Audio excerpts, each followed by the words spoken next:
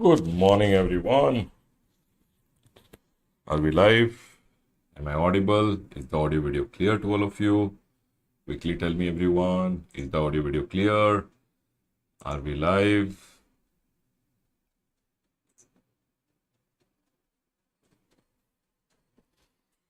Good morning, guys. Good morning, good morning, good morning.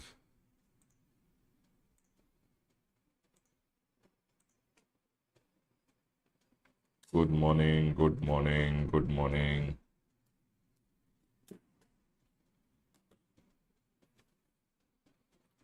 Okay, audio video is clear to all of you. Is the audio video clear?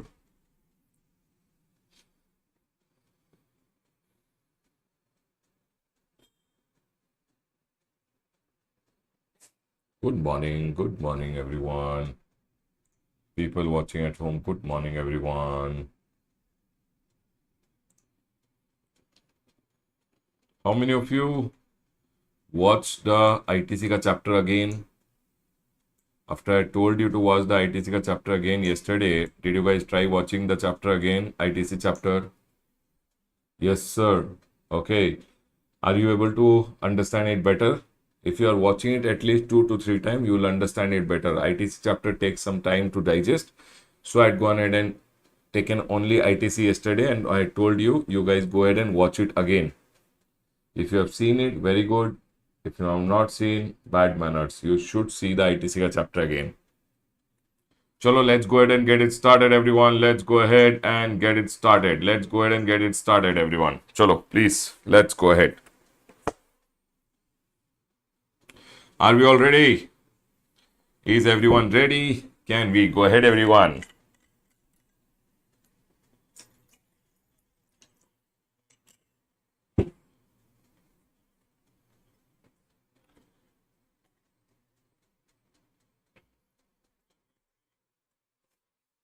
Ready, everyone. I want everyone to tell me, are we all ready? Can we go ahead? Chalo, let's go ahead and now move to the next chapter. The next chapter is payment of tax. Everyone, A graded chapter, very important from exam point of view. Let's go ahead and get it started. Payment of tax. Everyone over here.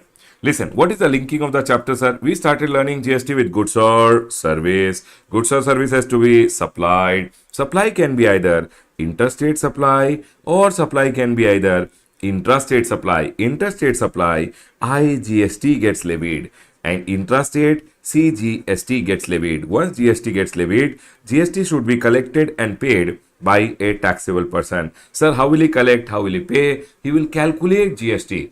He will have to calculate GST, and GST is equal to value of supply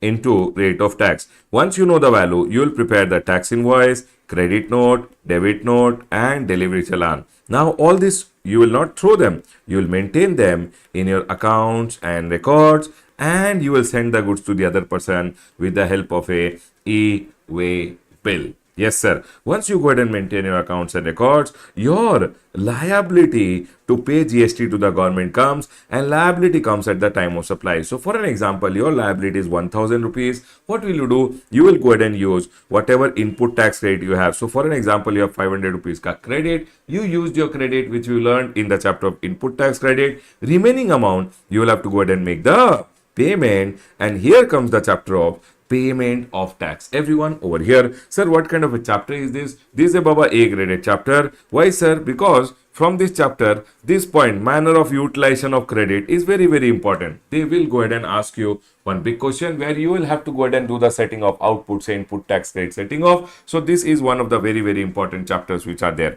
Everyone over here now, listen. So I have to go ahead, whenever my liability will come, all the liabilities ko payment ke liye, first I will use my credit, and the remaining amount I'll go ahead and make the payment. And here comes the chapter of payment of tax. Everyone, listen to me very carefully. How do we do payment? Listen. Whenever one person takes registration on the gst.gov.in, if you go ahead and take registration, then Baba, the portal will go ahead and open 3 accounts for you. One is known as e-liability ledger, one is known as e-credit ledger, one is known as e-cash ledger. Correct, sir? Now, all these ledgers, you don't go ahead and fill. It works with the help of all these ledgers. You don't go ahead and fill. All these ledgers work with the help of GSTR 3B. When you fill GSTR 3B, these ledgers also get filled. Sir, how does it happen? So whenever you are filing, so basically supplier will go ahead and file GSTR 1. The credit will come in your GSTR 2B. So for an example, 1 crore ka sale he did to you, 18 lakh ka liability, the 18 lakh ka credit will come to you. Now when you are going ahead and filing your GSTR 3B, you will first say that, sir, my output tax liability. For example, you will tell, sir, in your GSTR 3B, you will self-assess, saying, sir, when you are filing GSTR 3B, you will go ahead and say, sir, my sales was 2 crore rupees, my liability is 36 lakh. That, as soon as you tell in your GSTR 3B that my liability is 36 lakh, in your e-liability ledger, then see, always remember one thing, everyone, one debit will be there, one credit will be there, one credit will be there, one debit will be there. In your ledgers, always one debit and one credit is there. Yes, sir, one debit and credit is there. So here, as soon as you say that my liability is 36 lakh, your self-assessed liability as per your return will come over here in the e-liability ledger immediately, 36 lakh. Now what will happen, sir? In my GSTR 3B, sir, I will claim this credit also. You have to ask for it. You have to ask for the credit. Do you guys remember? Return should be filed. So in the return, you told my eligible ITC, for example, 18 lakh rupees was appearing in your 2B. You told in your GSTR 3B, I am eligible for 18 lakh rupees. Immediately, this 18 lakh will come over here in the e-credit ledger. Whatever you self-assessed input tax credit which you tell in your GSTR 3B, that also comes over here. You told 18 lakh is your credit, that will also come over here. Now what will you do, sir? You will, there is one set off button, set off button in the GSTR 3B. If you click on the set off button, no, this 18 lakh will get debited over here and it will say I am going to the e-liability ledger, credit will become 0 and the credit will be transferred from here to here. So, sir, I used 18 lakh credit over here. Remaining amount, what will I do? Go to your bank account. From your bank account, you should deposit in your e-cash ledger. Remaining 18 lakh rupees deposited, you have to go ahead and transfer it to your e-cash ledger. You deposited 18 lakh rupees from your bank account. Remaining amount, so 18 lakh you can go ahead and transfer it to your liability ledger. 18 lakh put to the liability ledger and the liability will become 0. So basically when you're filing your return, your liability is 18 lakh. Go to your bank, deposit in your e-cash ledger and then use the e-cash ledger and your liability will become 0. Now you can go ahead and file your return. Once your liability becomes 0, you can go ahead and file your return. So this is how these ledgers work. All your liabilities get recorded in the liability ledger. How do you go ahead and make the payment? By using your credit ledger, and then, sir, balance amount you deposit from your bank in the e-cash and make the payment. Done, sir. This point is clear. The same way I've gone ahead and exactly same thing I've gone ahead and deposited. I've gone ahead and not deposited. I've gone ahead and made it over here. See, whenever a taxable person will become liable or voluntarily you want to go online and take registration on the gst.gov.in,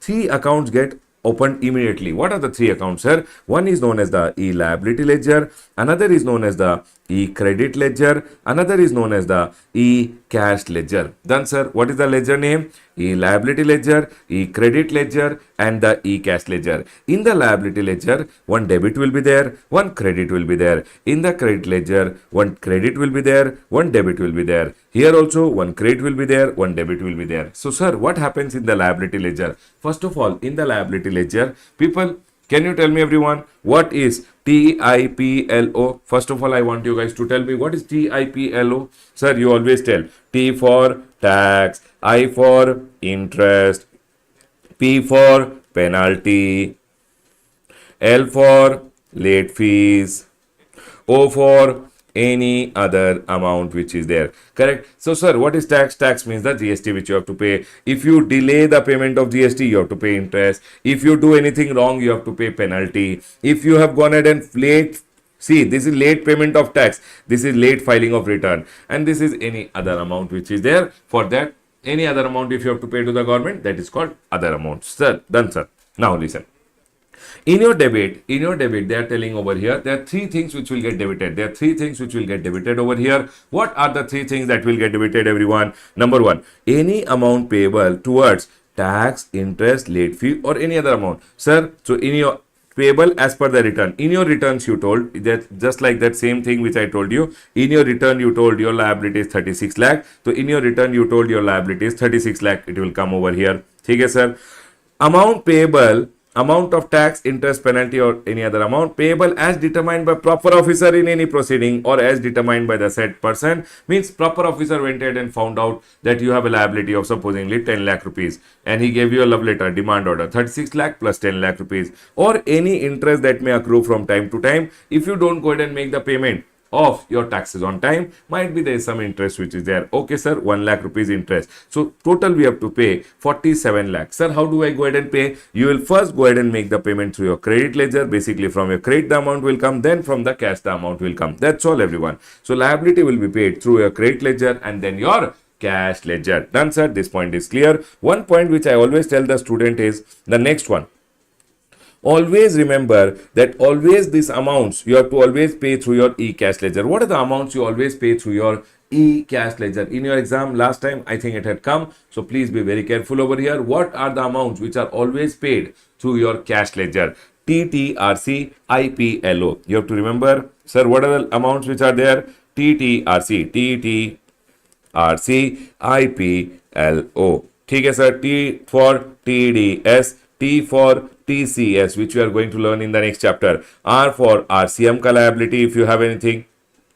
Sir, RCM liability means one person went in and supplied me some goods and I have to pay the tax under RCM. Remember, this tax under RCM always payable through your cash ledger. You can never use your credit ledger. TDS always cash ledger, TCS always cash ledger, RCM liability. C for composition tax always payable through your cash ledger. I for interest, P for penalty, L for late fee, and any other amount which is there. Always remember one thing, this should always be payable through your cash ledger. You cannot use your credit ledgers to pay this. Remember, sir, TTRC, TDS, TCS, RCM liability and composition tax. Whichever RCM liability means whichever is the tax payable under RCM, and IPLO always should be paid in your e-cash ledger. The debit will be in the e-cash ledger. Done, sir. This manner of discharge is also very important. Sir, what should I discharge first? If my liability is there, should I pay my current month ka liability first? Should I pay my last month ka liability first?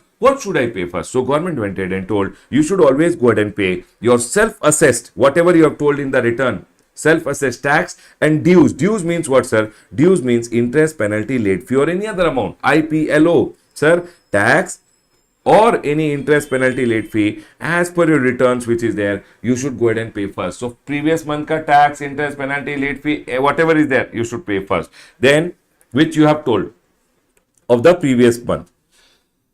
First clear your old dues, then come to the next one. Then it is telling self-assessed tax and dues of the current tax period. You have to go ahead and say, first of all, self-assessed tax and dues relating to a return of the previous tax period. Then self-assessed tax and dues relating to a return of current tax period. Then, sir, then any other amount payable under the act, including demand if you have, you have to go ahead and pay. This is very, very important from exam point of view. Sir, what are the amounts always payable in cash? And sir, what is the manner of discharge? What should I go ahead and pay first? Okay, sir, done. This point is clear. You should always remember, you should pay your previous month ka self-assessed liability first, then current month ka self-assessed liability, then any other amount which is payable as per whichever is payable, including any demand order given by the GST officer. Done, sir. This point is clear. Now, sir, to pay my liability, first I will use my credit. So let's see what is credit ledger. I told you in your credit ledger, what happens? Whatever you tell you in your GSTR 3B, that sir, I want this much credit. Whatever you ask generally the amount which is there in your GSTR 2B. So whatever you ask, that amount gets created in the e-credit ledger. So your e-credit ledger, supposingly, whatever you ask will get created. So, sir, ITC as self-assessed in the return will get created. How what do I do? Amount can be used for making payment of tax. So, sir, whatever amount came, 18 lakh came here, you have to use it to pay your liability which is there. I hope this point is clear. People will have to tell me, are we all 100% clear till here? Is everyone with me? Are we all 100% clear till here? Quickly tell me, everyone.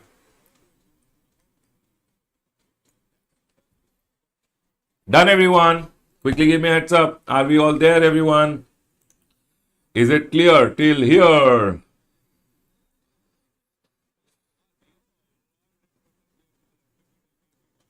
Yes, sir. Let's go ahead. Now, everyone over here now, listen. Sir, manner of utilization. You know what will happen in your exam? The big question which will come will have output tax liability, will have input tax ka detail. Output and input you will have to go ahead and set off. Output and input you will have to go ahead and set off. It will have output tax ka detail, it will have input tax rate ka detail. Output से input you will have to set off and balance you have to pay. How do you set off? Output के लिए input, should you set off IGST to IGST first? How do you set off? And that is what is called manner of utilization. Very, very important. The first question which will come, the big question, output से input set off, you should know. And that is what is being told over here. Manner of utilization. Always remember. Sir, input tax credit, for which output can I use? Always remember the first one. You should always go ahead and use your IGST to pay IGST. Use your IGST completely to pay IGST. Done, sir. If I have IGST, then I will go ahead and use next for CGST or SGST. In any manner you can use it. Either you can use 100% for SGST, 100% for CGST, or 50-50 you can go ahead and use, or 100% you can use here, 0 you can use here. However you want, you can use any manner.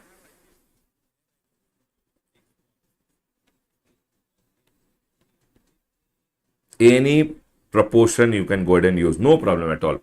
But make sure IGST should be exhausted, and only then you will go ahead and touch CGST. Now you will use CGST to first pay CGST, then CGST should be used to pay IGST. Remember, CGST can never be used to pay SGST. And then, sir, fourth one, SGST should be used to pay SGST, and sir, SGST should be used to pay IGST. That's all I've gone ahead and told. First step, you should always use your IGST to pay IGST, IGST to CGST or SGST, any order, any proportion, 50-50 you can use, 60-40 you can use, 100% you can use for CGST and not use for SGST. However you want, you can use it, no problem. Once your IGST is exhausted, then pick up your CGST, use to pay CGST, then CGST to pay IGST, then SGST to pay SGST, then SGST to pay IGST. And always remember, CGST to SGST is not possible, and SGST to CGST also is not possible. That is very, very important to remember. Manner of utilization. IGST should be used for IGST, then IGST for CGST or SGST. If you are in a state, you will not have SGST, you will have UTGST. That's all. IGST should be exhausted. CGST to CGST and then CGST to IGST, SGST or UTGST, whichever state you are there or UT you are there, first used CGST, SGST to pay CGST or SGST, then CGST, SGST to pay IGST. C to S or S to C is not possible. Very, very important from exam point of view. Please remember, Baba, don't leave it. Done, sir. This point is clear. So, sir, in the liability ledger, I recorded the liability. Sir, how do I pay the liability? First, whatever is the self-assessed credit will come in your e-credit ledger, and e-credit ledger you will go ahead and use to pay your liabilities which are there. I hope everyone is 100% clear. Please do some question on how to utilize the manner of utilization, means output and input tax setting off. Please do it and go. It is very, very important. Done, sir. This point is clear. Now, sir, for an example over here, I had gone ahead and made the payment of tax. 36 lakh say 18 lakh credit I used. Remaining 18 lakh, what to do? Baba, you have to use your bank account and deposit in the e-cash ledger. And that is the next step over here. That, sir, whoever has taken registration, go online and generate a Challan. Sir, when you generate a Challan, one CPIN number gets generated, which is common portal identification number, 14 digit ka number. After we had gone ahead and generated the Challan and made the payment in class, do you remember, everyone? Yes, sir. We remember that you had generated the Challan, made the payment. Yes. Now, so you have to first generate the Challan, then your one CPIN number gets generated, common portal identification number. Now, using the common portal identification number, now you have to go online.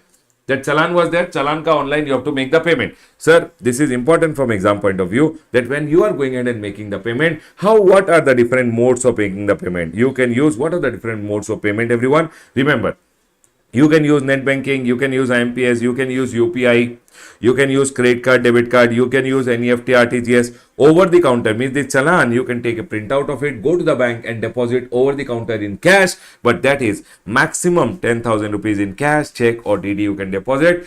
And that is, sir, I will make one Challan, go deposit 10, again deposit 10, again no.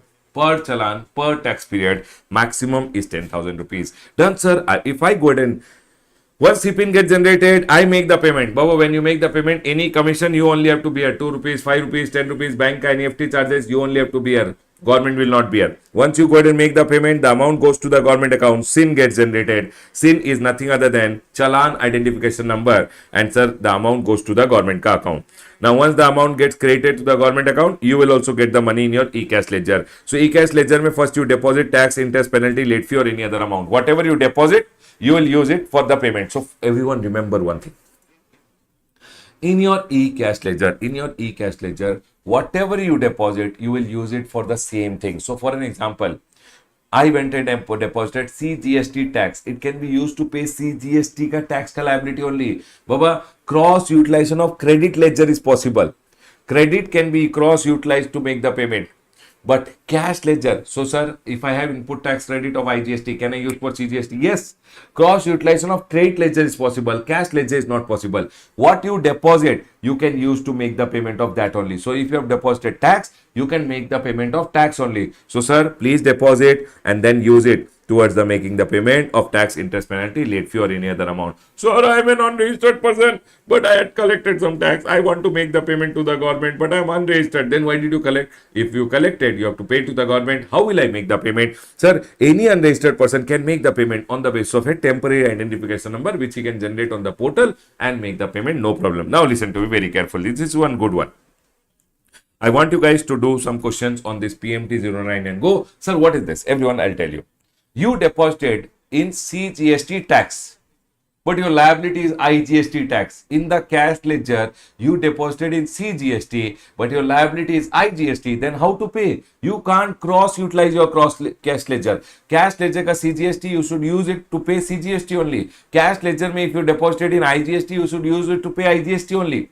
But sir, what you can do is, if you deposited in a wrong head, you can go ahead and transfer to the correct head and then go ahead and make the payment. So for an example, I have money in the CGST tax, but I have to make IGST tax ka payment. Then from CGST, you can first, Baba, cross utilization of cash ledger is not possible. But from CGST head, you can transfer it to the IGST, the correct head. Wrong head, say you can transfer it to the correct head and then go ahead and make the payment. To transfer from wrong head to the correct head, where you are deposited, you don't want the money there, you want in some other head, you can transfer from one head to another head and then go ahead and make the payment. And that is what told. The registered person may transfer the tax, interest, penalty, late fee or any other amount in the e-cash ledger to the e-cash ledger of CGST so you can transfer from your e-cash ledger to e-cash ledger of IGST, CGST, UTGST, but you have to use GST PMT09. Done, sir. This point is clear. So, sir, I have a liability of IGST,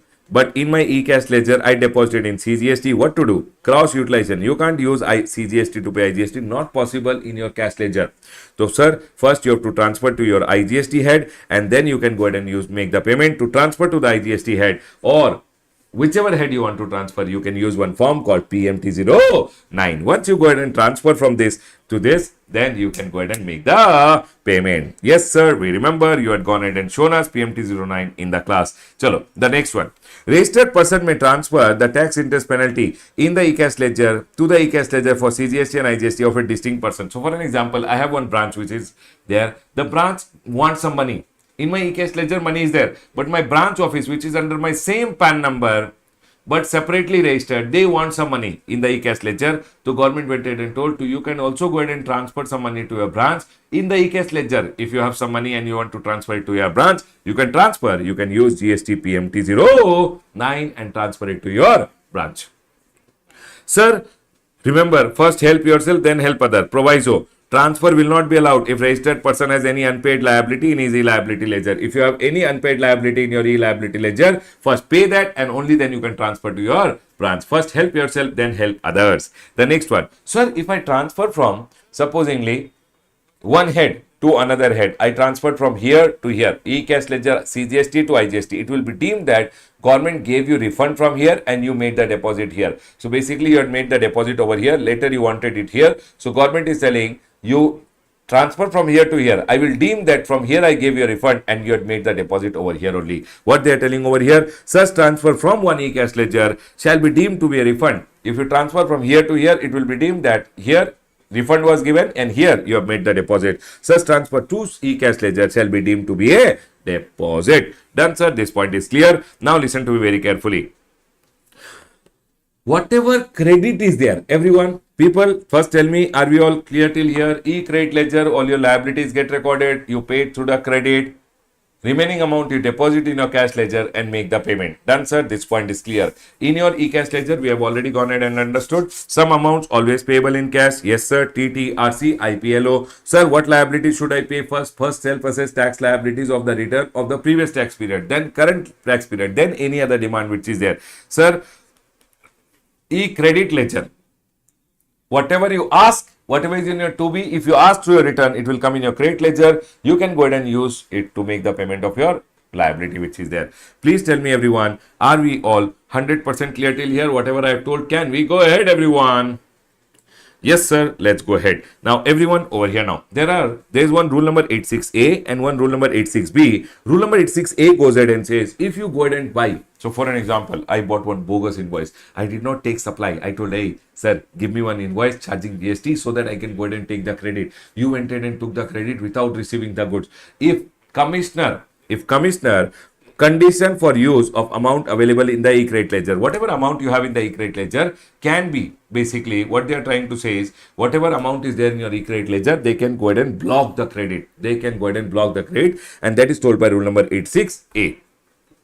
Condition for use of amount available in the e-credit ledger. Commissioner or any officer authorized by him. Commissioner or any officer whom the commissioner has authorized, if he has reason to believe that the ITC available in the e-credit ledger has been availed fraudulently. If I have gone ahead and taken the credit fraudulently or ineligible credit, block credit I have gone ahead and taken, then Baba, the commissioner or the person authorized, he may not allow such amount which I have gone ahead and taken the credit in my credit ledger. So I went ahead and claimed 18 lakh rupees ka credit. But commissioner has a doubt that 18 lakh rupees may say no, 9 lakh rupees which is there is relating to block credit. Block credit, car ka credit Ramesh Soni has gone ahead and taken. So if the commissioner or his officer wants, he can go ahead and block that credit which is there in my credit ledger. Credit, he may not allow the debit, means I cannot go ahead and amount the credit in my e-credit ledger, either discharge my liability also, or for claiming any refund of unutilized amount. If there is any GST refund, that GST refund also will not be given to me. Either I cannot use it to make the payment also, or if I want e-credit ledger ka amount ka refund also will not be given. Sir, why will they block your credit? Remember this point, important from exam point of view. Why will they block your credit? Reason for blocking. ITC has been availed on the basis of invoices or debit note issued by a non-existent supplier. Supplier is not existing. You took the credit on the basis of Ram Limited. GST officer went to Ram Limited and he's telling Ram Limited is not there only, sir. What are you telling? You are telling Ram Limited, say you purchased the goods. Ram Limited not existing only. Then Baba, your credit will be blocked. ITC has been availed on the basis of invoice or debit note issued by a non-existent supplier or who is not conducting business from the declared place of business. Whatever is the declared place of business, your supplier is not conducting the business, then whatever ITC you have gone ahead and taken on the basis of his invoice, your credit will be blocked. ITC without receiving the goods. Sir, I did not receive the goods. I just took one invoice, bogus invoice. Your credit will be blocked because you should have, as per section number 16, ITC chapter, I told you, you should have received the goods, services or both. Only then you can take the credit. You take the credit without receiving the goods, services or both, credit blocked. ITC on the basis of document, the tax with respect to which has not been paid to the government. Supplier did not pay the tax only and you took the credit. I hope you guys remember rule number 37A. For the time being, you can take the credit. But your supplier should make the payment to the government on or before next year, 30th September.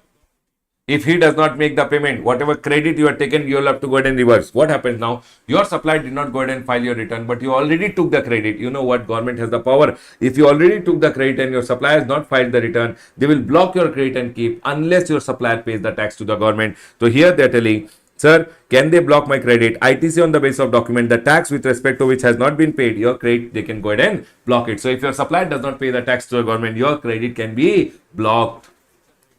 Recipient avail link credit is not found existing or not conducting business from declared place of business. GST officer is going ahead and telling Ramesh Soni, okay, let me go and see his place of business. When he came to see my place of business, one cow is going here, there. Baba Ramesh Soni is not to be seen only. So in this scenario, if the GST officer wants, they can go ahead and block my credit which is there. It says recipient availing the ITC is not found existing or not conducting business from declared place of business, then they can go ahead and block my credit. ITC if I have gone ahead and taken without any invoice, without any document or without any valid document. Valid document means, sir, I had gone ahead and told you birds. You guys remember birds? Yes, sir. We remember birds. Birds may bill of entry, ISD invoice, RCM ka case mein self invoice, debit note, suppliers invoice. I don't have the document only and I went ahead and took the credit. Then they can go ahead and block my credit.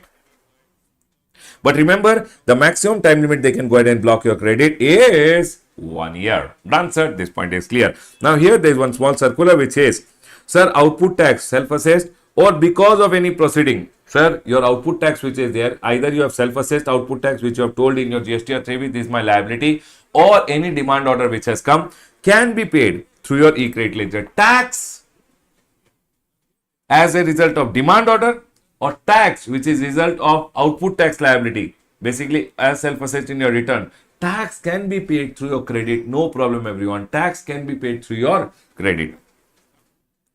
E-credit ledger cannot be used to pay, sir, TDS, TCS, RCM, composition, IPLO. You already told, sir, the same thing they have clarified in circular.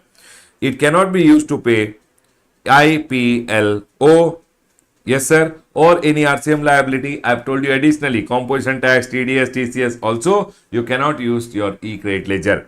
E-cash ledger can be used to pay TIPLO. E-cash ledger to baba your cash. You deposit and make the payment of whatever you want. Done, sir. This point is clear. Everyone, are we all 100% clear till here? Quickly give me a heads up, then we go ahead, everyone. Are we all 100% clear till here?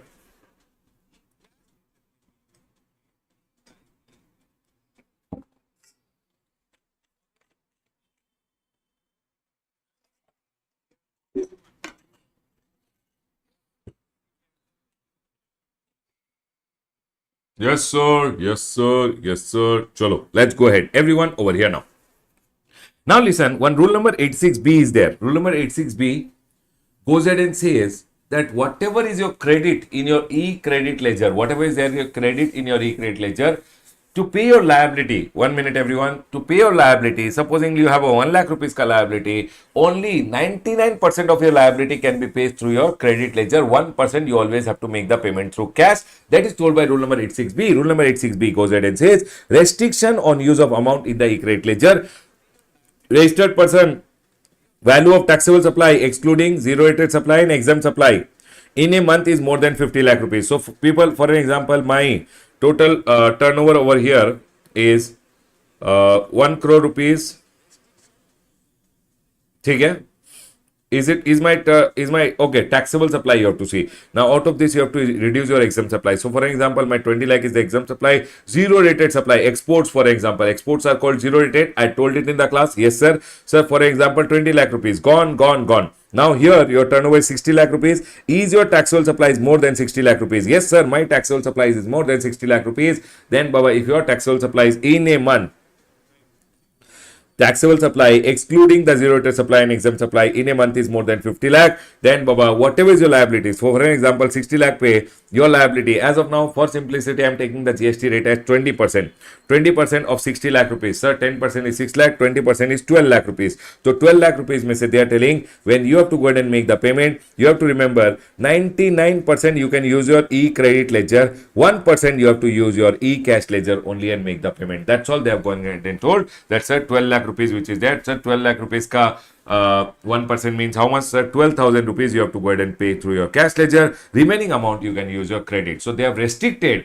that, sir, remember, credit ledger can be used only 99%. That's all they have told by rule number 86B. That, sir, whenever your, but sir, this restriction is applicable only when your taxable supplies is more than 50 lakh rupees in a month. He shall not use credit to discharge output tax liability in excess of 99%. It means, sir, always 1% should be paid in cash, 99% you can use your credit. So whatever is your liability, use 99% of the credit to pay that out of the liability, 99% credit, remaining 1% should be paid always in cash. Done, sir. Sir, But on whom this restriction is not applicable. So government went ahead and told this restriction will not be applicable to you if you are a registered person or you are a proprietor, or means I can use 100% of my credit ledger. On whom is this restriction not applicable? I can use 100%.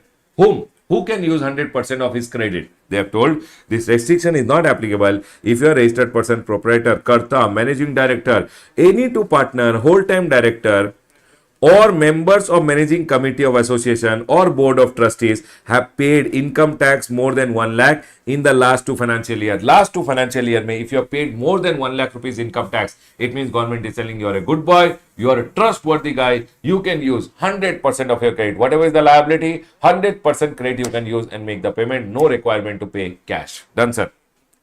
Registered person has received refund more than 1 lakh on account in previous year on account of unutilized ITC. Last year, you have received more than 1 lakh rupees income tax. Not income tax.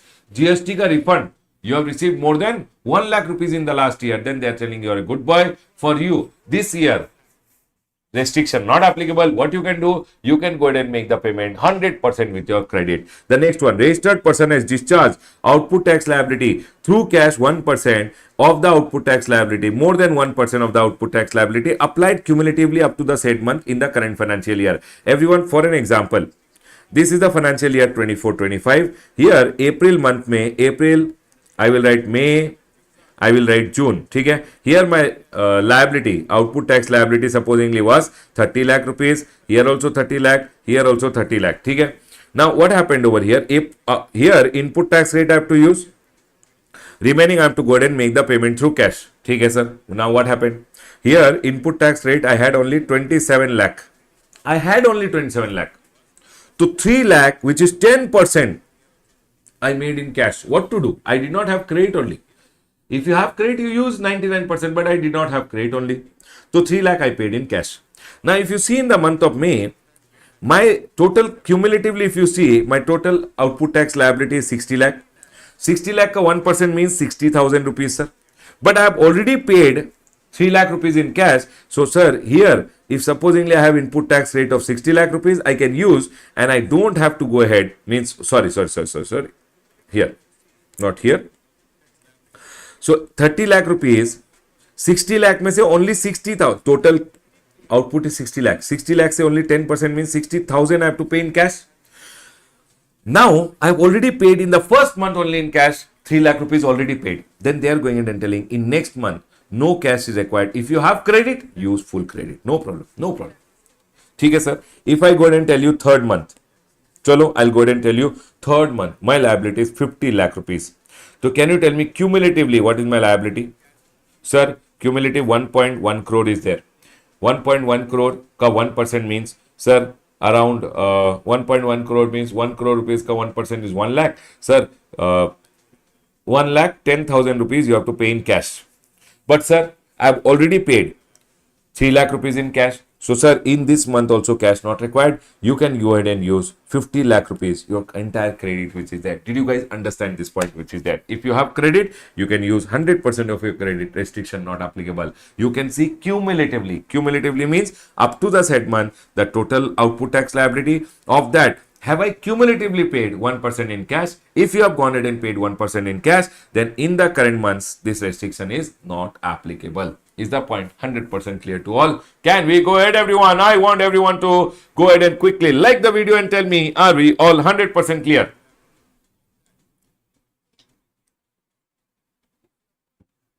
Yes, sir. We are all clear. Chalo, let's go ahead. Next one. If you are a government department, public sector undertaking, or a local authority, or a statutory body, then also this restriction is not applicable on you. Remember, Baba, one is this. So if your liability is, if your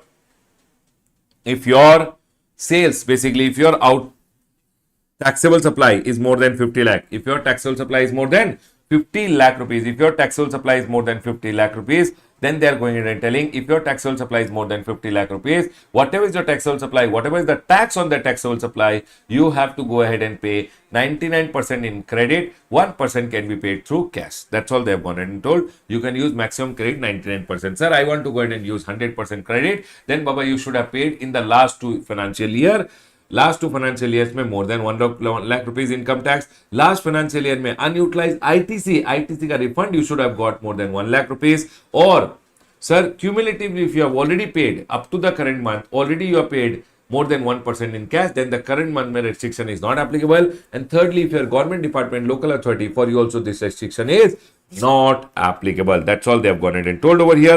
Now everyone listen to me very carefully. This chapter ka most important part, section number 50, interest, read with rule number 88B. I will go ahead and explain, but I want everyone to tell me, are we all clear till here? Can we go ahead everyone? Clear everyone?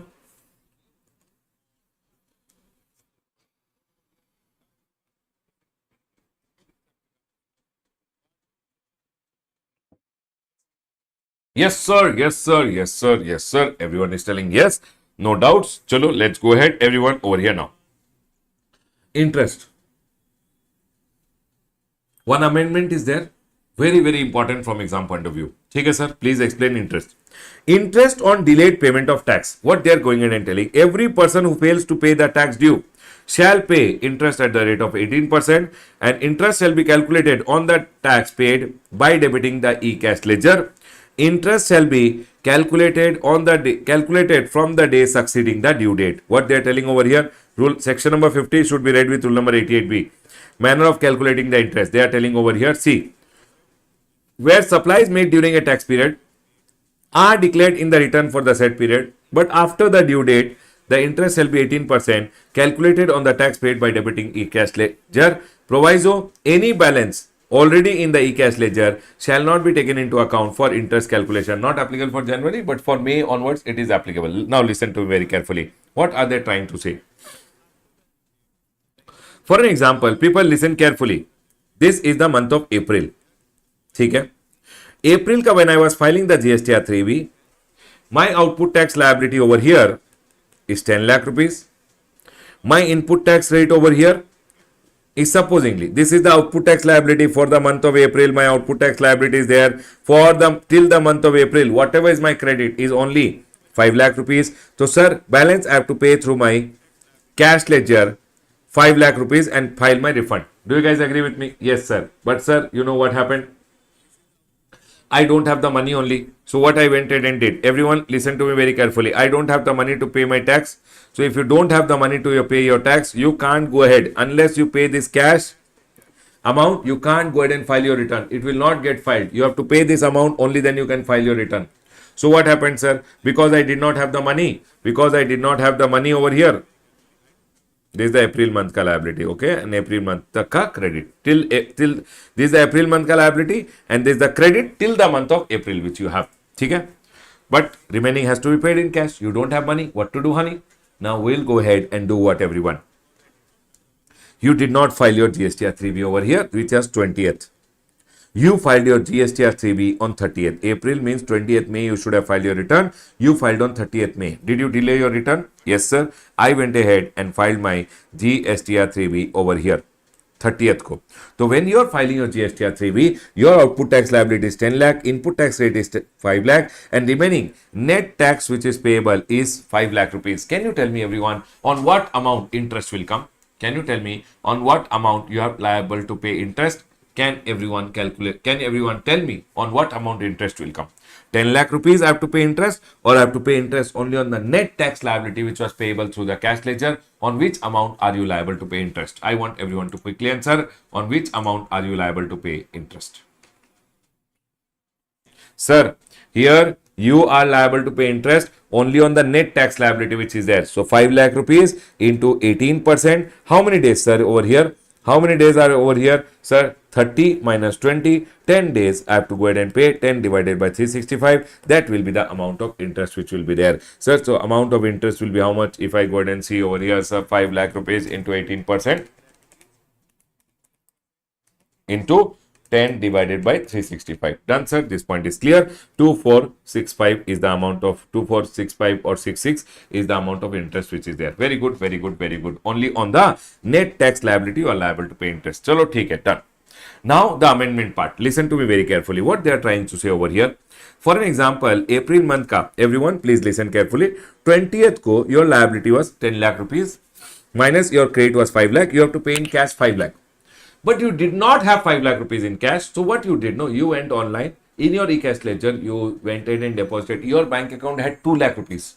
So in your eCash ledger, you went ahead and deposit in the eCash ledger. Basically, you went online, you generated the Challan and you deposited in your eCash ledger 2 lakh rupees you deposited. So, sir, how much did I deposit? 2 lakh rupees I deposited, but you did not deposit full 5 lakh rupees. Hence, you could not go ahead and file your return. You can't file your return unless you deposit. So, you did not file your GST return over here. But because you had money, you deposited 2 lakh rupees in the eCash ledger. On the due date, you deposited 2 lakh rupees in the eCash ledger because you had the money in your bank account. You gave 2 lakh rupees to the government. Okay? Now what happened? You could not file your return because you did not have remaining 3 lakh rupees. You could not file your return because you have to deposit total amount of tax and only then you can file your GSTR 3B. So now what happened? You went ahead and filed your GSTR 3B on 30th. 30th you told my output is 10 lakh rupees. My input tax credit is 5 lakh rupees. Remaining amount payable through the eCash is over here 5 lakh, out of which I had already deposited 2 lakh, which is already from the due date till here. You can see I've already deposited 2 lakh rupees, sir. The remaining amount which I have to go ahead and deposit is 3 lakh rupees. My question to all of you, everyone, I have to go ahead and pay interest on the amount which is payable through your eCash ledger, which is 5 lakh rupees, or I have to pay interest on 3 lakh rupees is my question over here. Because I had already deposited here 2 lakh rupees, so I don't have to pay again 2 lakh rupees. I just have to pay 3 lakh, which I have to pay through my, basically I have to go ahead and deposit in my cash ledger and then I have to make the payment. So my question over here, my interest will come on this 5 lakh or only on the 3 lakh rupees? Tell Baba, tell, interest will come on 5 lakh or only on the 3 lakh rupees? So the clarification which came over here this time was, sir, any balance already in the eCash ledger shall not be taken for interest calculation. They are telling it will not be taken for interest calculation. Any balance in the eCash ledger. It means if you are deposited on the due date in your cash ledger already 2 lakh rupees, that will also be used over here and your interest calculation only will come on 3 lakh rupees. Please be careful. This time in the exam they will ask you. So 3 lakh rupees. You are paying through your eCash 5 lakh, out of which 2 you had already deposited. Remaining 3 which you are going to deposit now, because you have deposited late only 3 lakh rupees. Sir, here I did not deposit 3 lakh. I am depositing here. So 3 lakh only is the amount which I have to pay interest. So 3 lakh into 18% into, sir, whatever 10 days ka delay, for example, this 30th, 10 divided by 365. Is my point 100% clear to all? Remember, when you have to pay interest, sir, interest is not required to be paid on any amount which you deposited on the due date till the date you are making the payment. If this amount was already there, this will not be taken into interest calculation and you have to pay interest only on the net amount which is there. Is my point 100% clear to all? Can we go ahead, everyone? Yes, everyone. Did you guys understand this point? Shall I go ahead? Shall I go ahead? Shall I go ahead? Yes, sir, we understood this point. Yes, sir, we understood this point. Now, one more point which I want to tell you. Sir, remember, April month, supposingly, in the month of April, my GSTR 3B, I had to go ahead and file on 20th of May. GSTR 3B for the month of April, I had to go ahead and file. Okay? My output tax liability, supposingly, my sales was 10 lakh rupees and my liability was 1.8 lakh, but input tax rate I did not have anything. So remaining amount 1.8 lakh I had to pay in cash. I told hey, how do I pay in cash? I don't have money only. I will do one thing. I will not show my sale only in month of April. So in the month of April, no, that invoice I put it, I sat on it and I told I forgot. And in the month of April, I did not show the sale only. I showed my liability 0 and I paid 0 in cash and I filed my 3B. 3B already filed. People, 3B already filed. See here though I did not file my 3B. Delay in filing of return. This month ka sale shown in this month ka return only. Return filed late. You have to pay tax only on the net tax which you are paying through cash ledger after deducting what you had already deposited. Done. But sir, here what you did. Here you did not show your sale in the month of April. You went ahead and did what you know. This is the month of May over here. May month ka when you have to file GSTR 3B, 20th of June, You had to show your GST 3B में, sir, May month का sale. But you know what you did? You told, last month, sir, I forgot. May month, actually, you had got some credit. You had bought some purchase, you had done. So, you know, in the month of May, you will get some purchases. So, what you did? No, you went ahead and told, April month ka sale, let me show. And 10 lakh rupees over here, 1.8 lakh liability. And you told, sir, input tax credit. Baba, input tax credit, May ka you are using. April month ka sale shown here. May month ka credit you are using. April month ka sale shifted to the next month and next month ka credit you are using. Sir, next month your credit supposing this full 1.8 lakh and you paid 0 in cash. My question over here, on what amount do you have to pay interest? Can you tell me everyone, on what amount will you be liable to pay interest is my question everyone. You have to tell me on what amount do you have to go ahead and pay interest. Tell me everyone, on what amount you will be liable to pay interest over here in my question. Last month ka sale shifted to the next month. Baba, last month you should have gone ahead and paid this 1.8 lakh, no? But you shifted this from 20th May to 20th June and you went ahead and used next month ka credit. Baba, this was the sale amount. This was the sale amount. This was the liability. This was the liability. You shifted the liability to the next month. Government is telling you are trying to do cheating. Last month ka sale shown in next month. Last month ka sale shown in next month. And next month you are going ahead and using next month ka credit. Arey Baba, no problem. You have paid 0. But this 1.8 lakh which you shifted from last month to the next month, I want interest on the gross tax liability. Very good, very good, very good. That's all. See Baba. Last month ka sale shown in last month ka, see, current month ka sale shown in current month ka return only. Only return got delayed. Return got delayed. Full return only got delayed. April month ka sale you are showing. April month ka credit you are using. Net amount you are paying in cash. Whatever you are paying through the cash ledger, you have to go ahead and pay the interest on that. Done, sir. This point is clear. But last month ka sale shown in next month ka return. Last month ka sale shifted to the next month. Baba, you have to pay whatever amount of GST was there on that sale which you shifted to the next month. You have to pay interest basically on the gross amount which is there. Is the point 100% clear to all? Yes, sir, this point is clear. Listen, I am telling you again over here. Sir, this is the GSTR 3B. You went ahead and filed your GSTR 3B late. Then, Baba, interest on the amount which you are going ahead and paying through your cash ledger. Net. But last month ka sale shifted to the return filed already last month. But you did not show the sale and you are showing in the next month. Then Baba, you are utilizing the next month ka grade. Government says, I will not take interest on gross. I will not take interest on net. I'll take the interest on the gross amount. I hope this point is clear to all of you. If by chance anyone did not understand, I'll suggest you see 2 to 3 times. Again and again, you will remember this for your exam. Everyone over here now. The next one. Where the ITC has been availed wrongly and utilized, if you take some wrong credit and you use it, you ask for the credit, government gave in your e-credit ledger and you used to pay your output tax liability. Remember, input tax rate wrongly utilized, you always have to pay interest at the rate of 18%. No ITC on wrongly availed credit which you never use. So for an example, in my GSTR 3B, I told I want input tax rate of 18 lakh rupees. I took 18 lakh. Later, it turned out that it was a block credit, so I had to return it to the government, but I never used it. To pay my liability, I never used it. If you never used it, you are not required to pay any interest when you go ahead and pay this amount reverse. When you reverse this amount to the government, you don't have to pay any interest. That's all they have gone ahead and told. This I have already told you. Where supplies made during a tax period are declared in the return for the same period. Same month ka supply shown in same month ka return, you just have to pay interest at the rate of 18% on amount which you are paying through your cash ledger. Cash ledger may, if you are already deposited something, that amount also should be deducted and interest will come on the net amount which you are paying through your cash ledger.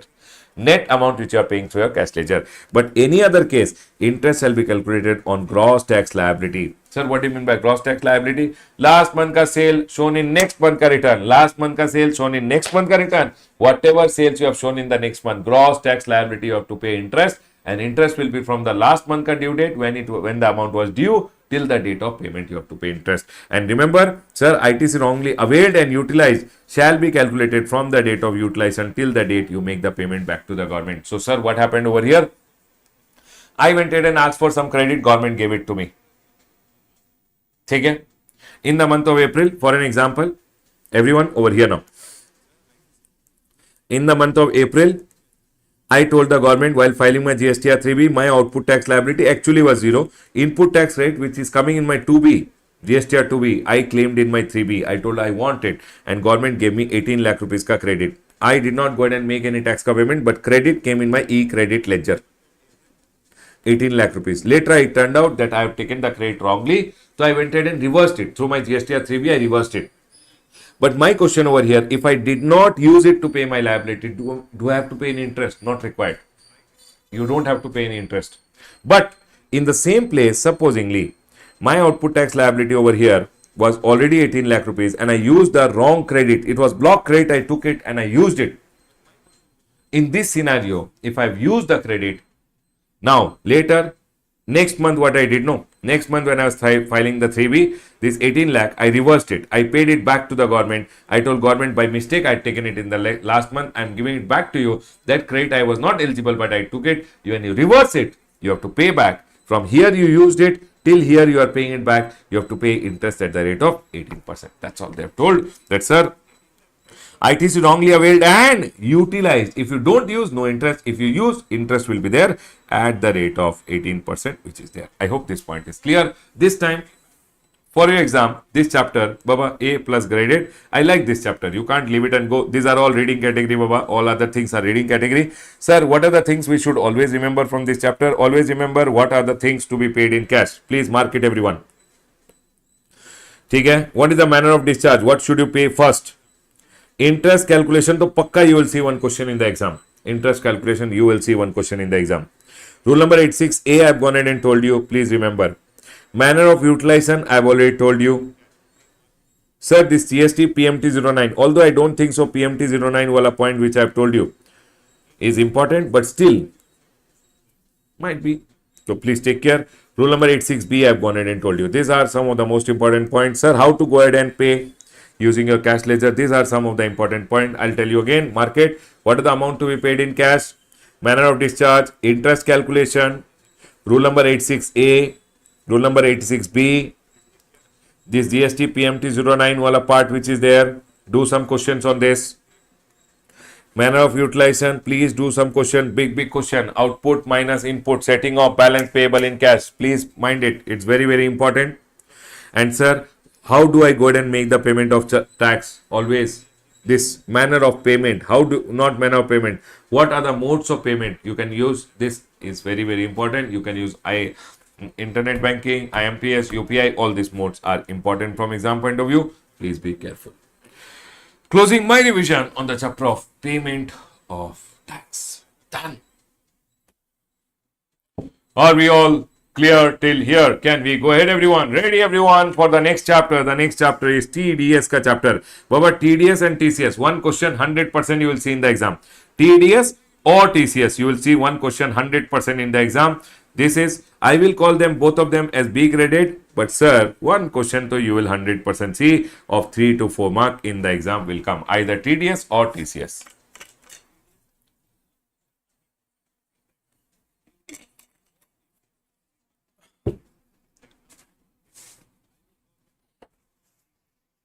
Chalo, done sir, done sir, done sir.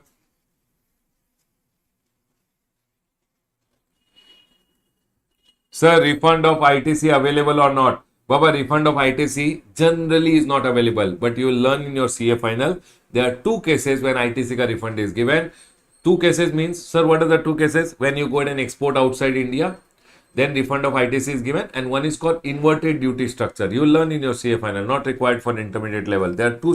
See, generally, ITC ka refund is not there. Credit, either you use it or forget it. But there are two only scenarios which are there where ITC refund is available, but at intermediate level that is not required. CA final will go ahead and learn. Chalo. Everyone over here now, listen.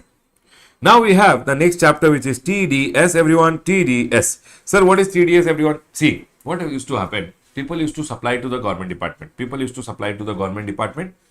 Collect the money, collect the GST, not paying GST also correctly, not filing their income tax also correctly. So government went ahead and told, whenever one person is supplying to the government department, everyone listen carefully. Whenever one person is supplying to the government department was told that you should go ahead and deduct TDS. Government department was told that you should go ahead and deduct TDS and paid to the government. So what will happen if I go ahead and supply to the government department will deduct TDS and paid to the government, and government will return the TDS to me. So what was happening over here? See everyone, whenever one supplier is there, whenever supply is there and he is going in and supplying to the government department, sir which department ko supply mein TDS will be deducted? Remember, this is very very important from exam point of view. Who are the person who will deduct your TDS? Number one, if there is a department or establishment of the central government, state government, government ka establishment, government ka department, all the ministries which are there, theek hai.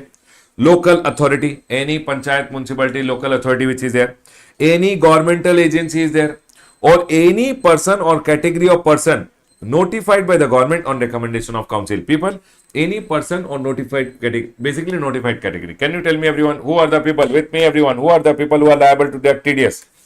Department of central government, state government, local authority, governmental agency, or the last one over here is any notified category. 4 people, with me everyone.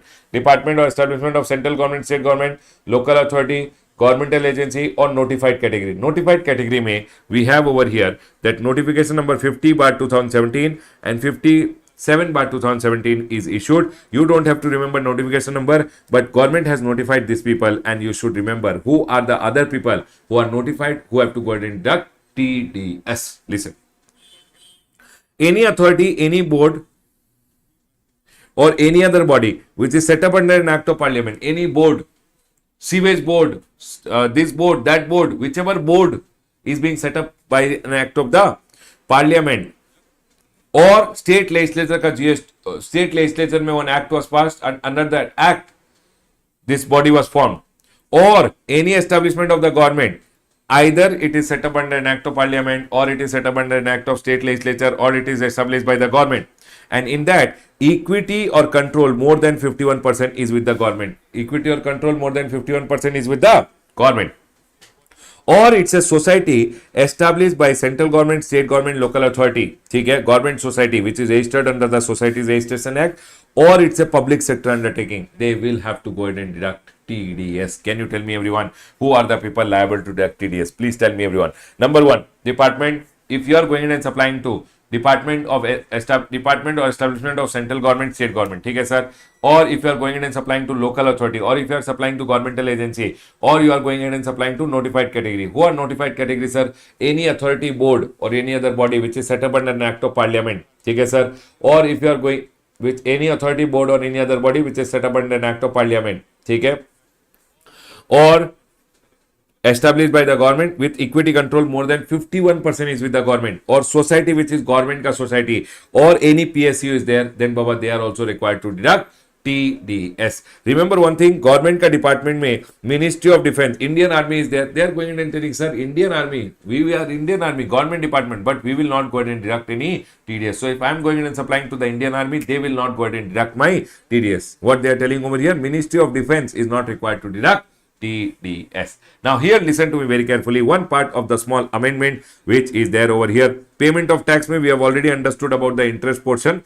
The amendment I've gone ahead and already explained you. TDS may one small part has come. Listen to me very carefully. This notified category is there. No, this A, B, C. One notified category is there. Here one more notified category. D category has been added. Who are required to deduct TDS? Who are required to deduct TDS? They have gone in and added D point over here, which I want you guys to write on the top and keep, which is the D category who have to go ahead and deduct TDS. So they have gone in and told over here, see, पहले department of central government, state government, local authority, governmental agency and notified category. Notified category में A category we learn, B category we learn, C category we learn. Now next one they are going and telling if there is any registered person receiving metal scrap from other registered person. So what they are telling over here, see,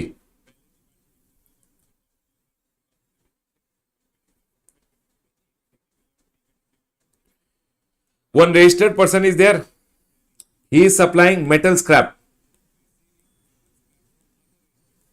to another registered person. He is a supplier of metal scrap, he is supplying metal scrap to another registered person. Then baba, in that scenario, this another registered person which is there has to go ahead and deduct TDS. People remember this point everyone. What are they telling over here? One registered person is supplying metal scrap to another registered person, then another registered person has to deduct TDS. So people, if I go ahead and supply metal scrap to another person, then in that scenario, TDS is required to be deducted by the recipient metal scrap wala person. So I am supplying irons, nickel, aluminum ka scrap. I am already registered. If I am going ahead and supplying to another registered person, then another registered person which is there has to go ahead and deduct TDS and give it to the government. Done, sir. This point is clear. Everyone over here now, listen to me very carefully. One point which I had told over here, no TDS if supply of goods takes place between one person to another person specified in clause A, B, C, D. So people, tell me one thing. What are the four A, B, C, D? A, B, C, D. D means notified category. All this A, B, C category. Correct, everyone? So if TDS deductors are supplying to each other, so people, first of all, you have to remember who are the people who are required to deduct TDS. Yes, sir, we already know who are the people who are required to deduct TDS. Remember one thing, if TDS deductor is supplying to another TDS deductor, then TDS is not there. So, for example, government department supplying to another government department, local authority supplying to another local authority, which is there, one public sector undertaking going in and supplying to another public sector undertaking. So, remember, A, B, C, D category, all this D, A, B, C, D. D may all these people come, correct? These people, when they are supplying to each other, one TDS deductor supplying to another TDS deductor, TDS is not applicable. But this point wherein they went ahead and told no TDS if supply of goods services takes place between one person to another person specified in clause A, B, C, D, it is not applicable to metal scrap wala people. See, it says no TDS when supply takes place between one person to another person specified in clause A, B, C, D, except the person referred to in notification number 50/2018. Basically, which person they are going in and telling? One person which they have gone in and told over here. Here. I have written here. In case of metal scrap, people, please mark this and keep. Please mark this over here and mark this over here. In case of supplier of metal scrap, one TDS deductor to another TDS deductor, TDS shall be deducted. Means, sir, I am one metal scrap wala. I am also liable to deduct TDS. Another person is also metal scrap wala. I went in and supplied to him. I am a registered person. He is also a registered person. Sir, metal scrap wala is a TDS deductor. One TDS deductor supplying to another TDS deductor. TDS is not required. Metal scrap people to required to deduct TDS, no sir. See, Department of Government is a TDS deductor. Supplying to another government department, TDS deductor, no TDS required. But here they are going in and telling if metal scrap wala people is there and supplying to another metal scrap wala people, even though these people are also called TDS deductor and these people are also called TDS deductor, still the recipient has to deduct TDS is the point over here. See what they are telling over here.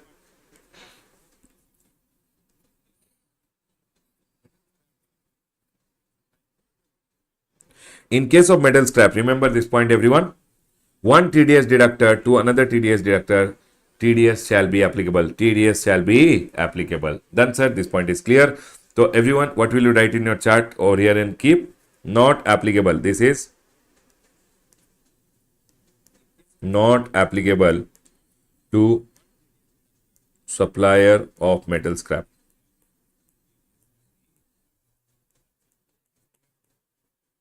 Metal scrap का case में not applicable to supplier of metal scrap. Yes बाबा, metal scrap वाला case में remember one thing, if I am going ahead and supplying metal scrap to another person, baba, that I am registered person, he is also registered person. In that scenario, both of us are TDS deductor, but they will go ahead and deduct TDS. This provision is not applicable to suppliers of the recipients or suppliers of metal scrap. Metal scrap ka case mein, even though the supplier is the TDS deductor, recipient is also a TDS deductor. So what happened? No, one person went ahead and supplied me. I am a supplier of metal scrap. One person supplied me a metal scrap. He will go ahead and supply me. He is a registered person. I am a TDS deductor. Now, if I am supplying to another metal scrap wala, one TDS deductor to another TDS deductor, TDS is not required. No, but they went ahead and told no, it will be required. That's it. This point is clear. Everyone over here now listen. Let's understand the concept of TDS now. First, let's understand the concept of TDS. So, people, if there is a registered person and he has gone ahead and done a supply, if there is a registered person and he has gone ahead and done a supply to a government department, sir, whom he has done a supply, this we have already understood. Who are the people who are liable to deduct TDS? So, if the value of supply, remember, first of all, the TDS will come only when the value of supply is more than 2.5 lakh rupees, excluding tax. So, sir, supply which is there, the value should be more than 2.5 lakh. Taxable goods and services. So for an example, the supply value is 3 lakh rupees plus GST which is there. Is the value more than 2.5? Yes, TDS will be deducted. So, sir, for an example, the supplier went ahead and gave government department. Baba, you are a supplier, you are supplying to the government department, machinery, stationery, anything, any goods, any services, doesn't matter. If the value is more than 2.5 lakh, then, so for example, value is 3 lakh, GST is given over here. The government department, being the recipient of the goods and service, is the deductor. They have to take compulsory registration, which is a separate registration as a TDS deductor. I hope you guys remember in our compulsory registration section number 24 in your registration chapter, I gone ahead and told you over here, TDS deductors are required compulsory registration. Yes, sir, TDS deductors are required compulsory registration. Now, you being the recipient, you will be deducting TDS only on the value which is there. So, TDS on the invoice value, total invoice value minus the GST. It means on the net value of supply only TDS will come. Done, sir. Deduct TDS on 3 lakh rupees, 1% CGST, 1%. So people, if you and the government department is in the same state, you will go ahead and charge CGST, SGST. Then on 3 lakh rupees, 1% CGST and 1% SGST will come. If you and government department are with outside the government department is in different state, so Baba, in that scenario, you will go ahead and charge IGST. So Baba, government department will deduct on 3 lakh rupees, 2% IGST. Whatever you charge in the invoice, the same is being deducted by the government department. Done, sir. This point is clear. On the main value, if you have gone ahead and charged CGST and HGST on the main value, government will deduct 1% CGST, 1% HGST. If you have gone ahead and charged IGST, government department will deduct on 3 lakh rupees, 2% IGST or 2% IGST. That is 6,000 rupees. Then the remaining amount out of 3 lakh rupees, 3 lakh minus 6,000, 2 lakh 94 will be paid to you. So your bill was 3 lakh, 2 lakh 94 plus the GST amount will be paid to you. What will you go ahead and say? My TD, my 6,000 rupees, where is it? So government will go ahead and say, I will go ahead and pay the 6,000. I will generate one challan and I will file one return wherein they will put your GST number, supplier ka GST number, suppose in 29CC 7777 R1Z9 they will put, and they will say in the GSTR 7 that this person ka 6,000 rupees was deducted and they will file their GSTR 7. Once they file their GSTR 7, no, the amount will come in your e-cash ledger. Basically, the amount will be created to your e-cash ledger after validation. You have to say, yes, this amount is correct and the amount will come in your e-cash ledger which is there. I want everyone to tell me, sir, whenever I am supplying to the government department, everyone with me, whenever I am supplying to the government department and the value of my supply is more than how much, everyone?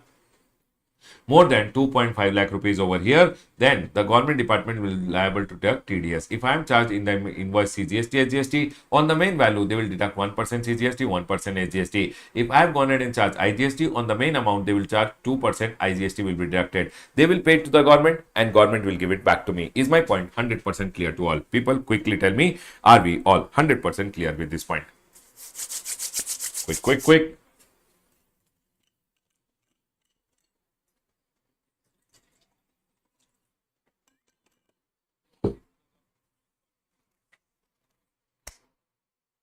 Yes, everyone, are we all 100% clear till here? Yes, sir, we are all clear. Now, listen to me very carefully. Who are the people liable to deduct TDS? This is very, very important exam point of view.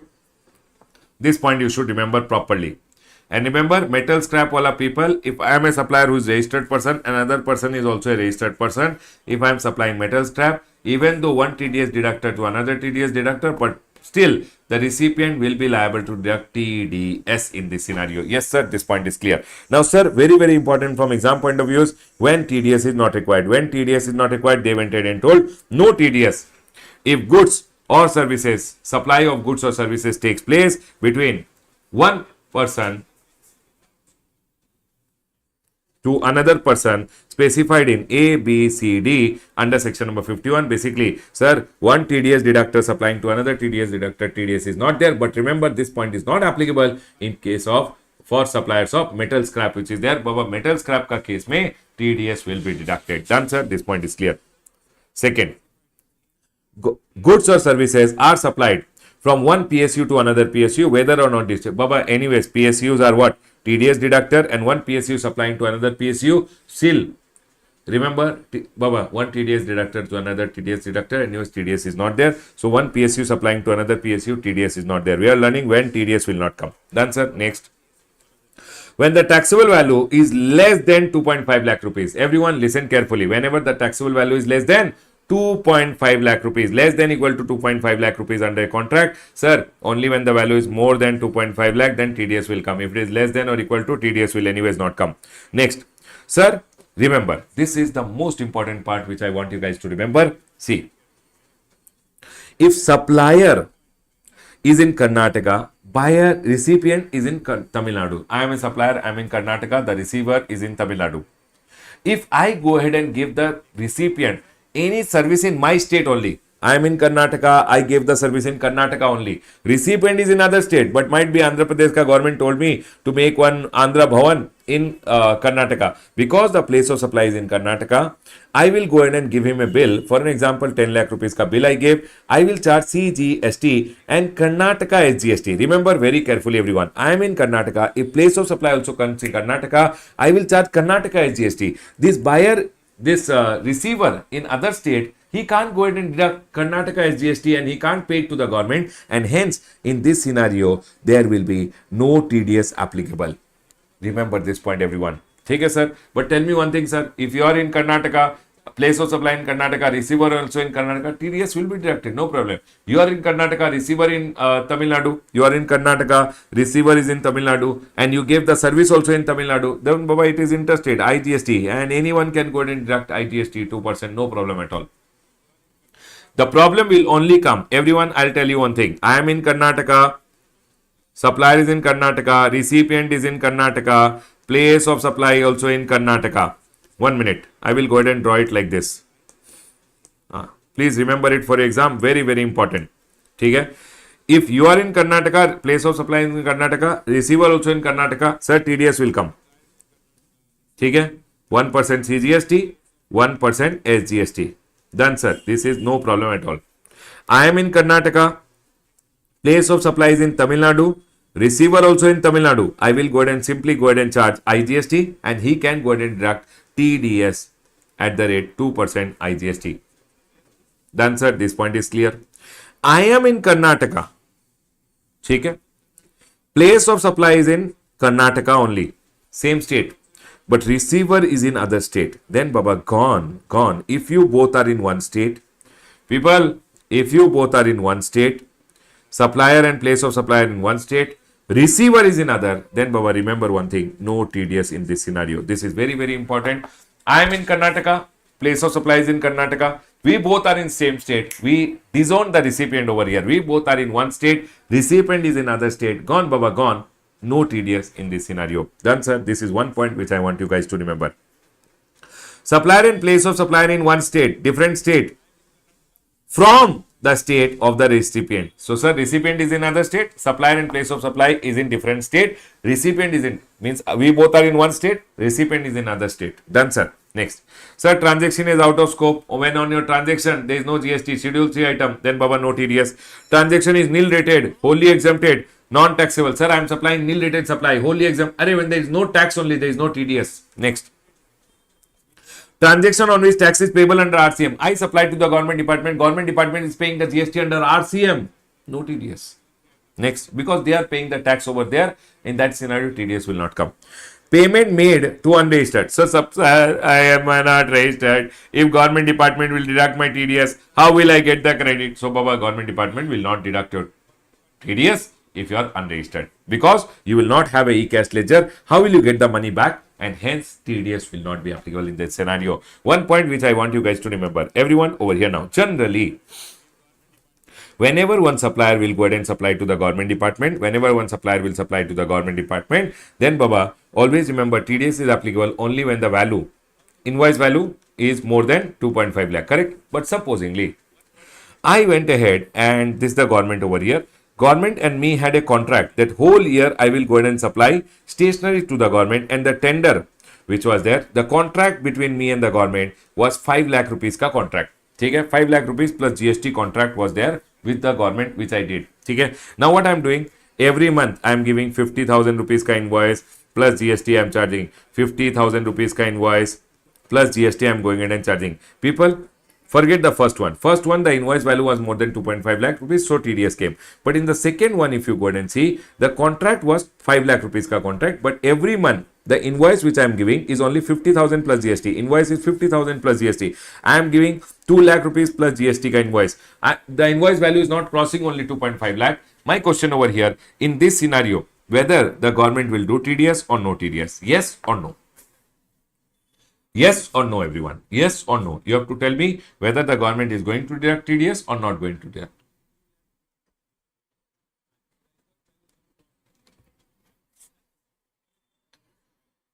Yes, everyone. Quickly tell me, is the government going to deduct TDS or no TDS in this scenario?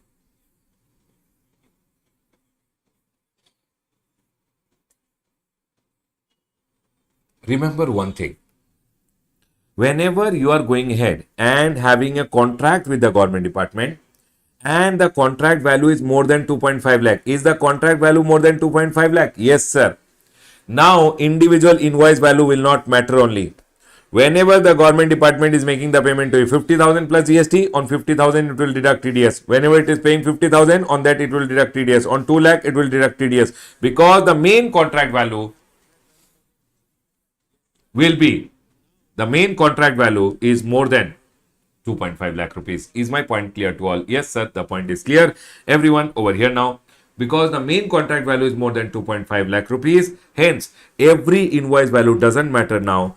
Sir, they will do TDS. Whenever they are making the payment to you, they will deduct TDS. See, in case of supply under contract, check for the total contract value. If contract value is more than 2.5 lakh, then TDS. Now, every single invoice value will not matter. Always see the contract for determining TDS or no TDS, but deduct on invoice amount. Whenever you are making the payment, TDS has to be deducted. Very, very important from exam point of view. Sir, all these things which are there, these are just reading category. Reading category, Baba, nothing very important. The most important part which I have already told you, remember, who are the people going to deduct TDS? You will see a question on this and this only in the exam. These two paragraphs which I have told you on the left hand side, here and here. Please remember this. These two paragraphs a question will come. Plus the amendment. If I am a supplier of metal scrap, I am supplying to another person. I am a registered person supplying metal scrap to another registered person. Then in that scenario, the recipient metal scrap wala person who is there, he has to go ahead and deduct TDS. My question to all of you, everyone, remember one point. I am telling you again, everyone, if I am an unregistered person who is supplying metal scrap to another registered person, then Baba, in that scenario, TDS provisions are not applicable. TDS provisions are not applicable because in that scenario, though, we had gone in and learned that unregistered metal scrap ka supplier supplying to registered person who is a metal scrap wala person, then Baba, in that scenario to search, you are told RCM will be applicable. Reverse charge is applicable, but this is not applicable for the exam anyways. Sir, if I am a registered person supplying metal scrap to another registered person, who is again a metal scrap wala person, means I am supplying metal scrap, I am metal scrap supplier, supplying registered person ko metal scrap, I will charge GST and a forward charge mechanism and this guy will deduct TDS. Always remember one point. Done, sir. This point is clear. Sir, both of us are unregistered, then nothing, Baba. Sir, I am also unregistered person. He is also unregistered person. Then nothing, Baba. Nothing doing. Okay, sir. This point is clear. Please remember this point from exam point of view. Can I go ahead and close my discussion? Yes, sir, everyone. Let's go ahead and close our discussion over here. This is the most important chapter. I feel this time 3 to 4 marks, one question will come in the exam. Done, sir. Chalo, everyone. Now come to TDS. Last. Done. We'll go ahead and do before the break and then we'll go ahead. Everyone over here now, please tell me, are we all 100% clear till here? We will go ahead and do TCS and only then take a break, everyone. We'll do TCS and then take a break. No if, no but, only TCS.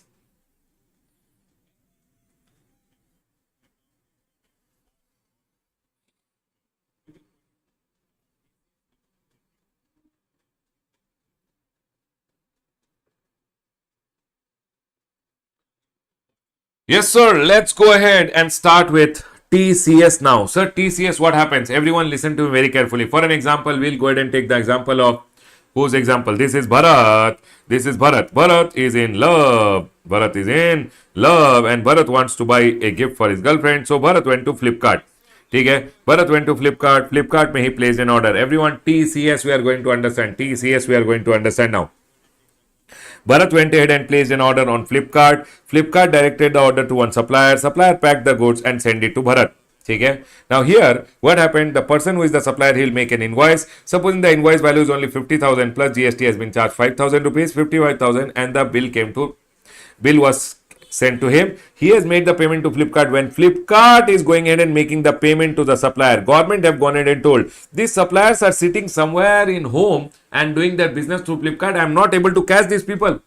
And hence, government went ahead and instructed Flipkart that whenever you are making the payment to them, I want you to go ahead, you are a e-commerce operator, I want you to go ahead and collect TCS. And here comes the provision of TCS which are applicable on e-commerce operator. Everyone listen carefully, everyone. I'll tell you once again, listen. So TCS chapter also one small amendment is there. Sir, what is the amendment? Earlier, the rate of TCS was 0.5 and 0.5%. IGST was 1%. Now, this was applicable only for January. Now, for May onwards attempt, the TCS provision, the TCS का rate is 0.25%, 0.25%, and interstate का case में 0.5% which is there. This is the TCS का rate. Everyone over here now listen. So for an example, one person is there. He is an online buyer. He went and placed an order on Flipkart. ठीक है sir? Flipkart में order came. Flipkart went ahead and directed the order to me. The order came to me. I went ahead and packed the goods and I sent the goods to the other person. He went ahead and received the goods.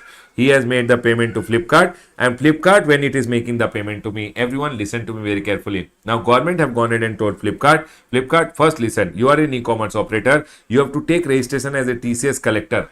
So Flipkart ko has to go ahead and deduct TCS on which amount, sir? Invoice amount. So for an example, on the invoice I've charged CGST and SGST, then Baba Flipkart will deduct on this amount 0.25% and 0.25% CGST and SGST. And sir, if I have gone ahead and charged, sir, so I am in one state, buyer is in other state, then I will charge IGST. So Flipkart will go ahead and deduct TCS at the rate of 0.5%. Done, sir. This point is clear. Now listen to very carefully. He will place the order will come over here. Now the order went to you and the invoice was given to you from here. Now when you are making the payment to the Flipkart will go ahead and deduct on the main value the TCS amount which is there, and remaining amount Flipkart will go ahead and pay to the supplier which is there. Now what will the supplier say? Supplier will get angry over here. Hey, where is my 250 rupees? Why did you deduct? Flipkart will tell, I am a TCS collector. Government have told all the e-commerce operator to take TCS collector registration. I will pay this 250 rupees to the government. And in my GST return when I am filing, which is GSTR 8, I will go ahead and say, this is the GST number of Ramesh Soni which is there. 1Z9. For him, 250 rupees TCS has been deducted. So my GST number he will put and he will tell the government that, sir, this much was the TCS deducted for Ramesh. So government will go ahead and make it available on my dashboard. And if I go ahead and say, yes, 250 rupees belongs to me, the amount will come in my e-cash ledger. So 49750, this guy Flipkart paid me. Remaining 250, he paid it to the government and government gave it back to me. In this scenario, you know what will happen? Government will now do one ulta calculation. 250 rupees is 0.25 plus 0.25 means 0.5% divided by 0.5%. It means Ramesh ka sales was 50,000 rupees. Now, if I don't go ahead and show in my GSTR1 a sale of 50,000 rupees, does government already know about my sale? How? Because TCS was being collected, and that's all is the concept of TCS. Government wants to know what is your sales done through e-commerce, and that is why government told whenever order will come on e-commerce will send the order to you, you will dispatch, the payment goes to e-commerce will go ahead and deduct TCS, it will pay the TCS to the government will give the amount back to me. But in this scenario, government got involved and government will do what? Government will do the calculation that 250 rupees which is there is 0.5%. How much is the sales of Ramesh? 50,000. Now, if I don't go ahead and show my sale, gone Baba, gone. Government will catch my neck over here. And that is the whole concept of TCS which is there. Remember, to collect TCS, always e-commerce has to take separate registration. He has to use his PAN number and take the registration. Now you tell me one thing. Everyone, I want to ask you a question. You have to be ready, everyone. Ready. Yes, sir, we are all ready. Okay, I'll ask you one question. You have to tell me the answer. Now don't tell anything. I'll ask you one question. You tell me the answer. One person went ahead and placed one order on Flipkart. Okay, one person went ahead and, okay. One person went ahead and placed one order through the e-commerce. Order came to me. I went ahead and dispatched the order. He made the payment directly to me. E-commerce did not receive the payment. Payment came directly to me. For example, OLX. You saw one bike on OLX. You came to meet me. You liked the bike. You went ahead and took the bike. You made the payment directly to me. I received the payment directly. TCS will be deducted or not deducted by the e-commerce. Will OLX deduct TCS or no TCS? Tell me, everyone. Will TCS be applicable in this provision, in this case, or not be applicable? Yes or no? If I receive the payment directly, if e-commerce is not receiving the payment, e-commerce will not deduct any TCS. No, sir. No, sir. No, sir. Very good. Very good. No TCS if amount received directly by the supplier. Means I sold him, I received, e-commerce does not receive the money, no TCS. Done, sir. Done, done, done. Very good. Very good. Take it. I will ask you one more question.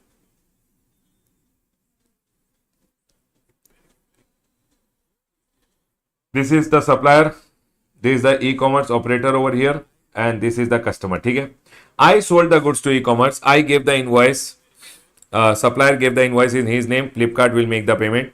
E-commerce gave invoice in the name of the e-commerce. Flipkart gave invoice in his name and went ahead and received the payment over here. Payment received. My question over here, in this scenario, sale number 1 and sale number 2. Two sales are there. I sell the goods to him. He sells the goods for. He is my agent. He is selling the goods in his name. So when I am sending the goods, it is also a supply. He is acting as my agent over here. My question over here, TCS, no TCS. You have to tell me TCS or no TCS. Will e-commerce go ahead and deduct TCS or no TCS? Tell me, in this scenario, will TCS come or TCS will not come? Tell Baba, tell, will TCS come or TCS will not?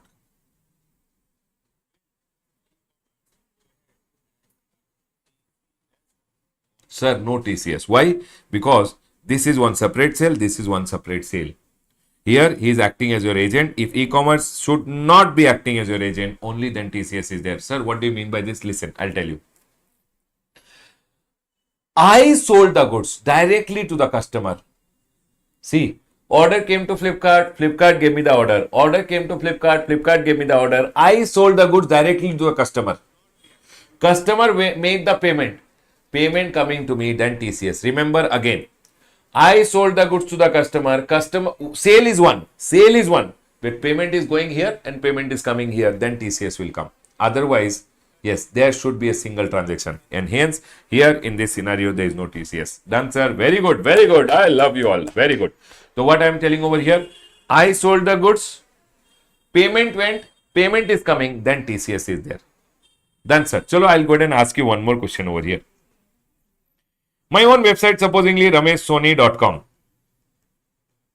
I am selling goods through my own website to customers and customers are making the payment to me. I am an e-commerce operator. I am using my own website and I am selling the goods and collecting the money. My question, TCS, no TCS. Will I do TCS for myself or no TCS? My question is, I have my own website. I am selling the goods and collecting the money. Will I go ahead and I am selling the goods, I am collecting the money, TCS or no TCS is the question over here. Please tell me.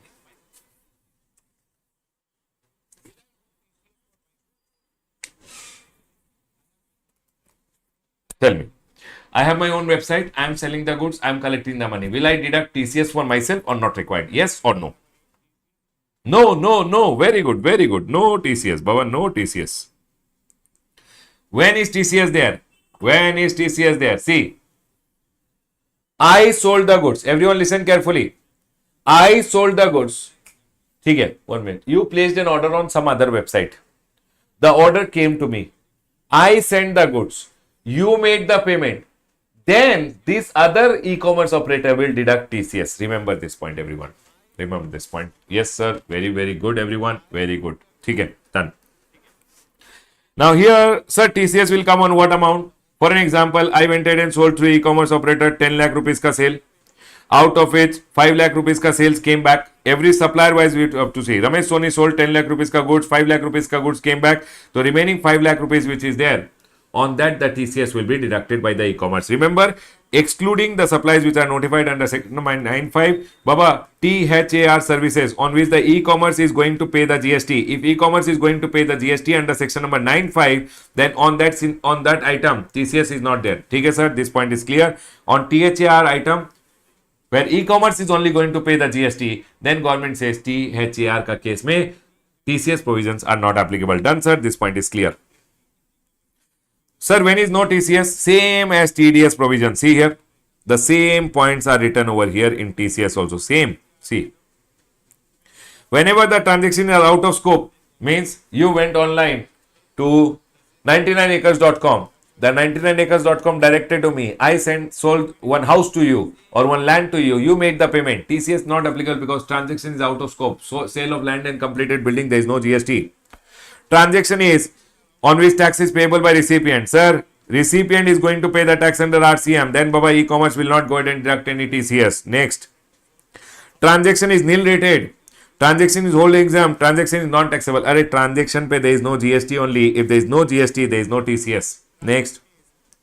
Supply is unregistered. People, now listen to me very carefully. The person who are supplying through e-commerce, no, these persons who are supplying through e-commerce are required compulsory registration. But then I will teach you from your registration chapter. In your registration chapter, I will teach you this point. Everyone, please come to your page of registration, which is there over here. Here, registration ka chapter mein. There were 2 points which I told you. I'll tell you later. Here is the point. See, if you are supplying through e-commerce, if I am a supplier who is selling through e-commerce, because e-commerce is going to deduct TCS, listen carefully everyone, because e-commerce is going to deduct TCS, give it to the government and government will give me the credit. I should have e-cash ledger, otherwise I will not get the credit, and hence government had told that whenever you are a supplier, you are selling through e-commerce, whenever you are a supplier, you are selling through e-commerce, e-commerce will deduct TCS and give to government. You want the credit, right? If you want the credit, you have to take compulsory registration. But then government went ahead and told now, first of all, e-commerce will have to take compulsory registration. Secondly, if you are a person supplying, leave 95 wala supply. 95 wala supply ke liye to e-commerce only pays the GST. Other than that, any supplies, if you are supplying through e-commerce, where e-commerce is going to deduct your TCS, then you have to take compulsory registration. But you know what government told now? Government told, everyone listen. 1 minute. So, sir, if I am a supplier through e-commerce, I am required compulsory registration. Correct, everyone? Listen, everyone. Carefully listen. Carefully listen. I am in page number 35. Please carefully listen to me what I am telling. Here. So, if I am a person who is a supplier through e-commerce, because e-commerce will collect the TCS, give it to the government, I want the credit, I have to take compulsory registration. But you know what government told now? If you are a supplier of service, you are exempted from registration up to 20 lakh, 10 lakh, even if you are selling through e-commerce, not required. If you are a supplier of goods, 40, 20 or 10, whatever is the limit applicable to you, if you have not crossed that limit in the last year or current year, you are not required to go ahead and take compulsory registration. So, sir, if I am not registered, when e-commerce will deduct TCS, how will I get the credit? So, they went ahead and told over here, sir, if supply is unregistered, if supply is unregistered person, e-commerce will not go ahead and deduct any TCS. And whenever it is THAR services, remember, if THAR services pay, e-commerce is only paying the GST, then they will not go ahead and deduct TCS. Done, sir. This point is clear. I hope this point is clear to everyone. Done. Now listen. So, sir, I want to ask you one question again, everyone. I am a supplier through e-commerce, selling services through e-commerce. If my turnover has not crossed 20 lakh or 10 lakh, I am not required registration. If I am not required registration, e-commerce will not deduct TCS also. If I am a supplier of goods up to 40, 20 or 10, I am not required registration. If I am not required registration, e-commerce will not deduct TCS also, because otherwise I will not get the credit. So, sir, this 40, 20 and 10 is given for supplier of goods. Now listen. But they went ahead and told one point for supplier of goods. They went ahead and told, if you are a supplier of goods, where is... here. See, if you are e-commerce is deducting TCS, e-commerce has to take registration as TCS collector, and you are a person who is supplying services or goods, you have to take registration compulsorily. But then they told exemption has been given by using the power under section number 23(2). Government told, if you are a supplier of service through e-commerce, you are exempted up to 20 lakh, 10 lakh.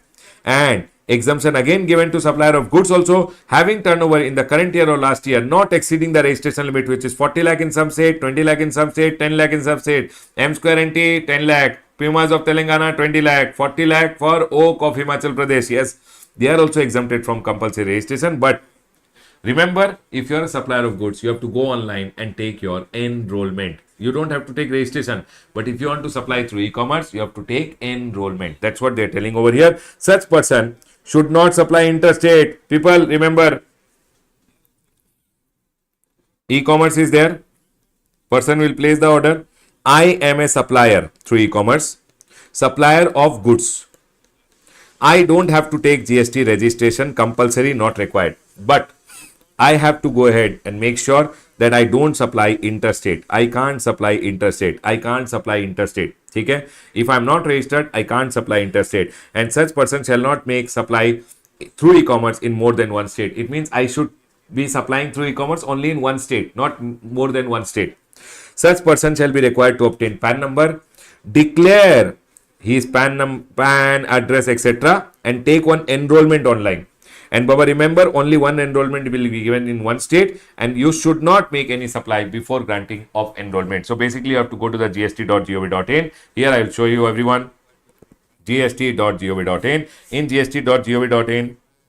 gst.gov.in over here, there is one services. In services, user services there, not user services.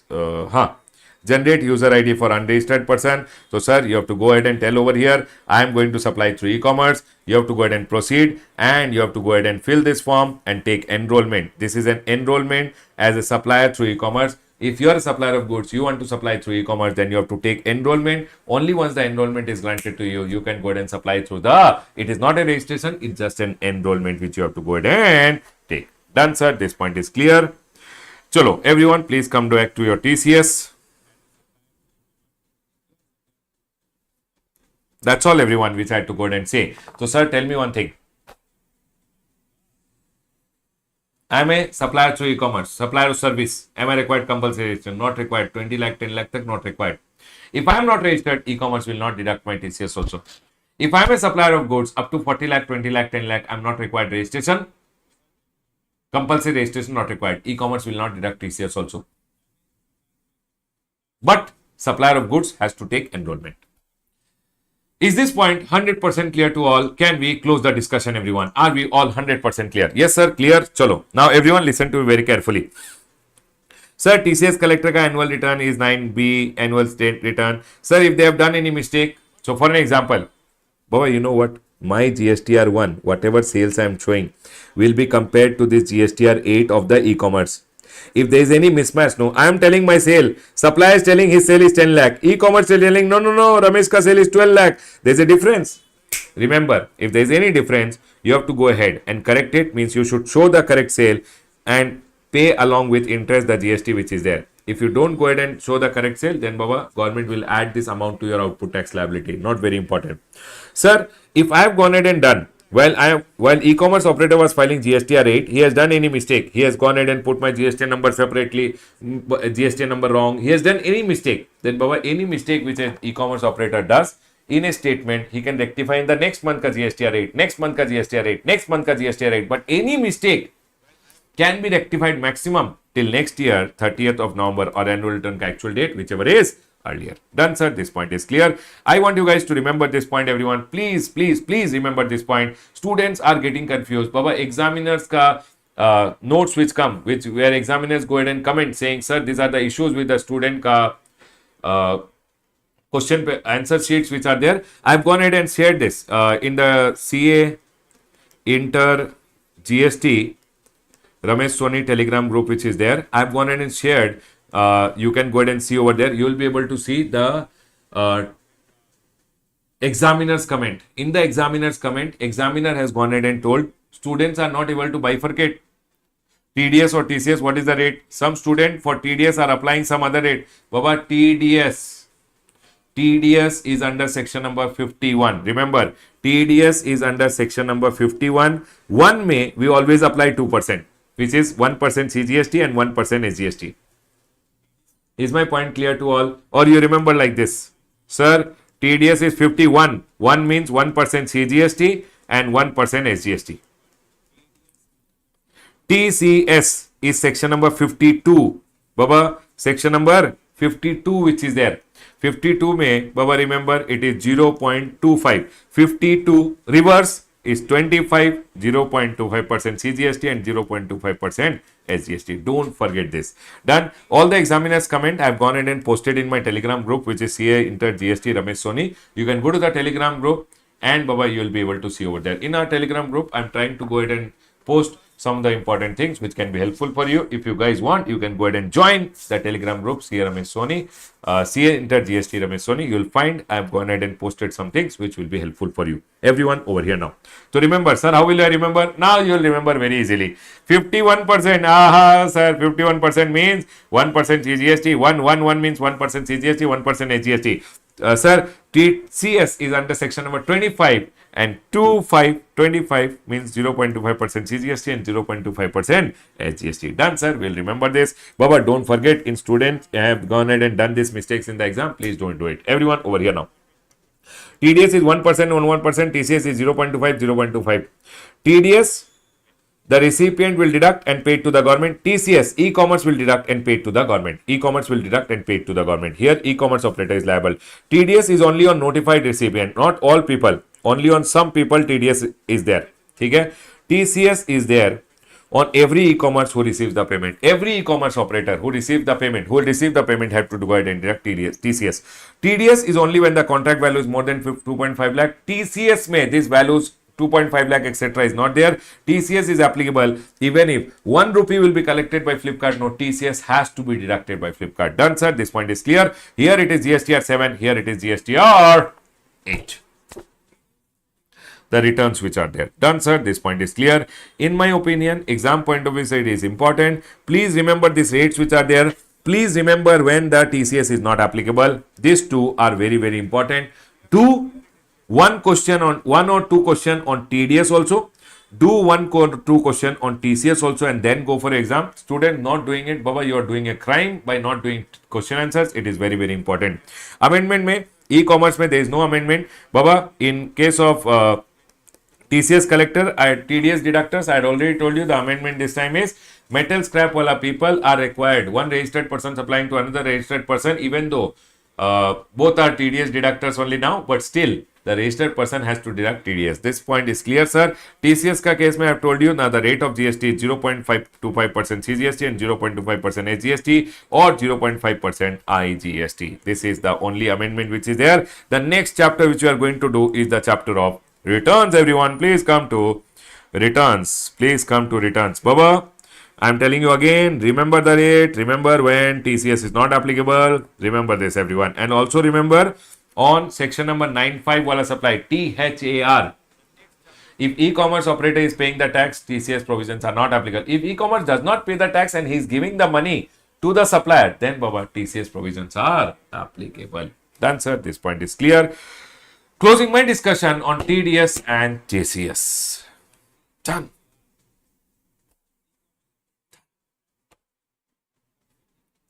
Please come to the chapter of returns now. Students are telling, sir, break. Okay, let's take a break, everyone. Let's take a break. Let's go quickly and come back quickly. Let's take a break. Okay, how much time do you guys want it? Sir, we to think you should give 2 hours break, but you tell us, sir. It is 9:20 now. 9:50 exactly we resume, everyone. 9:50 we resume. Don't be late, everyone. Go quickly, come back quickly, everyone. Today, 30 minutes only. We have to go ahead and finish the last 2 chapters which are there. I want to go ahead and spend more time and do it. Hey, shameless guru. 9:50. Go quickly, come back quickly, everyone. Go quickly, come back quickly.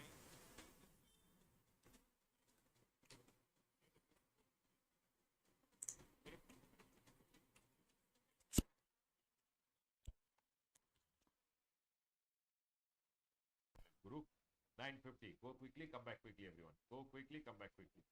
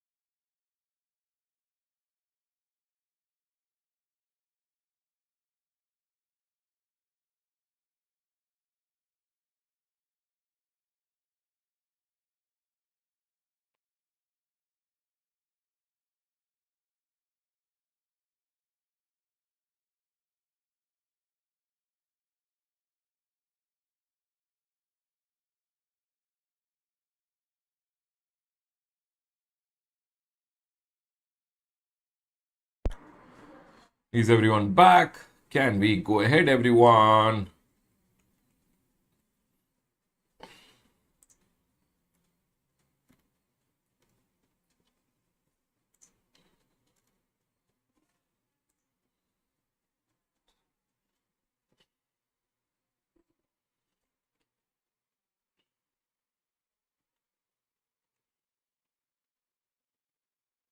Guru, what did you have for breakfast? Tell me.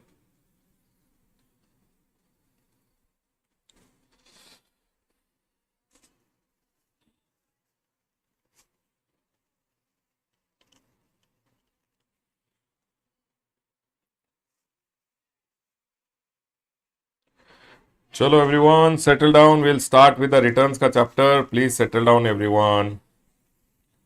We'll start with returns. Let's go ahead. Let's go ahead. Okay, you had uppittu. Very good. I had millet dosa and chutney.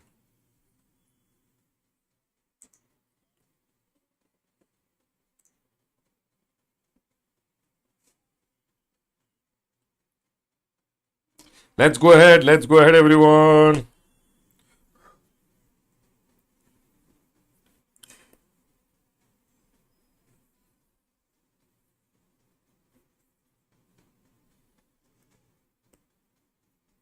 Let's do the chapter of returns now. Everyone, please settle down. Let's do returns ka chapter now. Please settle down, everyone. Let's do returns ka chapter. Let's go ahead and do the returns ka chapter now. All right, let's go ahead and now do the chapter of returns, everyone. Returns, everyone over here now.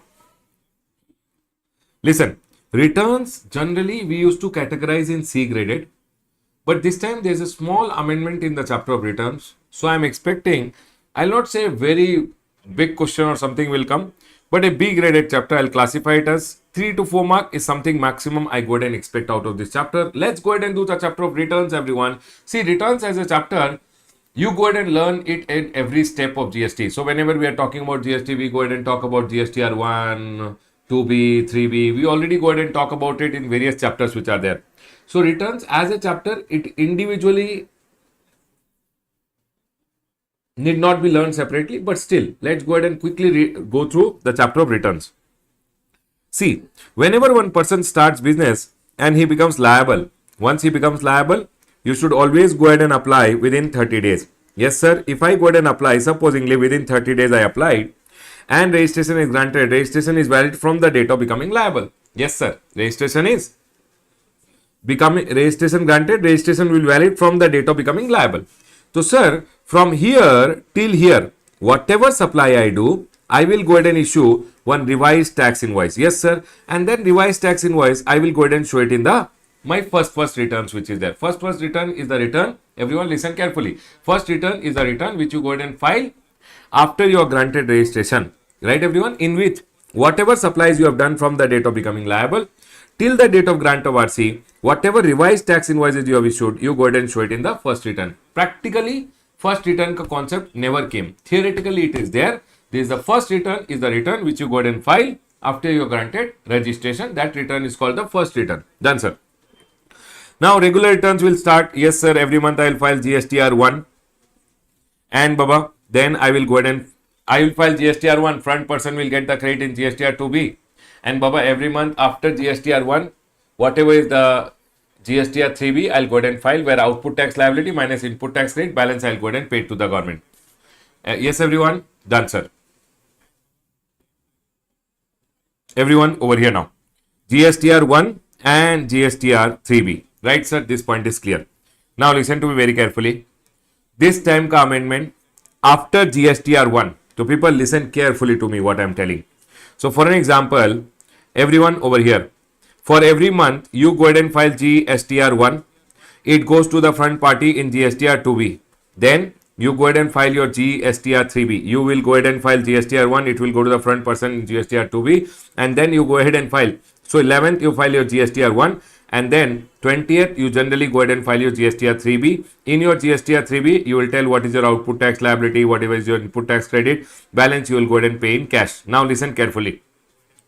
In between these two dates, If by chance you have missed showing any sales, etc. in your GSTR1, now to go ahead and amend the details in GSTR1, one GSTR1A has been introduced. I want you guys to concentrate, listen carefully. There is an amendment that after GSTR1, but before filing your GSTR3B, if by chance you realize that GSTR1 may, anything you have missed it out, any one thing you want to go ahead and add it, delete it, whatever you want to do, you can go ahead and do with your GSTR1A. They have gone ahead and told GSTR1A, this was not applicable for Jan exam, but applicable for May exam. GSTR1A, after GSTR1 but before filing 3B, to amend or furnish additional detail of the outward supply, you can use one form called GSTR1A. I'll go ahead and talk about GSTR1A little later. None, sir. So every month you file GSTR1. To amend the detail, you can file 1A, and then you have the GSTR3B, which is monthly return. GSTR1 is your sales card detail. GSTR3B is your monthly return, which is there where you show your output minus input and balance amount you go ahead and pay it to the government. Once every month you will file GSTR1, GSTR3B, GSTR1, GSTR3B, GSTR1, GSTR3B. Full year got over. Now you are telling, sir, once the year gets over, government went ahead and told after the year.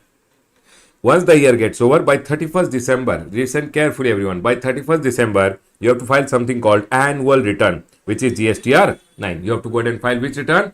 Annual return, which is GSTR9.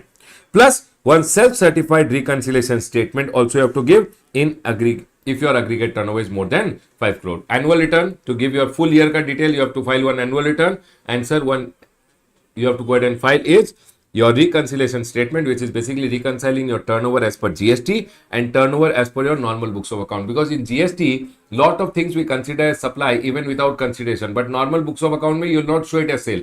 So whatever is the difference between your GST turnover and your normal books of accounts ka turnover, the difference you have to reconcile by filing a reconciliation statement.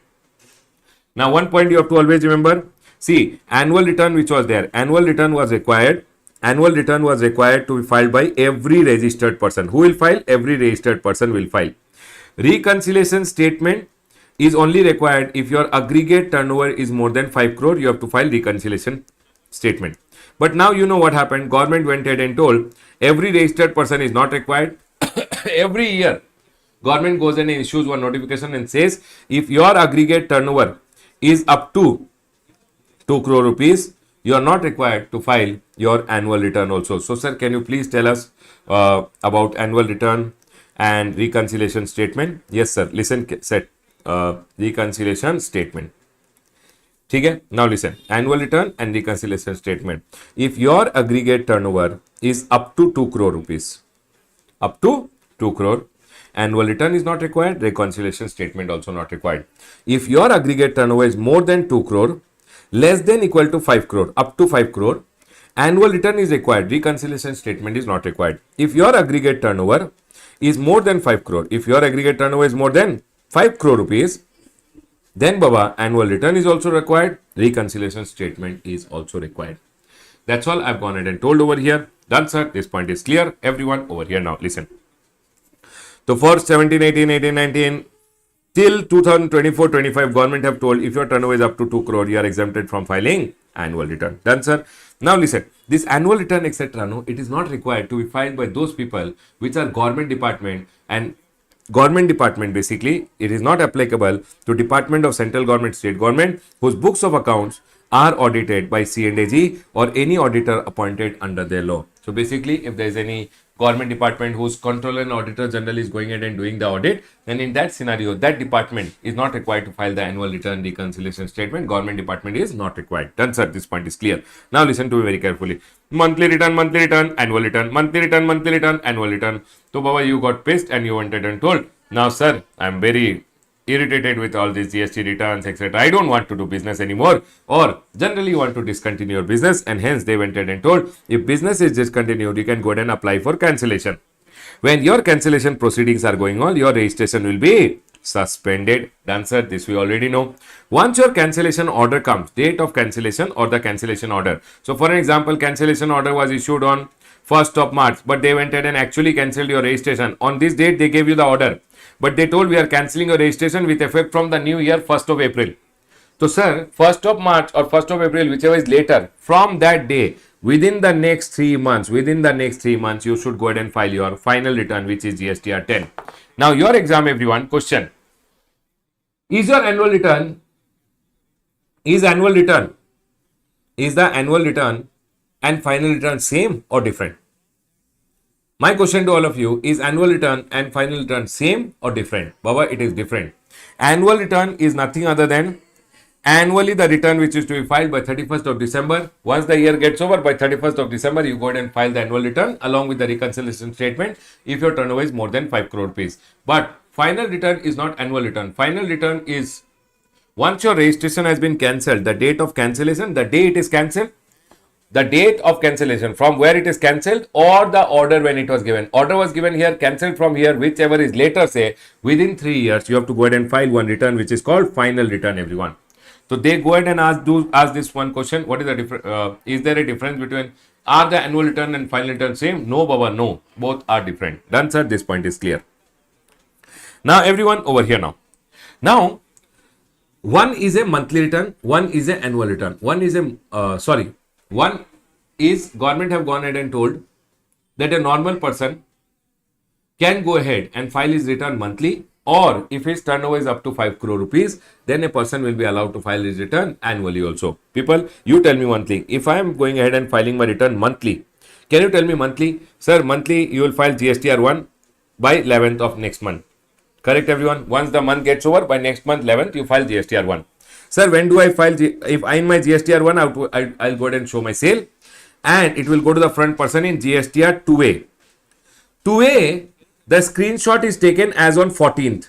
13th night, basically 13th midnight, they will go ahead and take the screenshot of the GSTR 2A. So basically, whatever sales one person shows in GSTR 1, it goes to the 2B, 2A, 2A, 2A, 2A, 2A. From 2A, what happens? 2B gets created, which is your ITC ka statement on the basis of which you can take the credit. So, Baba, GSTR 1 mein whatever people will show the sale, no, it will come in 2A. It will come in 2A. But 2A ka one screenshot is taken as on midnight of 13th and 14th. 13th and 14th ka midnight pe one screenshot will be taken, and 14th pe they will go ahead and make one GSTR 2B available to you, and in 2B, whatever details are showing, that is your credit card details which is there. Done, sir. This point is clear. Everyone over here now. Now, some people have been given QRMP scheme. Sir, what is this QRMP scheme? Quarterly return, monthly, quarterly return, QRMP, quarterly return, monthly payment, QRMP scheme, quarterly return, monthly payment scheme. That I will go ahead and tell you first here. Everyone listen to me very carefully. So, tell me one thing. Generally, every month, what does a person go ahead and file? Sir, what if my registration, reopen my registration, and after cancellation and balance of ITC can be total bakwas, irrelevant question for exam. Everyone, and classroom purpose now. Everyone over here now, listen. Sir, returns. We have to go ahead and understand. One is a monthly return. Monthly return means you will file GSTR1. Everyone over here now, listen to me very carefully. You will file your GSTR1. So, for an example, I'll go ahead and say what happens in monthly return, and then we'll understand quarterly return, everyone. So, for an example, I'll go ahead and talk about the month of April. What will I do? By next month, 11th, I'll go ahead and file my GSTR1. GSTR1, I'll have to go ahead and file by next month, 11th. 11th of May, I'll file GSTR1. Correct, everyone? And it will go to the front person ka GSTR 2A, and then 2B will get created and he will get the credit. Done, sir. This point is clear. Then every day, then I will pay my tax. Pay my tax, which is pay my GST, and then I will go ahead and file my GSTR 3B. Before filing the GSTR 3B, I'll have to pay the tax. Whatever is the output minus input, I'll pay the tax. And GSTR 3B, I'll file on 20th. Done, sir. Same thing I will do in May. I will go ahead and file my GSTR 1. It will go to the front person in GSTR 2B. My buyer in GSTR 2B, he can go ahead and take the credit. Then I will pay the GST every month, which is the tax matlab the GST which is there. 1 minute. I'll pay the GST which is there, and then I'll file my GSTR 3B. Correct, sir? This point is clear. June month, what will I do? File my GSTR 1, pay the GST which is there. Okay? And it will go to the front person. When I file GSTR 1, it will go to the front person in 2B, and he will be able to take the credit. And then I'll file my GSTR 3B which is there. I hope this point is clear to all of you. Yes, sir, this point is clear. Now listen to very carefully. This is about monthly return. Is everyone clear with this point, everyone? The monthly return point which is there, is everyone clear?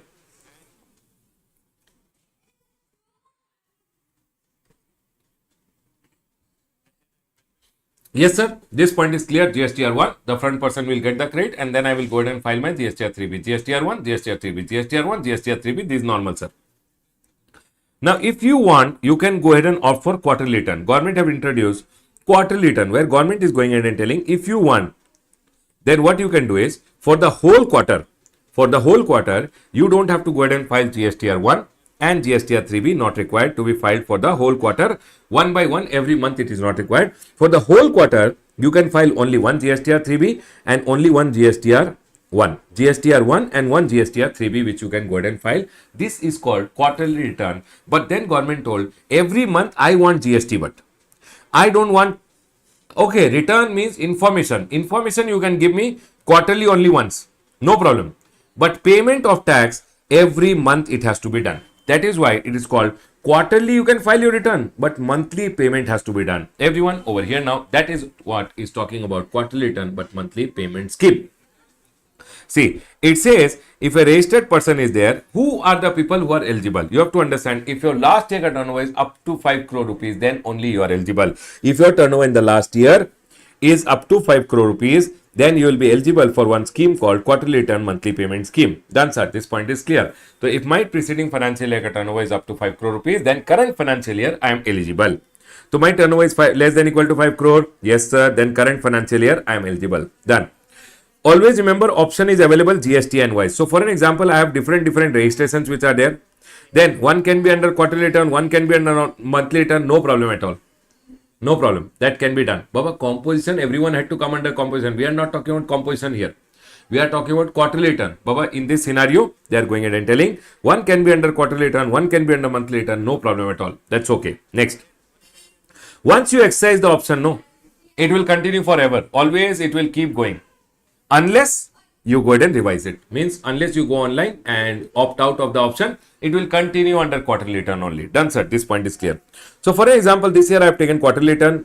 First month, I'll file only one GSTR1, one GSTR3B. Second quarter, again I'll file one GSTR1, one GSTR. Third quarter, my turnover crossed 5 crore rupees. Then, Baba, remember, this quarter, you will still be eligible under QRMP, but next quarter, you will become ineligible. So, whichever quarter your turnover crosses 5 crore rupees, then remember, so your last year turnover is up to 5 crore, then current year you will be eligible for QRMP scheme. If you are eligible for QRMP scheme, you can continue every quarter one GSTR1, one GSTR3B, every quarter one GSTR1, one GSTR3B. Third quarter, for an example, your turnover crossed 5 crore rupees, then Baba, remember, that quarter you will still be eligible, next quarter you will become ineligible. My question to all of you, this whole year got over, is next year, am I eligible for QRMP scheme or not eligible? Yes or no? Next year, whether I am eligible or not eligible is my question to all the students. You will have to tell me next year whether I am eligible for composition scheme or not eligible for composition scheme. You have to tell me. Tell me, everyone, next year whether I am eligible or not eligible for quarterly return monthly payment scheme. Yes or no?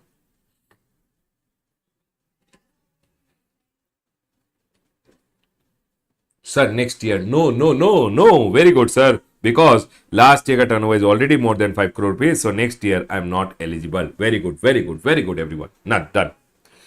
Okay. Now listen to me very carefully. Whenever you are going for quarterly return, whenever you are going to start with your quarterly return, all your last return dues on the date of exercising the option, whatever your returns which were due, GST returns, you should file it, and only then you can go for quarterly return which is there. Done, sir. This point is clear. Now you tell me one thing, sir. If I go ahead and go for quarterly return, you are going in and telling Ramesh sir, you can go for quarterly return. Then GSTR1 I don't have to file. GSTR3B every month I don't have to file. One GSTR1 and one GSTR3B will be there, sir. But tell me one thing: if you don't go ahead and file, GSTR1, how will the front person get the credit? So government introduced invoice furnishing facility. You can go ahead and show those invoices which the front person wants the credit, and the front person will get the credit. So here, instead of filing GSTR1, you can use invoice furnishing facility. First 2 months you will use invoice furnishing facility, and then you will go ahead and file GSTR1. The front person will be able to take the credit. Done, sir. This point is clear, that invoice furnishing facility is there, where I can show the invoices which the front person wants the credit, and the credit will go to the front person. Done, sir. This point is clear. Every month I am not going to file GSTR3B, sir. If I don't file GSTR3B, because in GSTR3B I say what is my output, what is my input tax credit, what is the balance payable, and I make the payment. when I am filing my GSTR 3B. But if I am not going to do the calculation output minus input balance payable, then sir, how will I pay the tax? How will I go ahead and pay the tax, or the pay tax means the GST. Tax or GST same over here. How will I go ahead and pay the GST? This is also GST. Okay, everyone. How will I pay the GST? If I don't do this calculation, because I am not filing 3B here, how will I pay the tax? So government went ahead and told you can go ahead. Quarterly return, but monthly payment. So you have two options which are there. So for the month of April, supposingly, you have to make the payment. You have to make the payment by 25th. May month ke liye, you have to make the payment by 25th of next month. And the whole quarter gets over. Then July 22nd or 24th is the date. 22nd is for the upper part of India. 24th is the lower part of India ke liye due dates, which is the due dates for the quarterly return. When you're filing your GST or 3B, whatever is the differential, you can go ahead and pay.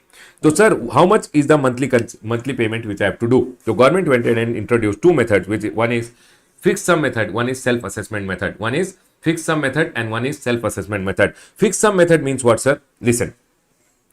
For example, last quarter, you are under quarterly return. Last quarter, you are under quarterly return. Okay? Okay, I'll go ahead and say first time you have come under quarterly return. First time you have gone ahead and come under quarterly return. So, sir, if for an example, this was the year which got over 2024-25 and 25-26 ke liye, I have come under quarterly return. Here in 24-25, I was under monthly returns only. So, in the month of March, you would have gone ahead and filed your GST or 3B for the month of March. You would have told what is your output tax liability, what is your input tax credit, and balance you would have paid in cash. You would have told might be my output is 20, my input is 10 and balance 10 lakh you would have paid in cash. So it means 1 month your liability is 10 lakh rupees, correct? So do one thing.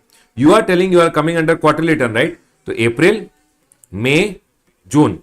You can do one thing. For the month of April also you can pay 10 lakh. For the month of May also you can pay 10 lakh. 100% of the amount which you are paid in your previous month, you can go ahead and pay. And then do one thing. Once the quarter gets over, you file your GST or 3B. No, you do the actual calculation. My output tax liability, for example, came out 35 lakh. Here you have already paid 20 lakh rupees. Input means you have already paid 20 lakh rupees. Then balance only 15 lakh you have to go ahead and pay. I hope this point is clear to all of you. Yes, sir, my output is 35 lakh. For example, you have 5 lakh rupees ka input tax rate also which is there. This was already paid in cash over here. So you can delete this and you just have to go ahead and pay whatever is the balance which is there. So they have gone ahead and told one presumptive method they have given that, sir, whatever on you have to take last month whatever you have paid, because first time you are coming under QRMP, last month whatever you have paid, pay 100% and then calculate and pay the differential. So this is what is telling. So for example, if last return was filed monthly and now you are coming under QRMP scheme, how much will you pay in April, May and June? So you will pay the actual liability minus actual ITC minus whatever you have paid in April and May, and the balance you will go ahead and pay. Correct? So what they have gone ahead and told, 100% you can go ahead and pay. 100% of the amount you can go ahead and pay over here. I hope this point is clear. Sir, now I am under QRMP scheme. For the 3 month, whatever amount you have paid in cash, for the 3 month, whatever amount you have gone ahead and paid, of that amount you have to pay 33% in balance. So they are telling no, we will not go ahead and give 33%, but what you can do is, for an example, you have paid tax January to March in QRMP scheme and you have gone ahead and paid in cash this amount. Then they are going ahead and telling for the month of April, for the month of May, how much will you pay? So they are telling out of this you have to pay 35% in the month of April, 35% in the month of May. So out of this amount, 35%, then 35%, and then balance you can go ahead and pay the actual amount which is there. Do you guys recall we had gone ahead and learned this in class that, sir, if you are under QRMP scheme, one is fixed sum method, one is self-assessment method. What is fixed sum method? Sir, in the previous quarter, whatever you had paid, sir, because now I am under QRMP scheme first time. So, sir, how much payment I should go ahead and do? How much payment I should go ahead and do here, here and here? So, they are telling if you are April, May, June, you are going in and telling you are under QRMP scheme, then previous quarter, whatever you are paid by using your cash ledger, whatever you are paid in your previous quarter using your cash ledger, of that you can pay 35% in the first month, 35% in the second month, and last month, so when you are filing your GST or 3B, you can do actual output minus actual input minus whatever you are paid in April and May, and the balance you can go ahead and pay. That is what they are trying to tell over here, that, sir, first 35% and differential amount you can pay when you are filing your GSTR 3B. Here remember, if you had gone ahead and paid 35% and 35%, government is not going to question you anything. Might be for the month of April, actually your liability was more, but you paid only 35% because government had told you to pay 35% and balance. Then Baba, government is not going to question you. No interest to be paid on any tax which is unpaid or short paid. But if you don't follow the due dates and make the payment, then Baba, they are telling interest will be there if differential is not paid on the due date. People, you will have to tell me. And the next fixed sum method is, sir, if I'm coming under quarterly return first time, how much tax should I pay here? How much tax should I pay here and here? The government went ahead and told, first time you are coming, whatever in the last month you had paid using your cash, same amount you can pay for April, same amount you can pay for May, and Baba, for the whole quarter when you are filing GST 3B, total output minus total input minus what you have paid in April and May, and the balance you can go ahead and pay. And that's what they are telling over here. 100% of the last month, if you are not under quarterly return, last month whatever you have gone ahead and paid in cash, of that 100% and the balance. It says 100% and 100%, and then the differential amount you can go ahead and say pay. The next one over here is self-assessment. I told, hey sir, what is it? 35%, 100. I will go ahead and calculate and pay. No problem. You can actual tax liability you can pay. Every month you calculate output, input, balance you pay. Output, input, balance you pay. If you want, you can do that also. But and last, you can go ahead and actual liabilities you can pay. You don't have to pay on the government ka presumptive method, which is 35% balance, 100% balance. This you don't have to do. But remember one thing, you became smart and you paid actual liability. No, by chance, it later turned out that your actual liability calculation was wrong. Then, Baba, you will have to go ahead and pay interest at the time of filing GSTR 3B. I want everyone to confirm if this point is clear to all of you. Please see this chart and tell me if you guys are clear, and then we go ahead. QRMP scheme. First of all, sir, who are the people who are opting for QRMP scheme? Who can opt for QRMP scheme? Whose last year turnover is up to 5 crore rupees? Then, sir, they can go for QRMP scheme. Once they go for QRMP scheme, remember, sir, they have two payment methods which are there. One is self-assessment method and one is fixed sum method. Is this point 100% clear to all? Can we go ahead, everyone? I want everyone to quickly tell me, are we clear? Can we go ahead? Yes, sir. Chalo, everyone, listen to me very carefully. So, sir, if I am a person under quarterly return, everyone, I am a person under quarterly return monthly payment scheme, then my aggregate turnover in the preceding financial year is up to 5 crore rupees, then I am eligible. Remember GSTR 3B. Okay. Here, invoice furnishing facility, and then GSTR 1, right? Invoice furnishing facility के लिए the due date becomes 13th. Remember, if you are under quarterly return, the due dates become 13th, and this due date becomes GSTR 3B का due date becomes 22nd or 24th. 22nd is for the upper part of India and the lower part of India के लिए it is 24th. ठीक है sir? Sir, why have they given different dates? Just because portal में so that everybody does not go on the same date, they have given different dates which are there. Done, sir? This point is clear. The next one over here. So they are telling if your aggregate turnover in preceding financial year is up to 5 crore rupees, then GSTR 1 you can go ahead and file quarterly by 22nd or 24th. April, May, June. How will I do, sir? First quarter, how will I go ahead and do? Government told you can use invoice furnishing facility. The due date will be 13, and then you can file for the whole quarter GSTR 3B. In the first month, you can just go ahead and show B2B invoices. Why? Because they only want the credit. So you don't have to show all the invoice. In the invoice furnishing facility, you should show only those invoices which the front party wants the credit. You show B2B invoices. So that it goes to the front person ka GSTR 2A, and then in 2B he will be able to get the credit. Sir, for the month of June, you will file GSTR 1 by 13, where in April, May, whatever unregistered people ko you had sold, B2C invoices, you can go ahead and show in the month of June, B2B and B2C invoices of June. April and May ka B2B and B2C, whatever remaining invoices are there, you can go ahead and show it over there. Done, sir. This point is clear. You have to file GSTR 2A. These details will go in GSTR 2A, and then 2B will get created. Done, sir. This point is clear. Everyone remember, invoice furnishing facility is just to pass on the credit, and invoice furnishing facility is an optional facility. You want to file it, you file it. Otherwise, for the whole quarter, one GSTR 1 and one GSTR 3B, but payments are monthly. Is my point 100% clear to all? I want everyone to quickly tell me, are we all 100% clear? Can we go ahead, everyone? Done, sir. I don't think so. QRMP scheme is very important, but still you can get one question. So I've gone ahead and quickly told you over here. Now listen. Sir, here there are some more details which are given. Composition dealer. People, composition dealer. I hope you guys already remember. Yes, sir, composition dealer for the whole year. You had gone ahead and told every quarter. Whenever, sir, quarter, April, May, June. You remember quarter, everyone? April, May, June is one quarter. July, August, September, October, November, December, Jan, Feb, March. 4 quarters in a year. Yes, sir. July, August, September. Okay. October, November, December, Jan, Feb, March. For every quarter, they have to pay the tax and file GSTR 8, which is a intimation that they have paid the tax. For every quarter, by next month, 18th, basically 18th of the next quarter, 18th of the next month. Once the quarter gets over, 18th, they have to go ahead and pay the tax and file GSTR 8. Once the quarter gets over, by 18th, they have to pay the GST, whatever is their composition dealer, pay the GST and file GSTR 8. Done, sir. Every quarter gets over, by 18th, they have to pay the GST and file GSTR 8. Okay, sir. January, February, March, they, by 18th of April, they will go ahead and file the GSTR 8. After paying the GST, they would have gone ahead and paid the GST and filed the GSTR 8. Now, this is their GSTR 8 is to be filed 4 times in a quarter, 4 times in a year, 4 times in a year.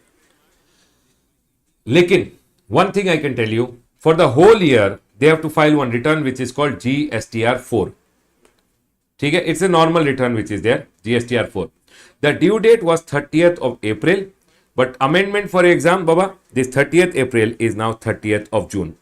Please remember that, sir, GSTR 4 CMP 08 is to be filed by 18th of the succeeding quarter.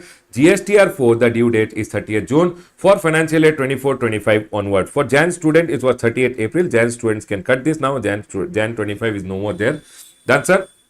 And once the year gets over, they also file one annual return, which is GSTR 9A by 31st of December. Sir, is QRMP available for new registered person? Yes, Baba, it is available for new registered person also. No problem. In the last quarter or last month, you have paid 0. So, first 2 months, you will pay 0, 0, be a hero. And then, when the whole quarter gets over, you can go ahead and make the payment. Is my point clear to Vamsi? Yes, sir. Vamsi is saying. So, I hope this point is clear. An annual return by composition delay is 9A. I believe one mark MCQ will come. What is the due date of annual return by composition dealer? 30th of June. Remember, 30th of June. Done, sir. This is the amendment point which is there. 1 minute. I'll show you over here that, sir, for composition dealer. Sir, you did not write. No problem. I have anyways gone ahead and to. In composition chapter, we had already gone ahead and discussed it. That, sir, composition dealer, the return due date is 30th June. NRTP, the GSTR 5 is the return and it is to be filed within 15 days after the end of the month. 13 days. So, sir, I am an NRTP. I am a NRTP. Can you tell me, everyone, NRTP, what is the due date? So, sir, one NRTP is there.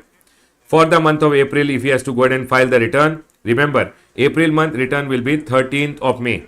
For example, in May, he has got only 15 days ka registration. NRTP, he has come from outside India, only 15 days ka registration. Once 15th of May, his registration got over, he should file his GSTR 5 within the next 5 days only. GSTR 5 within the next 7 days, sorry. Within the next 7 days. Or, once the month gets over, by 13th, he can go ahead and file his GSTR 5, whichever is earlier in these two. So, remember, sir, for NRTP, it is 13 days. May you should file your GSTR 5 after the month gets over, or within 7 days after the end of the validity of your registration, whichever is earlier, and they don't have any annual return. So, sir, if they have got one registration for the full month gets over, then after that, by 13, they can go ahead and file their GSTR 5, which is there. Sir, here they have gone ahead and got only till 15th of May. Then, Baba, 15th of May got over, within 7 days they should file their return, or once the month gets over, by 13th, whichever is earlier, here, whichever is earlier is, once your registration got over, within 7 days, you should go ahead and file your GSTR 5. Done, sir. This point is clear. Sir, can I go ahead and file my nil return using SMS? Yes, Baba. Nil GSTR 3B, in which all the tables are nil. Output also nil, input also nil. GSTR 1 or GST CMP 08, which is nil. There is nothing there in any table, no input, no output, all nil. Can be furnished through SMS using registered mobile number and same will be verified through OTP. Sir, I did not furnish my return. Baba, remember, if you don't furnish your return, then you will always get a love letter in GSTR 3A. One notice will come in GSTR 3A to file the return within 15 days. Sir, what if I don't file? That will talk in CA final. If you don't file, what will happen? That is not a part of intermediate. Done, sir. This point is clear. Now listen to me very carefully. This returns ka due dates which are there. This returns ka due dates which are there. Returns. Sir, how much is the late fee for the returns, etc. This late fee is not applicable for your exam. All the CA intermediate students which are there, you don't have to remember the late fees which is there. The ICA has gone ahead and removed the late fee wala portion for all the CA inter students. So all the CA intermediate student, congratulations, you don't have to remember the late fee ka table at all now. Sir, wow, very good, very good, very good.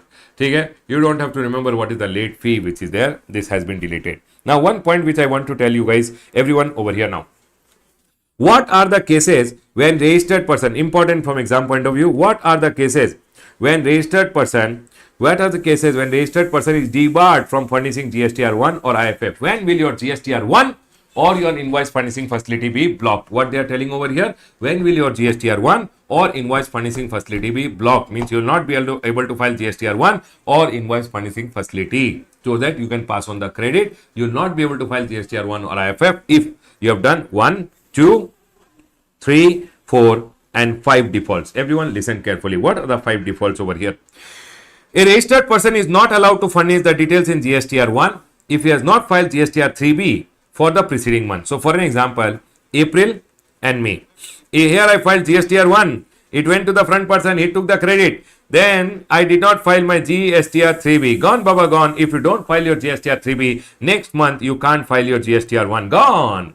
Done, sir. So last month I filed GSTR 1, but I did not file GSTR 3B. Then next month GSTR 1 will be blocked. Done, sir. If you, second one over here, second one. If you are a person under QRMP, quarterly return monthly payment scheme, April, May, June, you filed your GSTR 1. Ahaha. You, no, not GSTR 1. You filed your invoice furnishing facility. Front person got the credit in 2B. Aha. IFF you did. Front person got the credit in 2B. Aha. Then you filed your GSTR 1. Front person got the credit in 2B. Aha. Government is telling very good. Now for the whole quarter, file your GSTR 3B. You did not file your GSTR 3B for the whole quarter. See, this was under monthly return. Monthly return में 1 month का GSTR 3B not filed, next month का GSTR 1 blocked. Quarterly return में, if you did not file GSTR 3B, July, August, September will come. Here, invoice furnishing facility also blocked. GSTR 1 also blocked. You can't go ahead and pass on any credits. So what is it telling? A registered person with aggregate turnover up to 5 crore in preceding financial year and opting for quarterly return, not allowed to furnish GSTR 1 or IFF. If he has not furnished GSTR 3B for preceding tax period, GSTR 3B not filed, next tax period GSTR 1 or IFF blocked. Done, sir. Next. Rule number 88C you have to go ahead and understand. Rule number 88D you have to understand over here. I like rule number 88C and 88D. Might be you go ahead and see one question in your exam. Please listen, everyone. What is rule number 88C and what is rule number 88D? I'll go ahead and explain you rule number 88C and D over here, everyone. What is rule number 88C going ahead and telling? Rule number 88C goes ahead and says, you filed your GSTR 1. You showed 1 crore ka sale. And you told my liability is 18 lakh rupees. It went to the front person ka 2B. He got input tax credit of 18 lakh rupees over here. Done. Now listen. You have to go ahead and file your GSTR 3B. In your GSTR 3B you told, no, not my sale is not 1 crore. My sale is only 1 lakh. And my liability is only 18,000. If you do such kind of cheating, here you showed 1 crore ka sale, liability passed on. You showed more sale over here. But here you are showing less sale and paying less tax. When you have to pay tax in 3B, you are showing less sale. Cheating. Government ke saath cheating, baba. Government will say the differential which is there, for that one love letter will come to you. One intimation will come that there is a difference in your liability which you have shown in GSTR 1 and the actual liability which you have paid in your GSTR 3B. There is a difference. They will send you an intimation. They will tell you either pay the difference or explain why there is a difference. Within 7 days, you have to either pay whatever is the differential tax or you have to explain. If you don't do no, This is you over here. ठीक है? This is the GST officer. He will take one stick and you are hanging down over here and they will recover all the money from your pocket.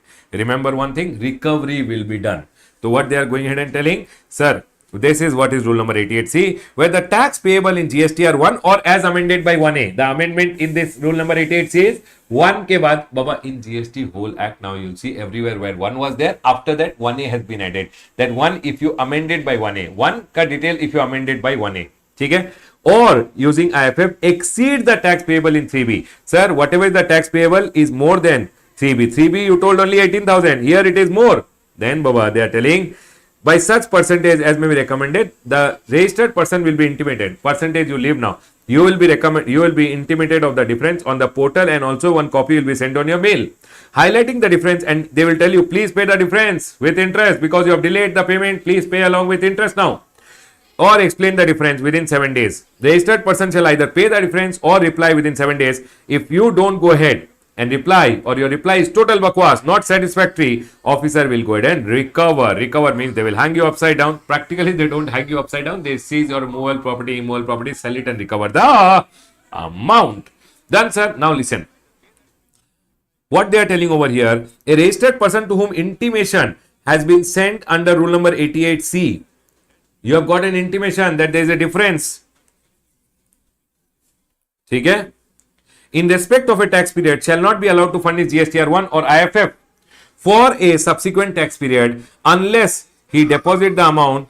Sir, if one intimation has come, if you don't pay or explain, then they are going and telling next quarter ka GSTR1 blocked. So, sir, my GSTR1 and GSTR3B, there was a difference. I got a letter, intimation. If I don't go ahead and pay the differential or I don't reply, then they are going and telling next month you will come. No, GSTR1 will not allow block. If you, unless he deposit the amount specified in the intimation or gives a reply explaining the reason for the amount which is unpaid. If you don't do this, next quarter ka GSTR1, next month or next quarter ka GSTR1 and IFF, blocked. Done, sir. This point is clear. Let's go ahead and now move to the next one over here. The next one is rule number 88D. Sir, what is rule number 88D? Everyone listen to me very carefully. What is rule number 88D? You filed your GSTR1. You showed your 1 crore ka sale. 18 lakh is the liability. It went to the front person. He got the credit in 2B. 18 lakh rupees ka credit. In your GSTR 2B, it is showing input tax credit which is there. In your 2B, it is going ahead and showing.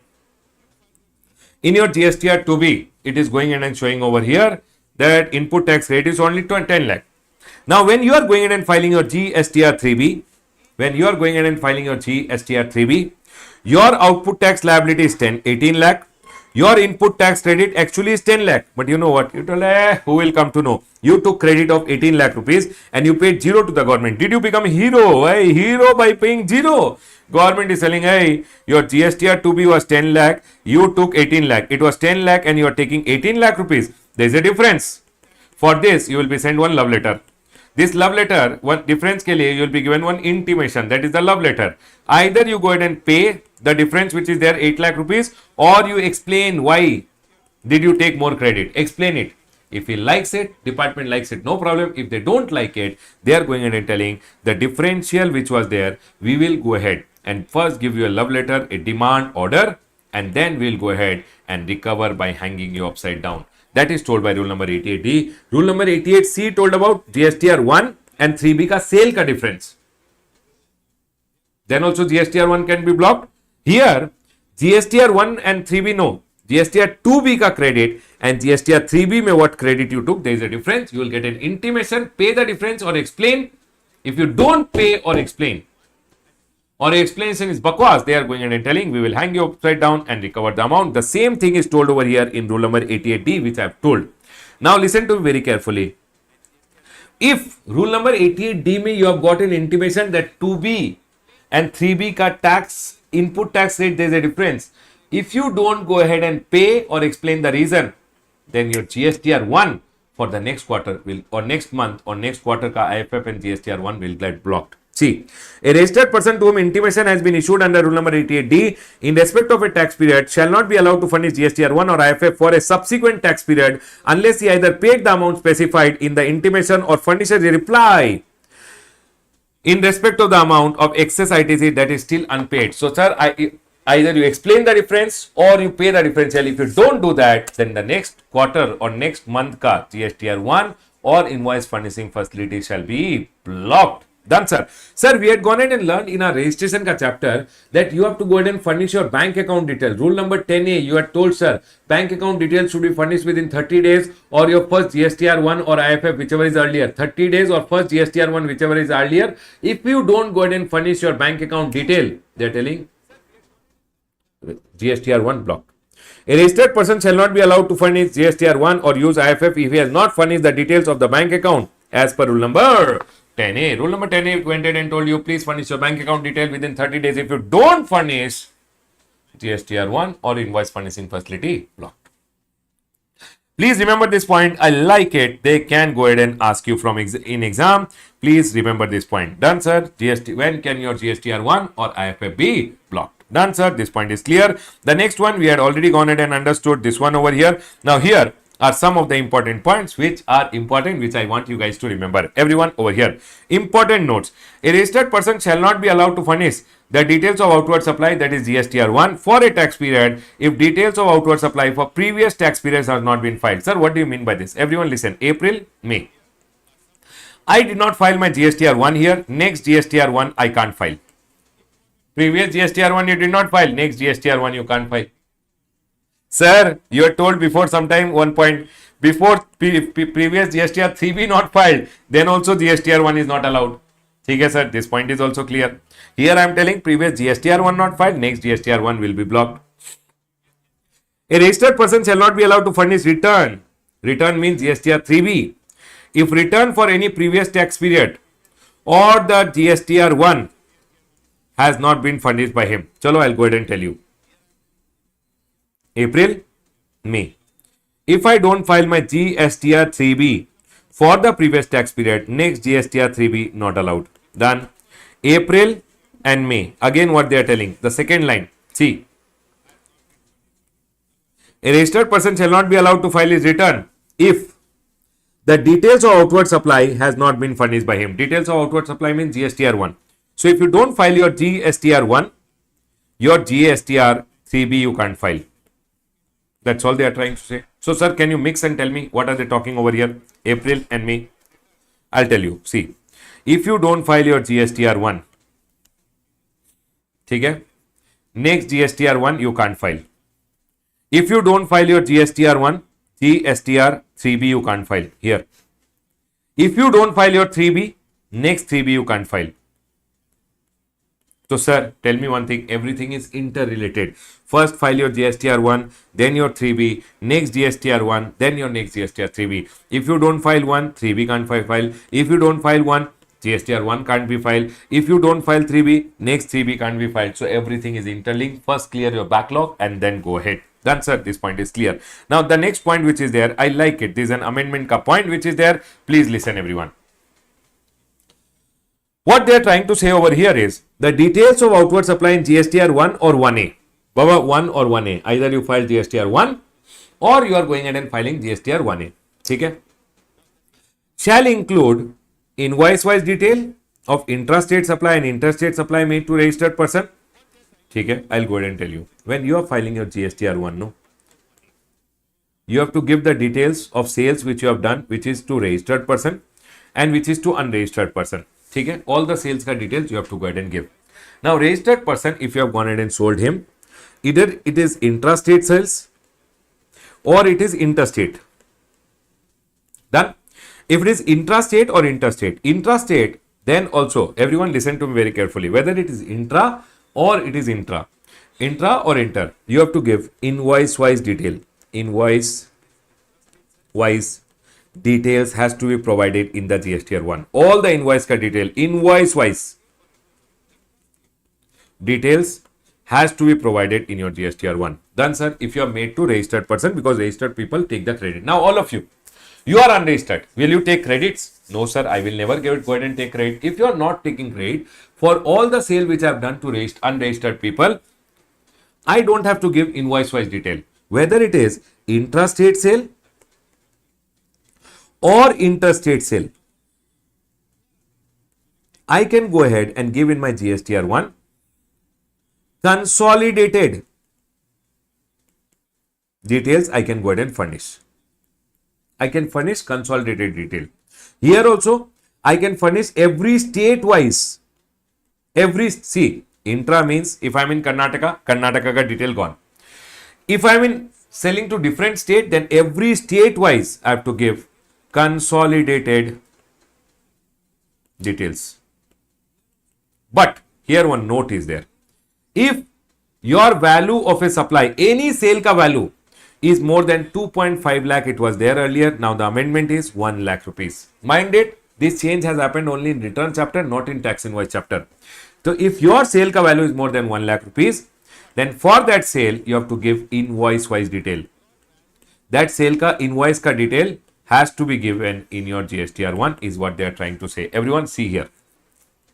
Registered person ka case mein intra or inter, you have to give the invoice wise detail. But an interstate supply where the value for January it was 2.5, cut this point. Remember, interstate sale supplies with invoice value 1 lakh made to unregistered person. What they are telling over here? If it is 1 lakh rupees, interstate, unregistered also, you have to give invoice wise. So these three are invoice wise detail. Registered person ka always give invoice wise detail. Unregistered person interstate where the sale value is more than 1 lakh. For that you have to give invoice wise detail. Done, sir. This point is clear. Next, consolidated detail. Intrastate supply made to unregistered person for each rate of tax. Rate wise you have to give. Consolidated details you have to give rate wise. For example, 5% how much was the total sale, 12% how much was the total sale, 18% how much was the total sale. Consolidated details you can go ahead and give. And 5% I sold 1 lakh rupees ka goods to unregistered person. In 12% GST rate I sold 10 lakh rupees ka sale. Like that you have to go ahead and give consolidated. But sir, state wise interstate with invoice value up to 1 lakh rupees whose invoice value has not crossed, you can give consolidated detail for each rate of tax. Means again here state wise, rate wise you can give the consolidated details which is there every rate of tax ke liye. I hope this point is clear to all of you. Yes sir, I'll do one thing. I'll write it little properly and give it to you so that you guys can make a note also of it later and you will remember it for your exam. This will be there and here you can write state wise consolidated details for each rate of tax.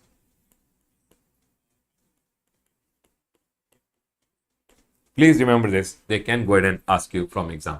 Done, sir. People, you can make a note of it later. I've gone ahead and written it over here also. Then the next one, B2B or B2C sale, only invoice details are required. There is no requirement to upload scanned copy of the invoices when you are filing the return. There is no required to upload scanned copy. Only invoice ka details are required to be provided. A taxpayer cannot file GSTR1 for the current period before the end of the current period. Whenever you are filing your GSTR1, only once the month gets over, whenever the period gets over, quarterly return, then when the quarter gets over, only then you can file your GSTR1. When you are under monthly return, when the month gets over, only then you can file GSTR1. But there is an exception to this rule that casual taxable person after the closure of business. Casual taxable person need not wait for the month to get over. 15 days ka registration, after 15 days got over, they can file their GSTR1. If your registration has been cancelled, for example, in the month of April, on 10th, my registration is cancelled. Then I don't have to wait for the month to get over to file my GSTR1. I can file after 10th also my GSTR1. In between the month, I can file GSTR1. So, sir, generally GSTR1 cannot be filed in between the month, but there are two exceptions. One is casual taxable person whose registration has got over. And secondly, sir, if your registration has been cancelled.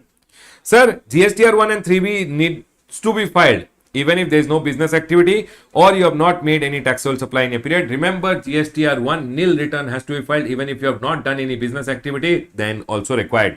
Sir, I have gone ahead and discovered some error in GSTR3B. Some problem came in GSTR3B. Everyone listen carefully. There is some problem which has come in GSTR3B. Sir, what to do? Baba, GSTR 3B के लिए if you have gone ahead and done any problem is there, no problem. Last month का GST or 3B you can rectify when you are filing the next month. No, next month one amendment table will be there next month का return में. In that amendment table, if you provide the correct detail, last month का GST or 3B can be rectified.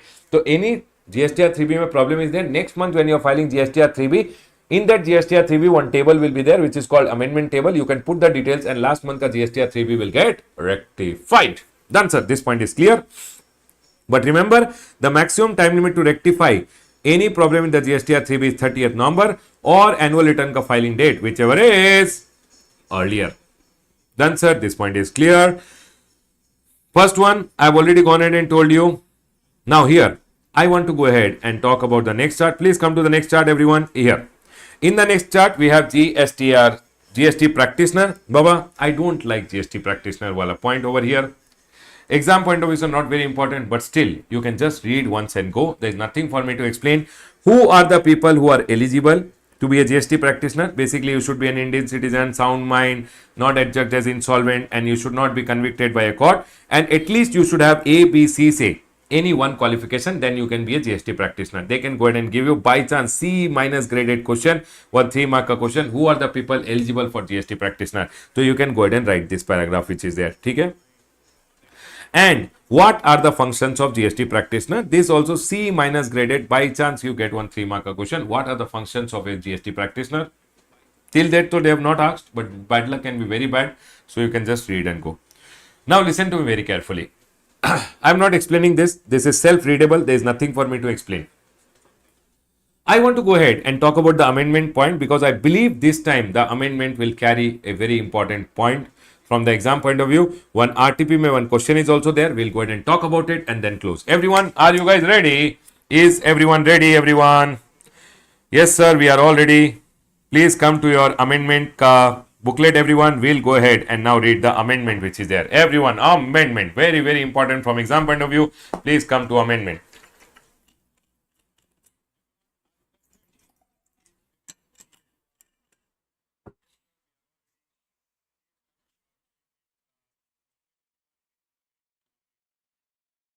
Sir, please upload May 25 amendment video. Baba, every day I'm discussing amendment only. Saran Bhavasa. Saran, did you attend the revision class every day? If you are attending revision class every day, you will see that I'm already discussing the amendment every day. Everyone over here now, listen. Form and manner of furnishing details of outward supply. What? Sir, in this, listen to me very carefully. Everyone listen carefully. Whatever I am explaining, please listen. This GSTR 1A, I am going to explain you.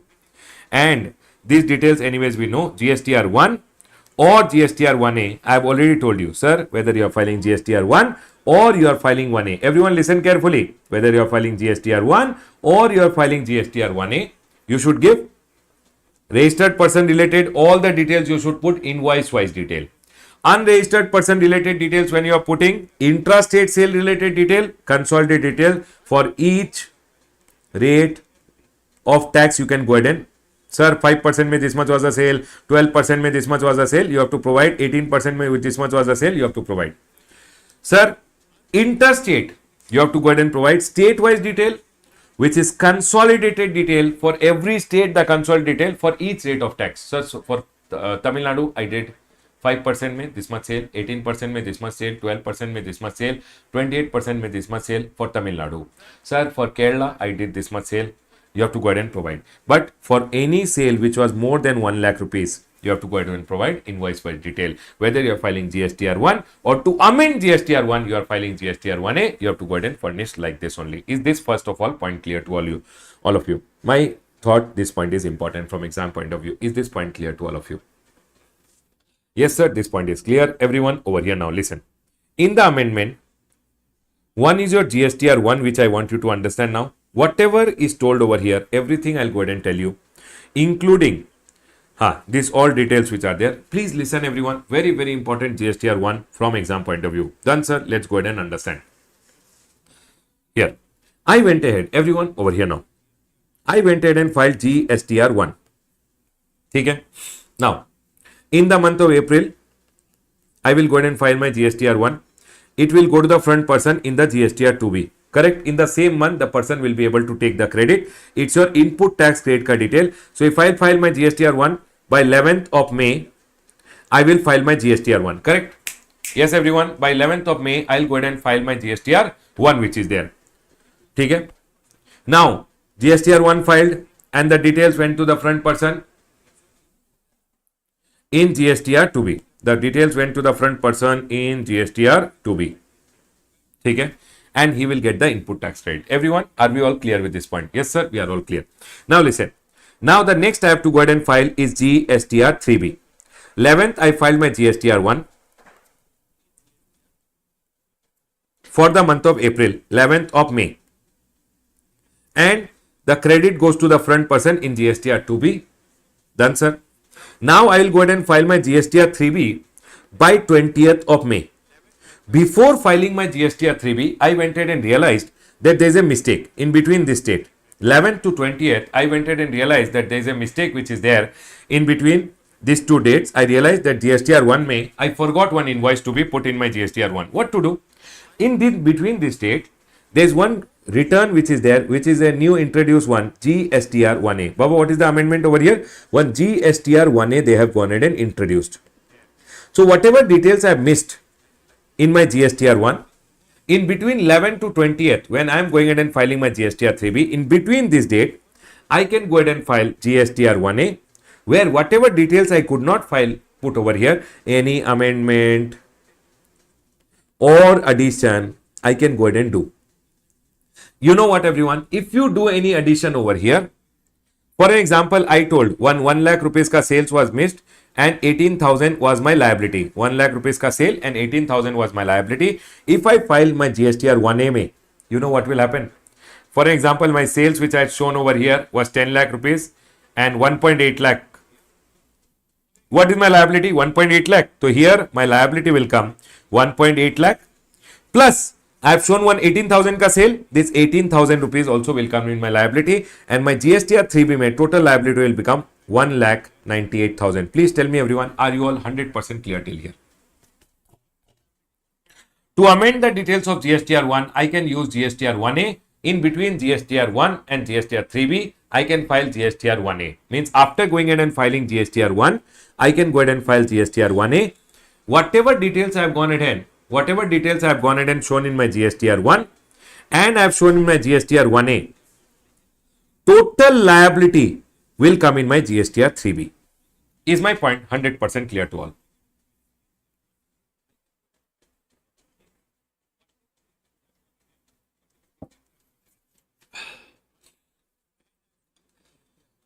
Yes, everyone, are we clear with this point? That once you have gone ahead and filed your GSTR1, once you have gone ahead and already filed your GSTR1, between your GSTR1 and GSTR3B, if you realized any invoice you have gone ahead and missed, that you can show in GSTR1A.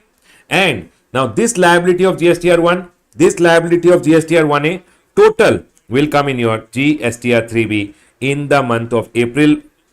GSTR3B when you are filing on 20th May for the month of April, the GSTR3B when you are filing, you will go ahead and get the details. 98,000 is your total liability which is there. Is my point 100% clear to all? People, if you don't say, I will go ahead and assume that you guys have understood. Students nowadays, Baba, sir, you keep talking. We don't want to talk. We don't want to reply. We will not talk. You keep repeating. We will keep listening. Arey Baba, you have to tell. You understood, did not understand. Guru, I have gone ahead and explained it once again. You told me. We are all done, I believe. ठीक है? Chalo, let's go ahead, everyone. Now, the next one over here. GSTR1, GSTR1A done. Now, here what happens? If you have gone ahead and shown in GSTR1, it went to the front person in GSTR2B. So basically, supposingly this is Ram over here. This is Shyam over here. Shyam, when he is going ahead and filing his 3B for the month of April, when Shyam is filing the 3B, he will be able to take this input tax credit in the month of April only. In the month of April only, he will be able to take the credit. But whatever you show in 1A, no, he will not get the credit in the same month. Because you have shown it in 1A, the credit will be given to the front person in the next month. They are telling whatever you show in GSTR1, will go to the front person in the GSTR2B in the same month. So for an example, this is the GSTR 2B of the month of April, and you are filing GSTR 3B of the month of April, he can take the credit. But whatever you show in GSTR 1A, no, it will go to Shyam ka input tax credit, not for the GSTR 2B of April. It will go in his GSTR 2B of the month of May. Next month, he will be able to take the credit. That is what they are trying to tell over here. Chalo, I hope this point is clear to everyone. Let's go ahead and continue our discussion over here. What they are telling everyone, see.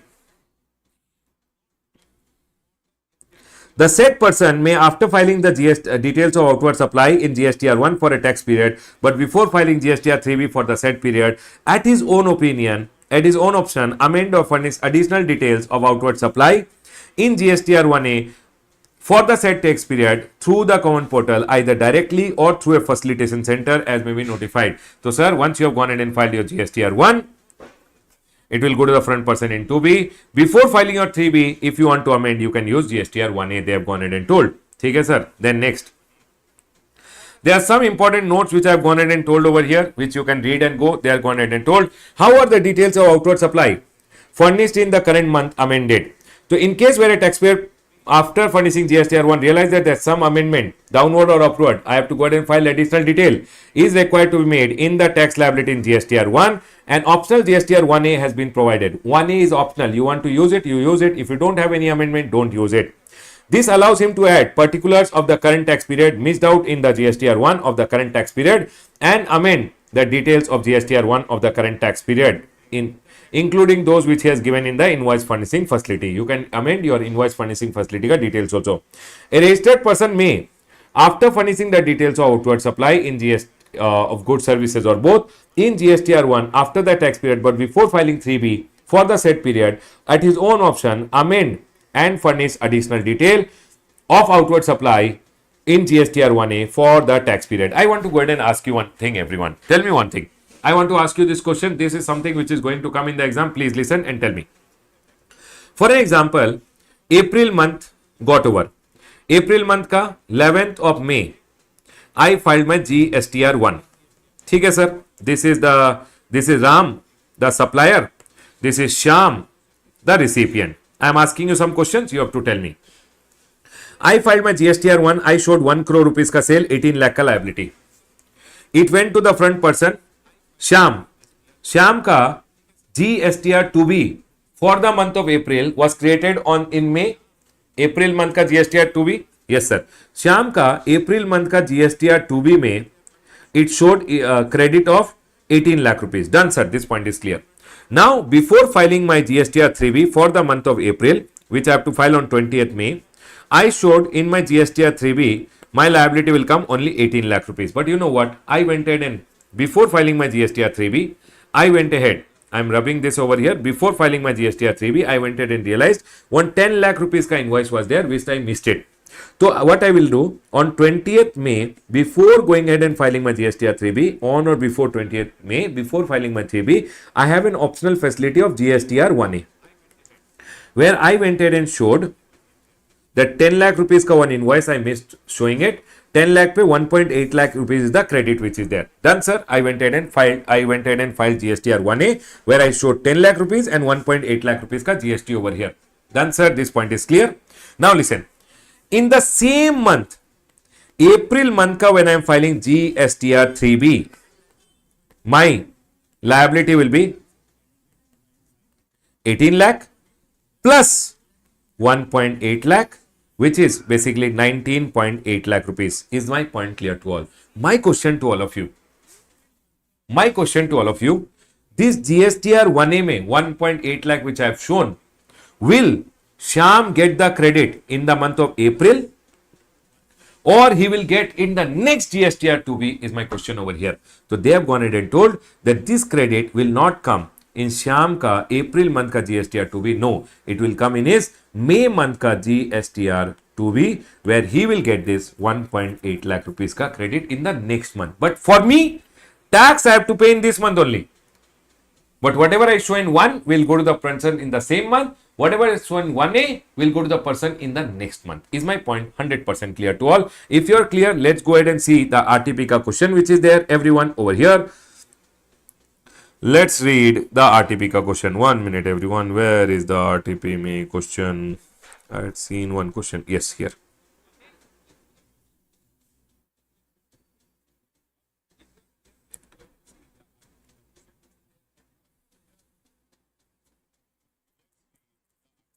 Here. Let's read this question, everyone. Here. See. Mehul Enterprises registered in GST in UP and a monthly return filer is engaged in making taxable supplies and services. Taxable supply of goods and service he is doing. Mehul Enterprises registered person in UP, monthly return filer, he is filing monthly return, is engaged in making taxable supply of goods and service. It furnished the details of outward supply in GSTR1 for the month. So sir, what they are going in and telling, they have furnished the GSTR1 for the month of January. ठीक है sir, जनवरी month का GSTR1 11th को ही filed GSTR1. Done sir. What did he show in GSTR1? They are telling over here in his GSTR1. Array, where did it go?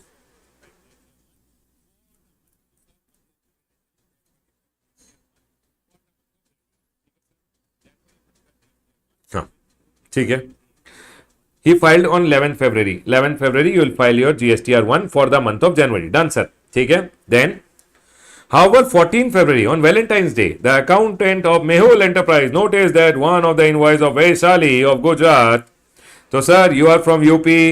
Gujarat ka sale it is for supply of value of 1 lakh taxable at 18% pertaining to January has inadvertently missed declaring in GSTR1. So you have missed GSTR1 में. Now GSTR3B का due date is yet to come. 20th is the GSTR3B का date. In between you missed and you noticed that sir, one GSTR1A you can go ahead and file over here. Yes sir, you can file 1A. He approached you for your advice before furnishing GSTR3B. You are required to briefly discuss. Mehul can amend the details of outward supply in GSTR1. Yes, sir. You can go ahead and amend the detail. 1 lakh and 18,000. You can show over here 1 lakh ka sale and 18,000 rupees ka GST. But remember, whatever you show in GSTR1 will go to the front person in the same month ka GSTR2B. Means in the month of January only the front person can take the credit, but 1A ka detail whatever you show the person will not get in the same month. In the next month he will get. So February month ka return mein, so you showed in the month of January ka return, so he will get it in 1A of the month of January you showed it, so he will get it in February ka GSTR 2B, this 18,000 rupees ka credit. Done sir. So they are going in and telling, if such amendment is permitted and the details of 1A are amended, whether the details of the invoice will be available in 2B of Vaishali traders for the month of January. My question to all of you, will Vaishali get it in the same month of January? Yes or no, everyone? This is your RTP ka question. Will Vaishali get it in the same month of January or next month of February ka 2B may they will get? January ka 2B or February ka 2B, everyone? Sir, they will go ahead and get it in the February month ka 2B which is there. January month ka 2B may it will not come. It will come in February month ka 2B. Done sir. This point is clear. See over here everyone. I'll go ahead and show you the answer over here. Here. This rules section number is not required. You can write as per the CGST Act or as per the rules which are there. A registered person may, after furnishing the details of outward supply in GSTR1, but before filing GSTR 3B for the additional for the tax period, at his own option amend the details of the outward supply in GSTR 1A. Thus, Mehul has the option to go ahead and furnish the details of the invoice in 1A on or after 14 February, but before filing 3B.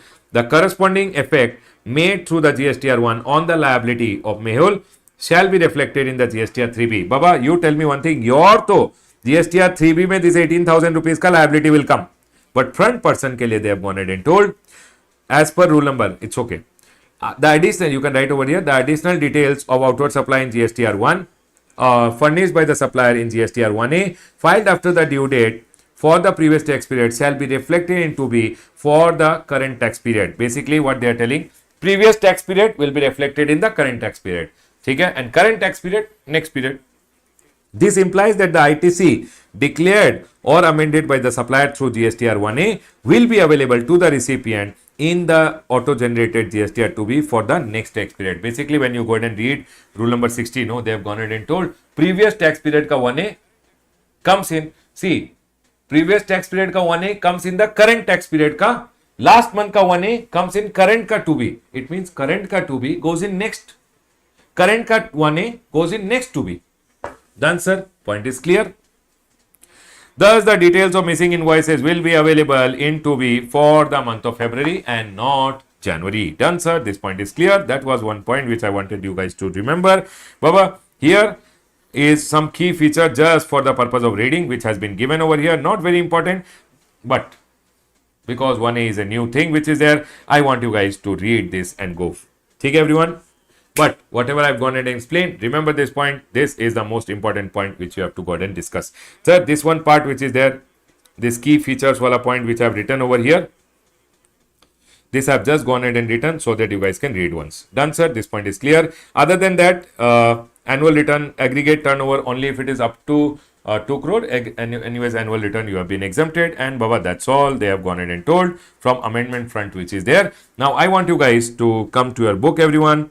We are done with our chapter of returns. In returns, please mark and keep. The most important point is GSTR 1A, which I have already gone ahead and explained you. Sir, this one, when will 1A be blocked? I have already gone ahead and told you. This is done. Composition dealer wala point, I have already gone ahead and told you. This is the most important part. These important notes which I have told you are important, everyone. Important notes which I have told you are important. Please mark them. Rule number 88C and 88D, you might get a short note on this. And C minor graded questions from this chapter is eligibility of who are eligible to be GST practitioner and what are the function of GST practitioner is C minus graded. The most important part of this chapter is your GSTR 1A which is there. Okay, everyone, done, sir. This point is clear. I will still go ahead and read these key features also because my heart says that okay, GSTR 1A is important. So let's read. GSTR 1A is an optional facility. Yes, sir. Because if I don't read, no, students will never read. GSTR 1A is an optional facility. It can be filed only once for a return period. Once you can go ahead and after one, you can file 1A once.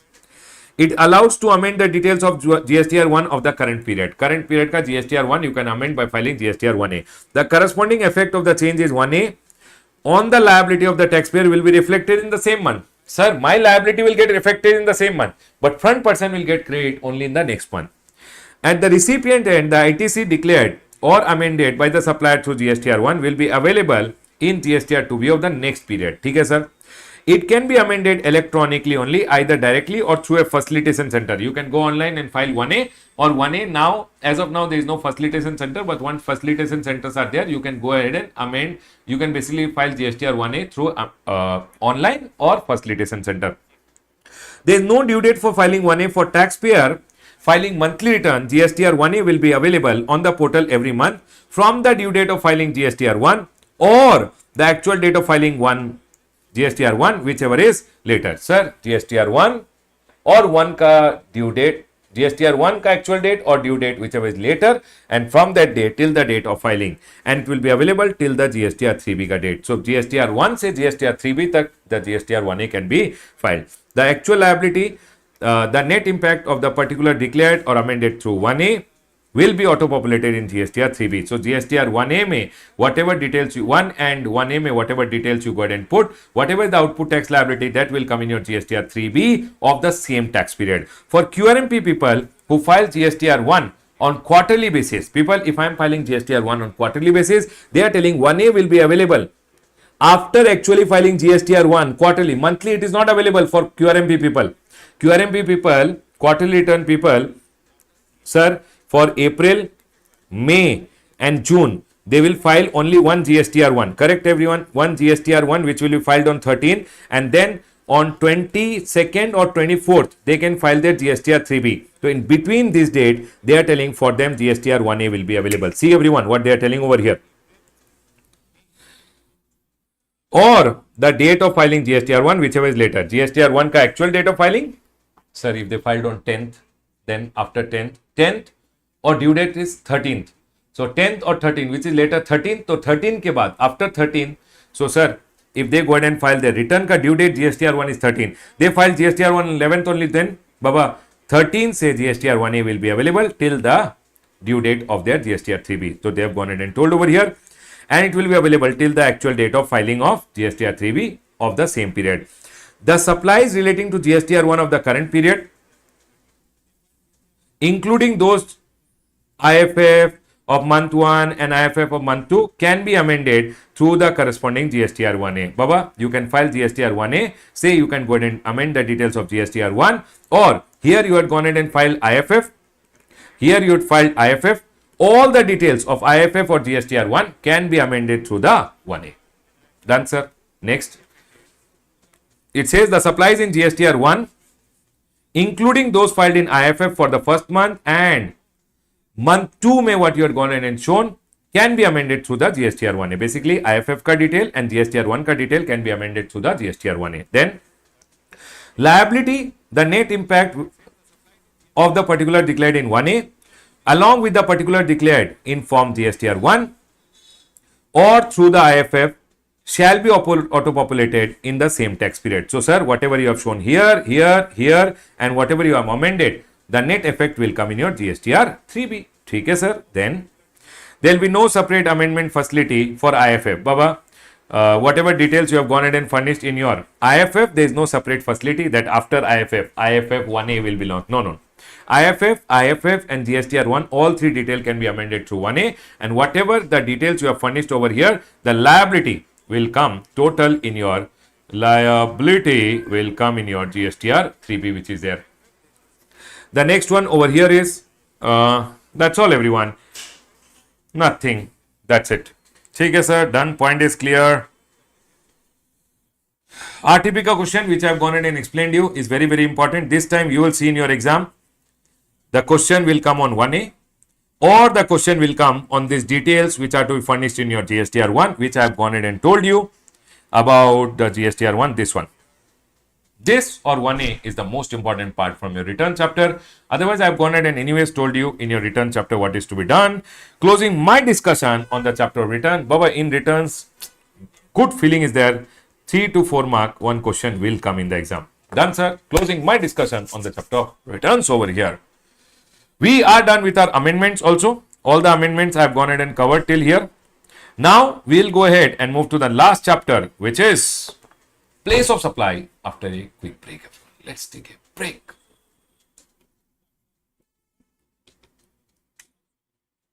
Hey Baba, shameless people, at least tell, understood, did not understand, got it, did not get it, sitting quietly, silently, sleeping at home, what will you understand?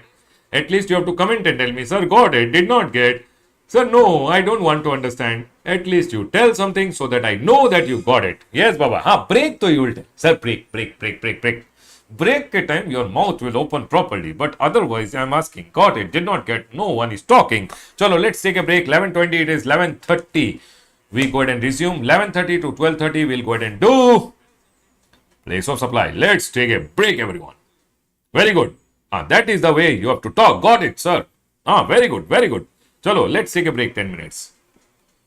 After the break, we'll go ahead and learn place of supply, the last chapter, everyone. Let's take a break.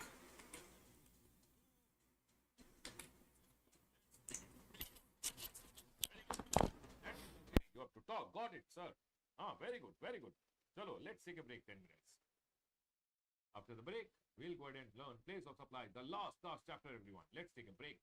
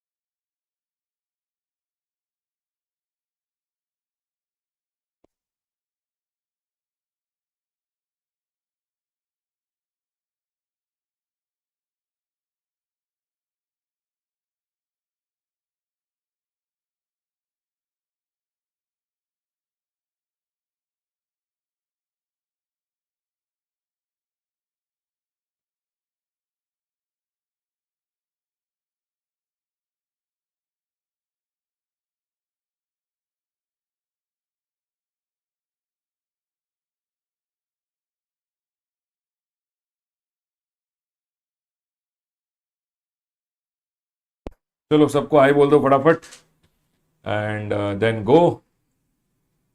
दिख रहा है everyone? ठीक है, चलो Riyan pen दे दो. चाहिए? भाग जाओ. Bye bye.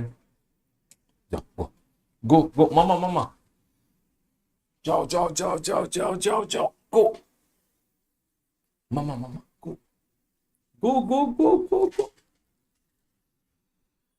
चलो everyone, let's go ahead and continue.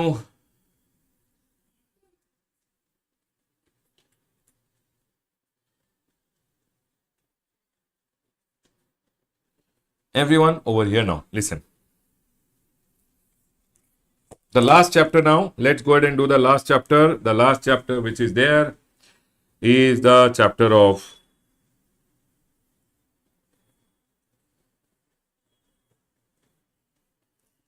just give me a second.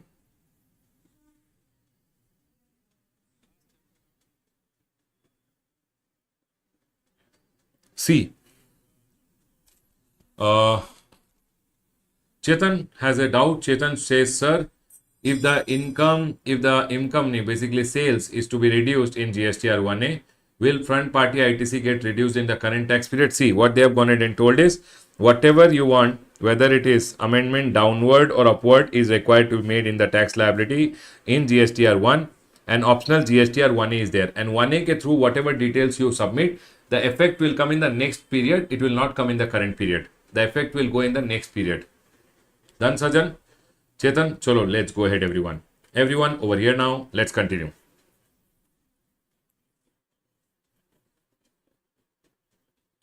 Now, we'll go ahead and move to the last chapter which is there, everyone. Place of supply. Sir, what kind of a chapter it is?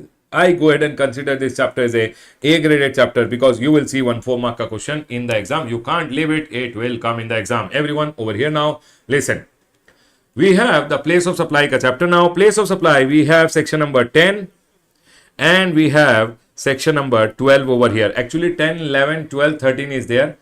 11 and 13 is not applicable for intermediate exam, and hence we have section number 10 and 12 which is there. Okay, sir. Chalo, let's go ahead and do place of supply. Everyone over here, place of supply may the first thing is, sir, why do we need place of supply? See, Baba, whenever goods or service will be supplied, supply can be either interstate supply or supply can be either intrastate supply. Yes, everyone, do you guys agree with me? Inter or intra? Inter or intra, to determine, we need location of supplier and we need place of supply. We need two things. One is the location of supplier and another one we need is the place of supply which is there. Okay? Now, location of supplier and place of supply. Location of supplier and place of supply. So, sir, how do we find out place of supply? That is by going ahead and using this chapter, we go ahead and find out place of supply. Generally, the place of supply is that place where the destination is there. Generally, the place of supply is the place where the destination is there. Okay, sir? Chalo, done. Now, place of supply, section number 10 goes ahead and talks how to find out place of supply with respect to goods. 12 goes ahead and talks about how to find out place of supply with respect to services. Supply involves movement, whether by the supplier, recipient or any other person. So, for an example, I am selling the goods from here to here and there is a movement. The goods are going to go from here to there. Then, Baba, supply involves movement. Whenever there is a movement, remember one thing.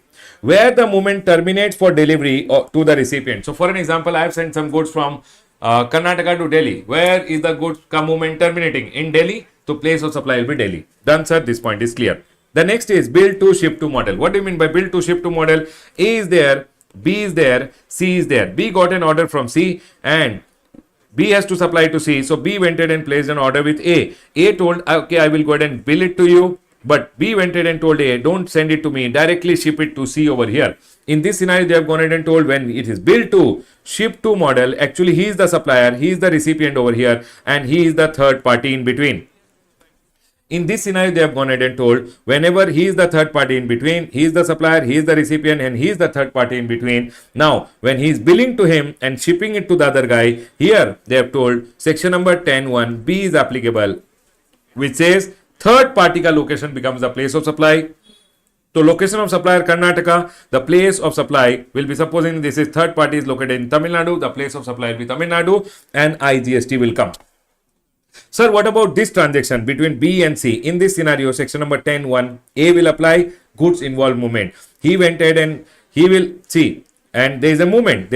He went ahead and sold the goods to him. Movement can be done by any person. Movement can be done by a supplier, recipient, or any person. And hence, here, supply is in Tamil Nadu. If recipient is also in Tamil Nadu, he will go ahead and charge CGST and SGST. The place of supply will be Tamil Nadu. I hope this point is clear to all of you. So remember one thing, bill to ship to me, he'll bill it to me, he'll ship it to the other guy. In this scenario, my location becomes the place of supply. I will send the goods to him. So when I sold the goods to him, for that section number 10.1 is applicable. His location becomes the place of supply. There are two transactions over here. Then sir, this point is clear.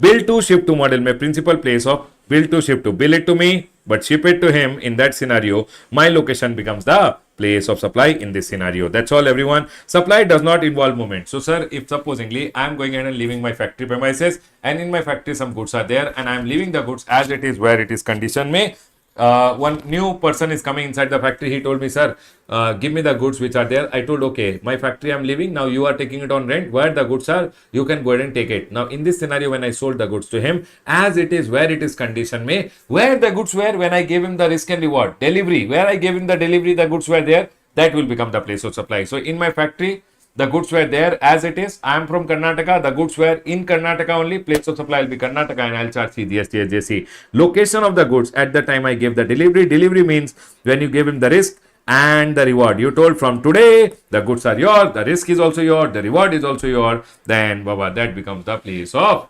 the location of the goods becomes the place of supply. Done. The next is section number 10.1 CA. I believe this time you might see one small question on 10.1 CA, because last time there was a small amendment also on this point, and this I like it, everyone. Listen, 10.1 CA basically talks about over the counter sales. So for an example, one person from Delhi came to Karnataka. I have a shop in Karnataka over here. I am a shopkeeper in the state of Karnataka, registered in Karnataka. Location of supplier, Karnataka. One person from Delhi came. Ding, ding, ding, ding, ding, ding, ding, ding. Sir, I want a mobile phone. I went ahead and sold him a mobile phone. He's an unregistered person. He did not give me any GST number. But he told me, I am from Delhi. So in this scenario, whenever I am selling goods to an unregistered person and that person says the name of the state, in my invoice, I should record the name of the state, and that will only be the place of supply. So if I sold goods to an unregistered person, over the counter I am selling the goods to him. In that scenario, if he declares his state, then I will write that state name in the invoice, and that will only be his place of supply.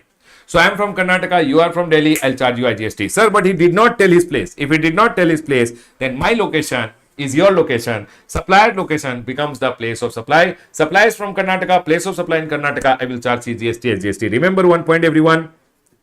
Location as per the address in the invoice. If he gives you the invoice may address, unregistered person go whenever you are selling. Remember this point, everyone. If you give him, if he gives you the address, take the address which he has given. If he does not give you the address, then Baba, location of the supplier becomes the place of supply. Done, sir. This point is clear. The next one circular had come last time. It was January 25 amendment. Baba, remember when you are writing your May exam, if you have seen this revision, very good. In the revision, January exam, May exam revision, May exam ka amendment, January ka amendment, all I've gone ahead and covered. But if you are only watching the amendment later, Baba, remember one thing, May amendment and January amendment, both you should see for your exam. If you are seeing particularly the amendments, it is very good, because in the exam 10 to 15 marks comes from amendment. So out of 50 marks, if 10-15 marks are coming from amendment, it is 30% which is going ahead and coming from amendment. So it is a very good idea to see Jan 25 amendment and May 25 amendment once again. If you want, you can go ahead and see. 10 to 15 marks anyways will come. And sir, have you covered the amendment? Yes, Baba, we have covered Jan and May amendment in the revision only. But still, if you want, you can go ahead and see once again. No problem. Okay, sir. Not mandatory, but if you want, you can see. Done, sir. This point is clear. Circular. Sir, place of supply of goods particularly supplied through e-commerce operator to unregistered person. So for an example, this is Flipkart over here. Flipkart Pay, I went ahead and placed an order. I am from the state of Karnataka. I went ahead and placed an order, and I am an unregistered person. People, please listen carefully. I am an unregistered person. This is Flipkart over here. I placed an order that I want a mobile phone. So they went ahead and gave me the mobile phone, billed it to me. But I told, do one thing, send the mobile phone to my father. My father is in the state of Assam. So they went ahead and billed it to me, but they shipped it to Assam. So in this scenario, people went ahead and asked, sir, you told that whenever goods are sold to an unregistered person, when goods are sold to an unregistered person, in this scenario, you went ahead and told if he gives you the address, take that address. Now, this buyer has given two addresses. One address is of Karnataka, his billing address. One address is of Assam, which is a shipping address over here.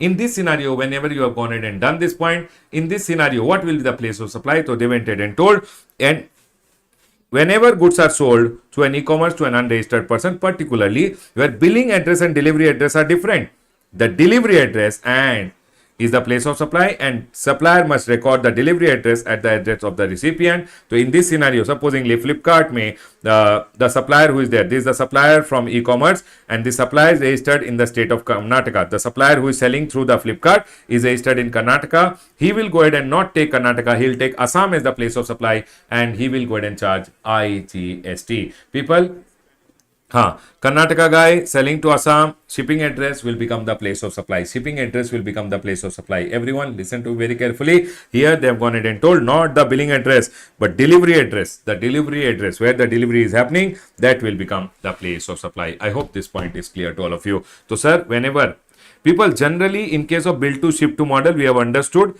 the between wala third party ka location becomes the place of supply. We are not talking about when it is this scenario. We are talking about, sir, supposingly I am over here, one person is there, he is an unregistered person, okay? He bought goods from me, he is from the state of Karnataka, but he told, sir, he is an unregistered person, he told, sir, but please send the goods to Delhi.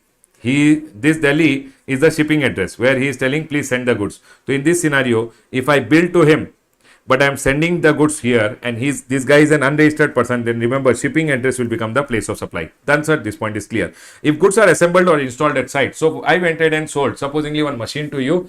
I am from Karnataka, you told me you are also from Karnataka, but you told machine to be installed in Delhi. You took the installation of the machine in Delhi, the place of supply will become Delhi where the installation is happening. Done, sir, this point is clear. Goods supplied on board is where they are taken on board. Sir, what do you mean by goods supplied on board? So for an example, one airline is there. Okay, this airline is going to go from Karnataka. First, it will go to supposingly Hyderabad over here, and from Hyderabad, it will go to Assam over here. Okay, now in the plane, inside the plane, supposingly, who is sitting? Diksha is sitting over here inside the plane, and Diksha went ahead and ordered for some food, and the air hostess came and served the food to her. Whatever packed item was being sold, might be one watch was sold, some goods are being sold.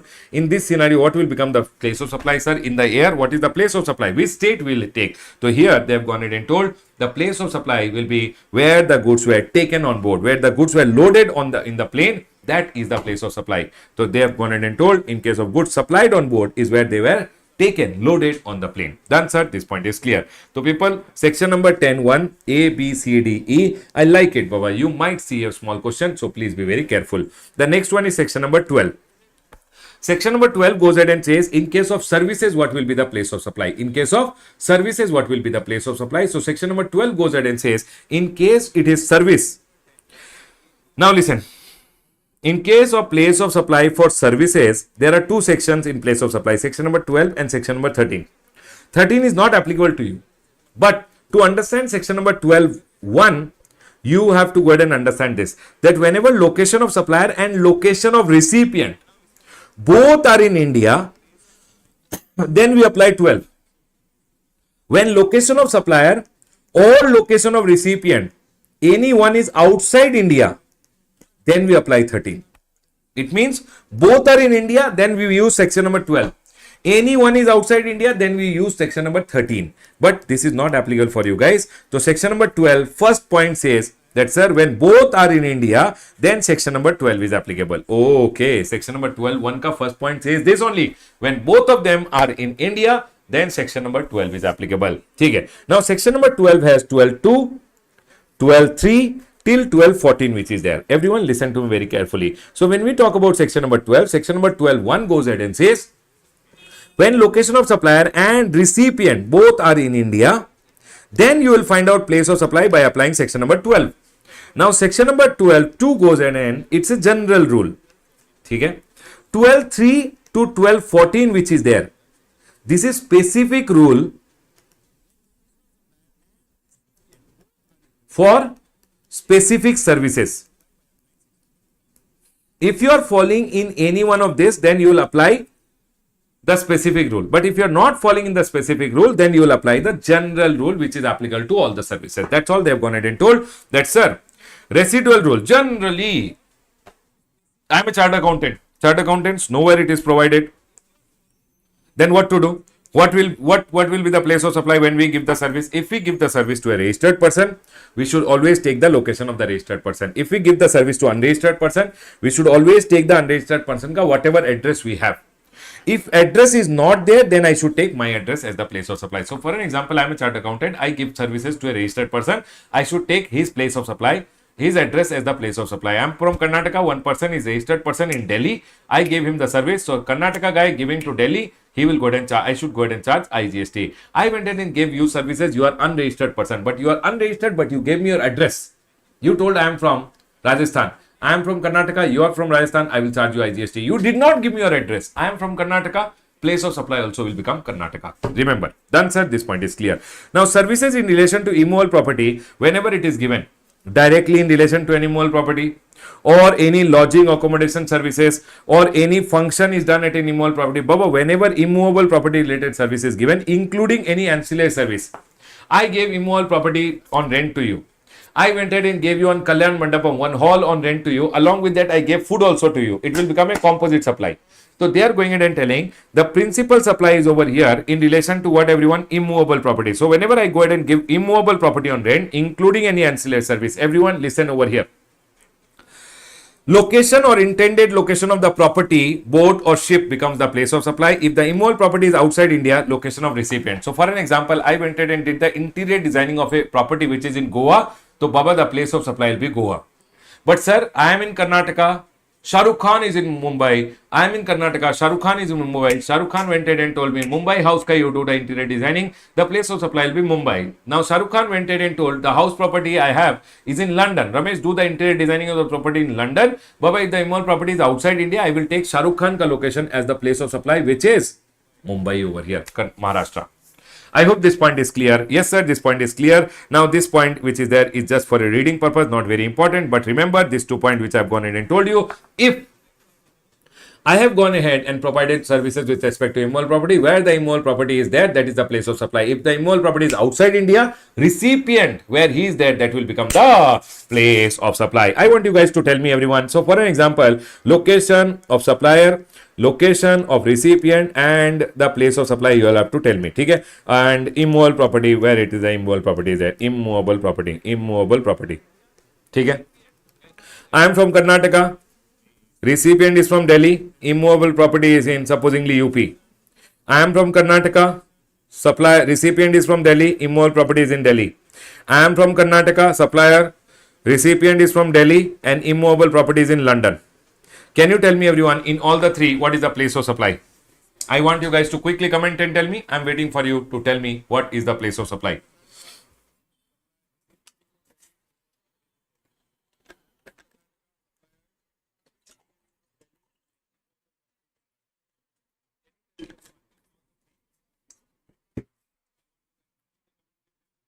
Sir, in the first one, because recipient is in India, immovable property location will become the place of supply. Recipient is in India, immovable property ka location will become the place of supply. Third one, recipient is in India, immovable property is outside India over here. Our immovable property is outside India, so we can't take this as the place of supply. We will take the recipient ka location, which is Delhi. People who told UP, Delhi, Delhi, very good, very good, very good.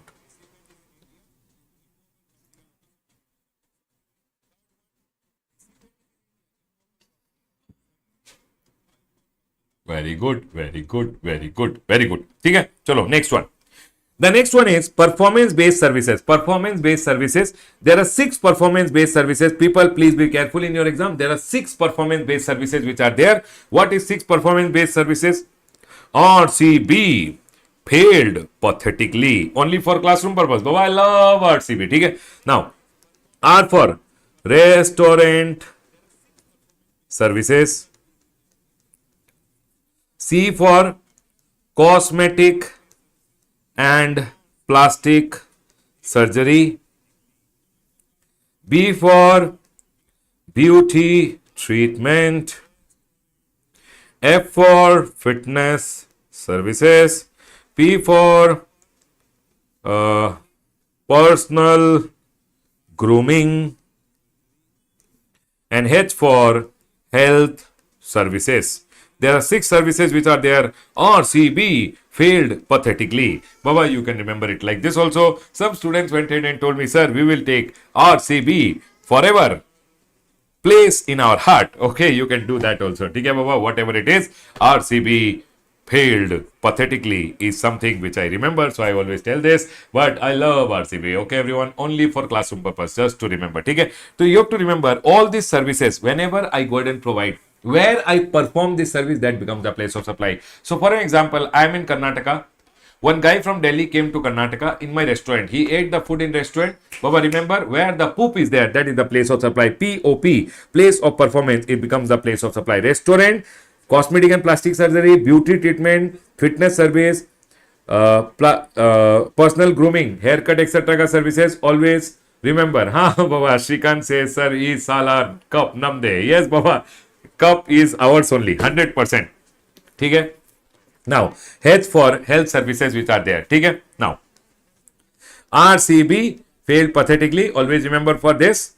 The place of supply is always the place of performance where the performance is done. So, for an example, you took cosmetic and plastic surgery. Shahrukh Khan went from Mumbai to take cosmetic and plastic surgery in Delhi. Remember, surgeon is from Delhi. His supply is from Delhi. Surgery done in Delhi. Place of supply will be Delhi. Done, sir. This point is clear. The next is training and performance appraisal. For an example, everyone over here. Training and performance appraisal. I was called for one training in Delhi. Okay? They told me, Ramesh sir, can you please come and do the training in Delhi? Now, the person who has taken the training from me is a registered person. Then, Baba, Delhi. He is registered in Delhi. Place of supply will be Delhi. Now, supposingly, one person from Delhi told me, Ramesh sir, can you give me the training? I told, okay, fine. Then, when I was about to go for the training, he told, no, sir, don't come to Delhi. You come to UP. The person is calling me, he's from Delhi, but he's calling me in UP. If the guy is registered in Delhi, place of supply will be Delhi. If the guy is not registered in Delhi, where I went for giving the training in UP, that will become the place of supply. Remember, if you are giving to a registered person, location of registered person. If you are giving to unregistered person, where you do the training becomes the place of supply.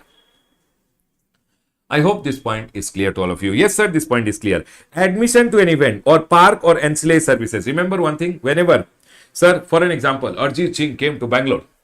We are selling the ticket for Arjit Singh ka show in Bangalore.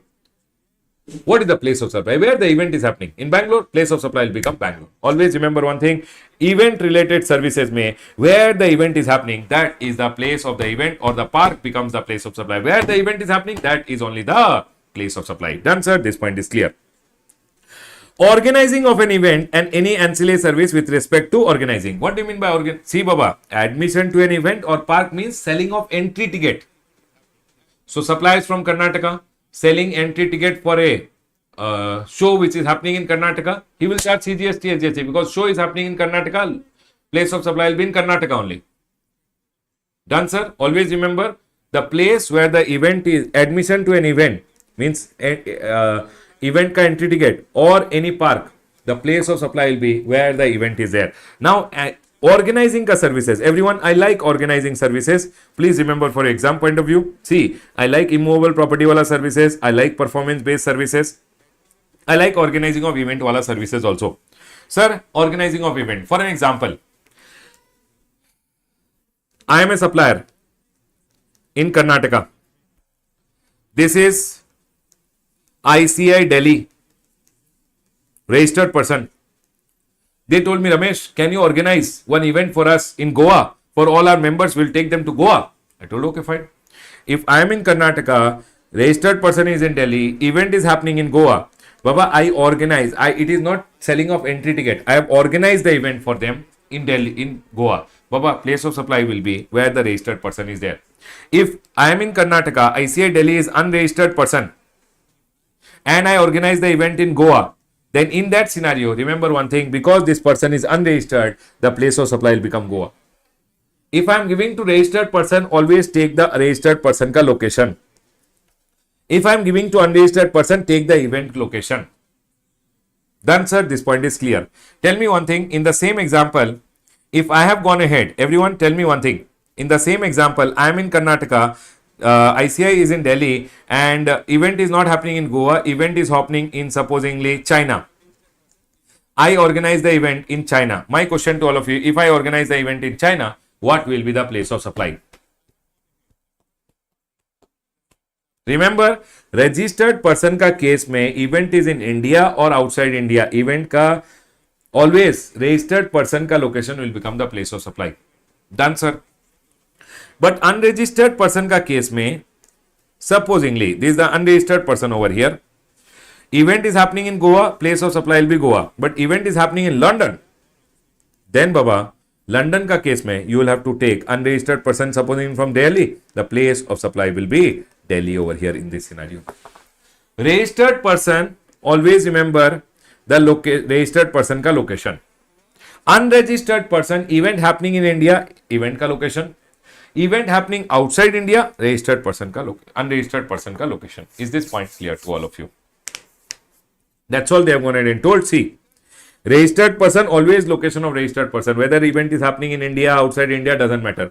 But unregistered person का case में always the event का location. If event is happening outside India, location of the recipient will become the place of supply. Sir, if event is happening at multiple location, remember, if multiple location given to registered person, always registered person. But if you given to unregistered person, it is always the place of supply will be multiple location. Sir, value collected 1. How to divide? Baba, divide as per gap. For an example, I got money from one person. He told 30 lakh rupees I am giving you for 3 events. One in Goa, one in Delhi, one in Mumbai. And one day ka 3 events are there. 1:1:1 ka ratio mein I will divide the value between the 3 states which are there. They have gone ahead and told over here, sir, location of the registered person, unregistered person, place of the event. If event is outside India, then we take location of the recipient which is there. Done, sir. This point is clear. Event is happening in multiple states. Then always remember one thing. You have to apply generally accepted accounting principle over here. Gap has to be applied. Gap means proportionately you have to go ahead and divide. Done, sir. This point is clear. Now, these two I want to tell you. Whether it is goods transportation, listen carefully, whether it is goods transportation or passenger transportation, whether it is goods transportation or it is passenger transport, goods transportation or passenger transportation given to registered person, always take location of the registered person. I am transporting goods for you. Or I am Indigo Airline, I am giving you passenger transportation, I am transporting you. Remember, your location becomes the place of supply, location of the registered person. But if you are unregistered, goods ka case mein where the goods are picked up, passenger ka case mein where the passenger jump inside the bus or jump inside the train or jump inside the plane, that will become the place of supply. Can I ask you again, everyone? We will remember. Transportation. If it is given for goods transportation or passenger transportation, either goods can be transported or passenger can be transported. If any person is giving goods transportation service, registered person, remember, location of the registered person becomes the place of supply. If it is given to passenger transportation service, again given to registered person, take location of the registered person as the place of supply. Done. If you have given to unregistered person, whether you have given goods transportation or passenger transportation, remember, unregistered person, no, goods though they don't jump, they are picked up. Goods ko you have to pick up, they can't jump. So, sir, pick up location. Where the goods are picked up, that will become the place of supply. Sir, in case of passenger, what will be the place of supply? So they went ahead and told, in case of passenger, always remember, where the passenger jump inside the flight. Jump inside the flight means, sir, you can write jump in. Embarkation, basically it's called embarkation. So, sir, I'm telling jump inside the flight. Okay? Where they get inside the flight, get inside the train, etc. Chalo, I'll go ahead and ask you one question. One goods transport agency is there, GTA. They are from Delhi. They gave transportation service to a registered person. Registered person is from Karnataka. Can you tell me the place of supply in this scenario? And again, one GTA from Delhi gave services to unregistered person who is from Karnataka. Goods are picked up from Delhi only. Can you tell me in these two scenario what will be the place of supply? First one, because it is given to a registered person, Karnataka, registered person ka location will become the place of supply. Supplier from Delhi, this is Karnataka, you will have to charge IGST. Here Delhi, but unregistered person, no, you take pickup location and hence it will be Delhi over here. see GST and SGST will come. Is the point clear to all? Yes, sir. Very good, very good, very good, everyone. Love you all. Very good. Remember, wherever it is picked up, handover location and place of embarkation, where you jump inside the flight, that becomes the place of supply. Done, sir. This point is clear. Right to passage. Baba, metro card, you know metro card. Metro card, when it is issued, it's called a right to passage. You can get inside the metro anytime, get out of the metro anytime. Metro is giving passenger transportation. Get inside, get out anytime. In case of right to passage, they are telling please apply general rule which is there. Baba, right to passage means whenever metro is issuing the metro card to a registered person, what will it go ahead and charge? Sir, if the registered person is there, location of registered person. If it is given to unregistered person, address is there, take address on record. Address is not there, location of supplier becomes the place of supply. Done, sir. This point is clear.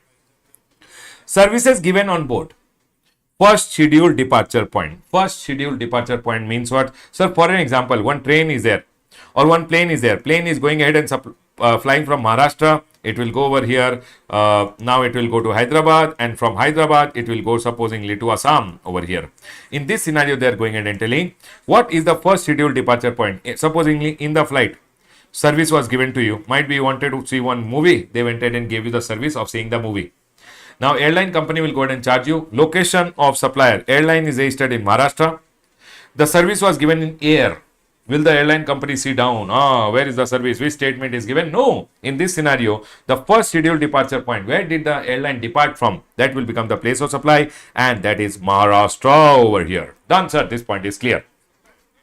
The next one, people tell me one thing. I want to go ahead and revise with you quickly, everyone. Section number 12, we went ahead and started learning, right, everyone? Section number 12, I went ahead and told you. Section number 12.1, location of supplier and location of recipient, both are in India. Then, Baba, will apply section number 12. Section number 12.2 went ahead and told. Section number 12.1 done. Section number 12.2 went ahead and told about what?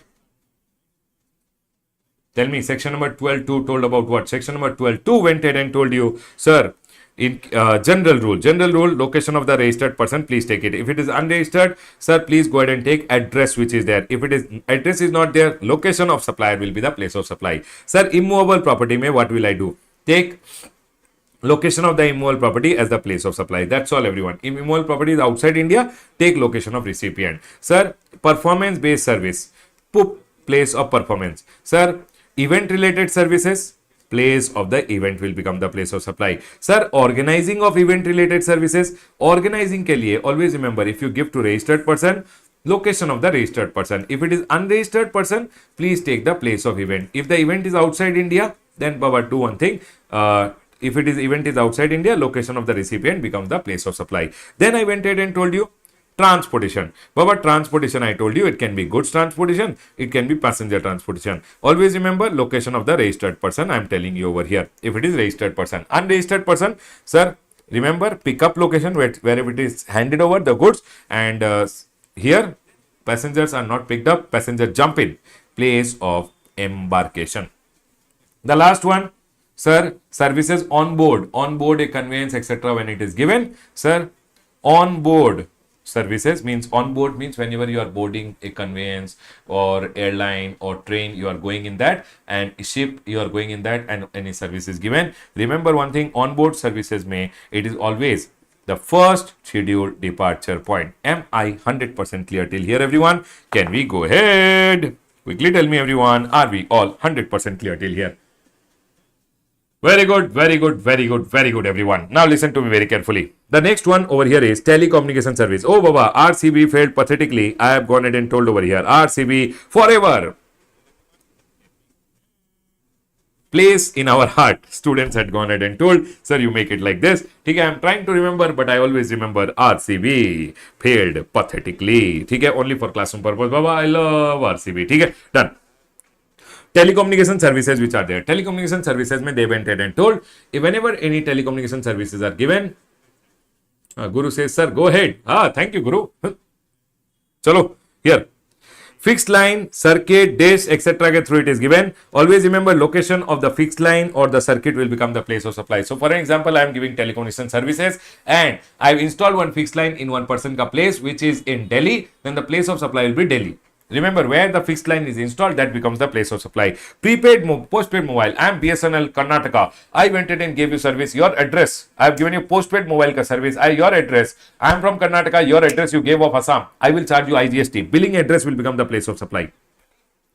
Sir, you went ahead and did prepaid mobile related services you have gone ahead and given. Remember one thing, in case of prepaid mobile, Baba, number one, if I give fixed line ke through services, location of the fixed line becomes the place of supply. Postpaid services I have gone ahead and given. Sir, billing address becomes the place of supply. Then I went ahead and told you, sir, if prepaid services are given, prepaid services, then remember one thing, if prepaid services, so for an example, Airtel is there. Airtel will sell the vouchers to its agent. Agent will sell it to the consumer over here. Correct, everyone? They are going in and telling when Airtel sells it to the agent ka place. So Airtel location of supplier supposedly in Maharashtra. Agent is located in Assam. So Assam will become the place of supply in this scenario. And when agent will sell to the final consumer over here, see, whenever prepaid mobile services or internet services are given through selling agent, reseller, distributor, agent ka, distributor ka address will become the place of supply. By any person to the final subscriber, whenever you are selling to the final subscriber where the prepayment is received or the voucher is sold. So if the voucher is sold supposedly in Assam, location of supplier is Assam, place of supply also will become Assam. In this scenario, C, GST and SGST will come. The next one over here is prepaid services through internet. If internet, Paytm ke through, internet ke through recharge services are given, then Baba, remember one thing, in this scenario, the address, if Paytm has your address, that will become the place of supply. And in any case, if address is not there, then please take supplier is here, place of supply is here. I hope this point is clear.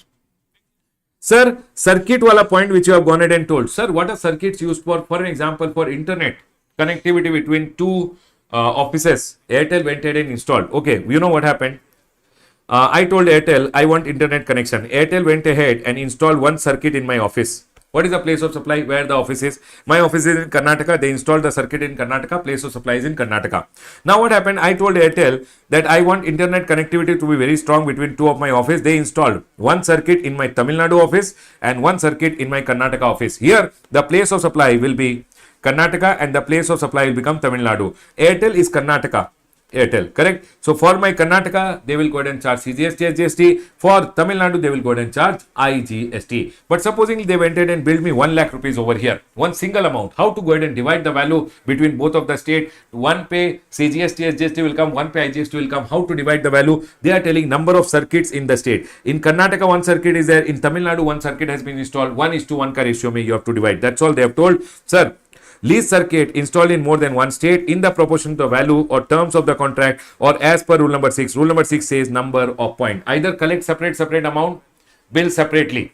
Separate bill, separate GST. Or if your consolidated amount has been collected, then remember one thing, divide on the number of circuits which are being installed. If I go ahead and tell you, for example, in Tamil Nadu, the circuits which are installed are 2 circuits over here. Then Baba, 1:2 ka ratio mein the value will be divided between Karnataka and Tamil Nadu. I hope this point is clear to all of you. Done, sir. This point is clear. The next one is financial service. Banks give you financial service and stock broking services. Remember one thing, financial and stock broking services. Address on record will be taken always as the place of supply. If address on record is not there, then location of supplier. So for an example, I am a stockbroker, Zerodha. Zerodha went ahead and gave you services. If Zerodha is from Karnataka, your address is of Maharashtra, they will go ahead and charge you IGST on the broking services which they are going in and giving. Sir, if your address is not there with them, their address becomes your place of supply. Their address becomes the place of supply. Supply is from Karnataka, place of supply also will be in Karnataka. That's all they have gone ahead and told. Insurance related services. Always remember one thing. Insurance related service, if they are given to a registered person, location of the registered person. If insurance company gives to unregistered person, the address which they take, that becomes a place of supply. Sir, what is this? For an example, I am an insurance company. I went ahead and sold you insurance. Now, if you are a registered person, your address I will go ahead and take as the place of supply. If you are unregistered person, in that, see, a registered person, then location of registered person. If I am giving to unregistered person, then in that scenario, whatever address you give, that becomes the place of supply. Done, sir. This point is clear. The last one over here is section number 1214, which I don't think is important from exam point of view, but still, you guys can read once. That advertisement service given to central government, state government, union territory. Basically, if I am giving advertisement service to the government, which basically government is telling, Ramesh, can you do Beti Padhao, Beti Bachao Abhiyan? ka advertisement for us. Ramesh, can you do advertisement for us? That please file your income tax return. Can you do all this advertisement for us? I told, okay, government, I'll do it. Government told me, Ramesh, can you do the advertisement for us in 3 states? The advertisement should be done in Delhi, UP, and Bihar. So in this scenario, what will be the place of supply? UP, Delhi, and Bihar. Wherever I've gone ahead and done the advertisement, that becomes the place of supply.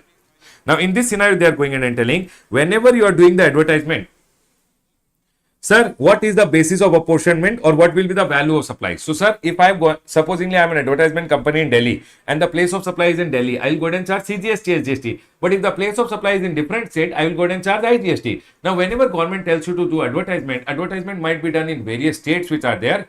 What will be the value of supply or how the apportionment will be done? That is told by rule number 3. This is just for a reading purpose. I don't think it is very important from exam point of view, but you guys can just go through once. On what basis the value will be divided. Okay? Now, I believe this one point is very, very important. Listen to me very carefully. Whenever you go ahead and do advertisement services for the government, then section number 1214 is applicable.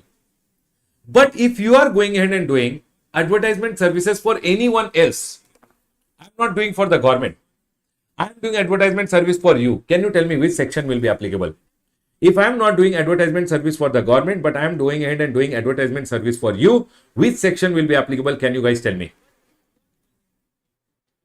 I am not doing it for government. Government, then section number 1214. If I am going ahead and doing advertisement service for you, which section will be applicable? Can you guys tell me, everyone? Tell Baba, tell. Quickly tell me. If I am going ahead and doing advertisement service for government, section number 1214 you will apply. But if I go ahead and do advertisement service for anyone other than government, then Baba, they are going ahead and telling, then they have not told over here, so general rule will apply. Always remember, general rule will apply in this scenario. Okay? Now here, one circular is there. I'll go ahead and explain you the circular. Very good, Ashwini. Now, for an example over here, I am one advertisement company. Okay? This is Reliance. Reliance gave me a contract for 10 crore rupees. I am going ahead and giving advertisement service to Reliance. So, sir, I am from Karnataka. Reliance is from Maharashtra. The location of supply is Karnataka. The place of supply is Maharashtra. I will go ahead and charge IGST on this amount. Done, sir. This point is clear. Now, supposingly, everyone over here now. I am the advertisement company. Now, question over here, my question over here. I am the advertisement company. I went to one person. I told, sir, you have a big hoarding which is there over here. On this hoarding, we want to go ahead and do Reliance ka advertisement. Please give us the right to use this hoarding. Please allow us to use this hoarding for 1 year. So, if I go ahead, the hoarding which is attached to the earth, if I go ahead, so hoarding is immovable property. If I go ahead and give it on rent to them, can you tell me which section will apply? Hoarding is an immovable property, and always remember, so for example, location of supplier, I am from Maharashtra and the hoarding is located in Maharashtra only. Hoarding is in Maharashtra only. Can you tell me what will be the place of supply? The place of supply will be where the hoarding is there. That is, the place of supply will be Maharashtra. When I am going ahead and giving them, section number 12.3 will apply to find out place of supply which will be Maharashtra, and I should go ahead and simply charge them CGST and SGST. I am not giving advertisement service. I am giving hoarding on rent, which is right to use immovable property. I'll apply section number 12.3 where the hoarding is, that will become the place of supply. Very good, guys. Next. Chalo, I'll go ahead and give you the same example over here. Same to same example over here.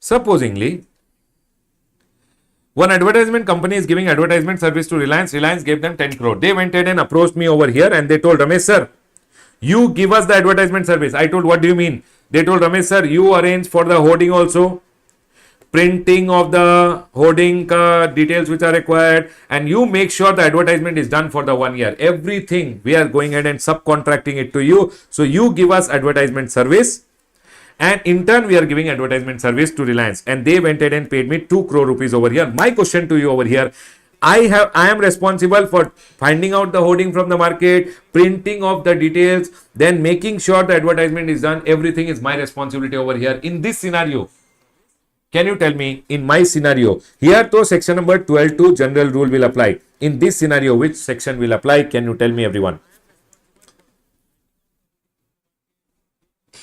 When I gave services, I am again giving advertisement service and they are also giving advertisement service. So here section number 12.2 will apply, sir.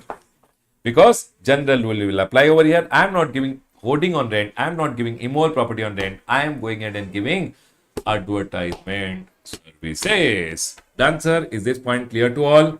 If you are giving hoarding, then you are giving right to use immoral property, section number 12.3.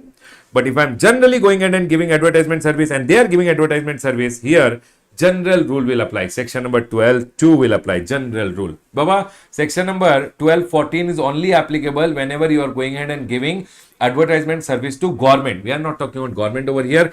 You are giving to Reliance. I also gave you. You told, sir, can you please find out the hoarding from the market? Can you please print the details which are required? Everything you go ahead and do. They subcontracted the work to me. So when I am giving advertisement to them, they are giving to Reliance. In both the scenarios, section number 12.2 will be applicable, which is general rule over here. Done, sir. That is what is being told over here. That, sir, if you are giving space on hoarding given by a vendor is called right to use immoral property, and that 12.3 will apply. But when I am responsible for displaying of advertisement, he is providing advertisement service to the advertisement company, section number 12.2 shall apply. So, sir, in this scenario, if I am giving right to use hoarding, then 12.3. If I am going ahead and giving advertisement and they are giving it advertisement in turn, so when I am giving advertisement service, section number 12.2 shall apply. I hope everyone is 100% clear with this. See, Baba, in this chapter, you will see one question in the exam. Now, question can come from anywhere. They can give you 5 points out of anywhere and tell you place of supply. So, this chapter, I can't go ahead and tell you what to leave, what not to leave. But in my opinion, the most important parts which are there, section number 10.1, these 5-6 points which are there, you will see one question in the exam. 1 or 2 points out of these 5 points, you will see 1 or 2 mark a question. Okay? And above में immovable property, performance based service, training, admission, organizing, transportation and services on board. These 5-6 which I have told you, please see them and go. All others are also important. It is not that you will not read this. Read everything. Because anything can come. But I can tell you what are the most important points I have told you here. This one and this one are the most important points which are there. Done, sir. Apart from that, one small point is there relating to territorial waters of India, which I will go ahead and tell you quickly. Everyone listen. I am in Delhi over here. One registered person is in Delhi. One ship is there in the territorial waters of India. He went ahead and gave services to the ship which is in the territorial waters of India. The ship is closest to Goa. Can you tell me what is the place of supply? What is the place of supply? Sir, location of supply is in Delhi. Ship is in water. The nearest coastal state will become the place of supply. The place of supply will be Goa. So in this scenario, this guy will go ahead and charge what, sir? This guy will go ahead and charge IGST. That's all. Sir, tell me one thing. Here the registered person is in Delhi supplying in water. So Baba, the nearest location, the nearest place will be the place of supply. Sir, supposingly one person is in the ship. He has got his office in the ship only. He is registered person in the ship. He is going ahead and giving services to a person. The place of supply is in Delhi. Can you tell me this registered person is 8 nautical miles away from Goa and 5 nautical miles away from Kerala? Can you tell me, everyone, what is the location of the registered person? Can you tell me, everyone, what is the location of the registered person, everyone? Sir, the location of the registered person in this scenario. Can you tell me the location of the registered person, everyone? The location of the registered person over here. Can you tell me the location of the registered person? I am waiting for everyone to tell me. Sir, Kerala, which is the nearest place, will become the location. So Kerala giving to Delhi, again IGST will come. If supply is in the water, supplier ka location nearest coastal state. If place of supply in the water, place of supply in the nearest coastal state. That's all. Location of supply in water, territorial water, place of supply nearest coastal state. Location of supply nearest coastal state. Place of supply in water. Place of supply nearest coastal state or UT. You can go ahead and take it. I hope this point is clear to all of you. Baba, I have gone ahead and done all the chapters ka revision over here. When we did that revision, I went ahead and connected you to the places where the RTP is also applicable. Whatever places may RTP we could go ahead and apply. We have gone ahead and done the RTP also. Okay? I want you guys to now listen. RTP wherever we can go ahead and connect to the revision. We have gone ahead and connected it. Now, sir, amendment also have gone ahead and covered. Yes, Baba. Amendments also, all the amendments relating to all the chapters are done. So what I have gone ahead and done? Amendments I have gone ahead and covered over here. Yes, sir. Sir, first of all, we have done the complete revision. Yes, sir. Complete revision done. Now, amendment for Jan also I covered. Amendment for May also I covered. Okay, for your exam. Thirdly, RTP also, wherever we could link it, RTP also we have gone ahead and covered. I hope you guys enjoyed the revision. Now listen to me very carefully. Sir, what do we do for the exam? Listen. Listen. Sir, whoever is telling only GST related, only amendment class if we want, amendment class, Baba, I'll do one thing. You can join the CA Ramesh Soni wala telegram group which is there. CA Ramesh Soni. So, CA Inter, you do one thing, not like this. You can type CA Inter GST Ramesh Soni. You'll find one telegram group. Join the telegram group. Let me see. Might be tomorrow or day after. I will announce in the evening. Once I get some time, I will think and announce. Might be tomorrow or day after. We'll do one thing. We'll go ahead and do one amendment class. Okay? In a day or two, might be tomorrow or day after. Amendment class also I'll go ahead and announce. So you can go ahead and join that group. I will announce the amendment class over there. So that you guys want only specifically amendment class, you can attend that amendment class. Besides that also, you can join the telegram group. In that group, whatever doubts you have, you guys can post. And I'll be very happy to help you. Done, sir. Beside this, in the telegram group, I'll also be announcing the time when you can call me and ask your doubt. So you can post your doubt also over there. I will announce the time when you can freely call and ask me your doubt. Whether you are my student, not my student, you can call me and ask your doubt. That timings also I'll be telling in the group. So this group is for your benefit. CA Inter GST Ramesh Soni. You can join the telegram group and you can stay updated when amendment class will come. Doubt solving sessions are there. You will get all the updates from that group. Right, everyone? So you can join that group. Other than that, sir, you have gone ahead and covered all the revision done. Sir, I have done the A, B, C analysis also. Whatever the A graded, B graded, C graded chapter is there, I've gone ahead and told you. Important areas also I have told you. Now, sir, what is the way to go ahead and achieve the best in the exam? Everyone listen to me very carefully. Listen. One, you have to do the RTP for May 25. I have already covered 80% of it. Whatever remaining part is there, please do. Second, RTP for Jan 25. You should do it. RTP for May, RTP for Jan. Third, Jan 25 ka exam paper which is there, which is basically the suggested answer, you should go ahead and solve. Sir, where will I get all these things? Baba, these are available in ICI ka website also. Beside that, if you want quickly everything, you can go to rameshsoni.com. In that, you can go for free resources. One tab will be there. In the tab, you can go to CA Inter May 25 folder. In that CA Intermediate May 25 folder, you will be able to see, I'll upload all these RTPs, all the past exam paper which is there. This I'll upload so that you can download it from there. Beside that, the amendment material is also there. You can download everything from that. Done, sir. Sir, what is the best way to go ahead and score maximum in the exam? First point first, you have revised already with me. Again, in the month of April, one day you should take it out, 1 or 2 days, and you should revise it again. First revision, you have done with me. Correct, everyone? Second revision, again you should do in the month of April. Take out 1 or 2 days. Put time. Baba, nobody has time in the world. You have to make out time. Done. And the third is 1 day before the exam. Again, you can revise only the important areas, only the amendment parts which are there. Sir, third division which is there is only the important areas which are there. Important areas which I have already told you, which you have marked in your chart book. That important area you can go ahead and revise. Done, everyone. I've tried my best to go ahead and provide you guys with the best revision we can go ahead and do in the limited time which is there. I wish you guys all the very best. Please stay connected to the Telegram channel so that you can get updates about all the upcoming amendment class, doubt solving session, all those details I'll go ahead and provide over here. Right, everyone? Doubt solving sessions are very, very important. So please make a note of, please go to the Telegram channel and be there so that you know when the doubt solving session are there and you can go ahead and call me.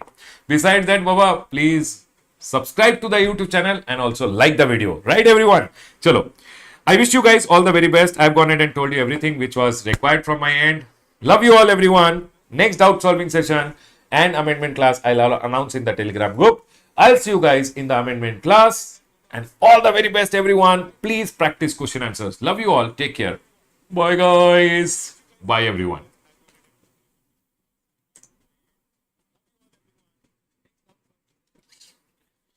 Amendment class I'll announce. I'll announce in the Telegram group. So whoever wants only amendment class, I'll announce in the Telegram group. Might be tomorrow or day after. We'll go ahead and do it. Done. So my blessings are with all the students who will practice question answers. If you practice, then my blessings are 100% there. You don't need my blessing that time. You need this. If you practice, you will pass. My blessings to Baba. I love you all. Everyone you all have my blessings. Everyone.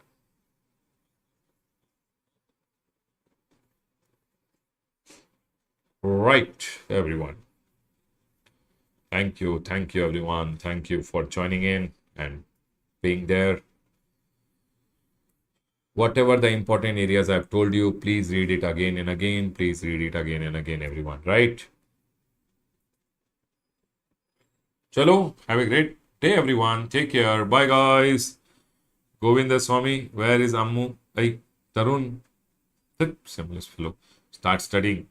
Sir, please tell us how to revise. Hey, I have revised already, no? Second division, you should always go ahead and do again from the YouTube revision. And third division, you can do it before the exam. You can do it yourself. No problem at all. You can revise yourself. From the chart book, you can revise. Radhika, chart book is there, no? Aram se sit and aram se revise. No problem.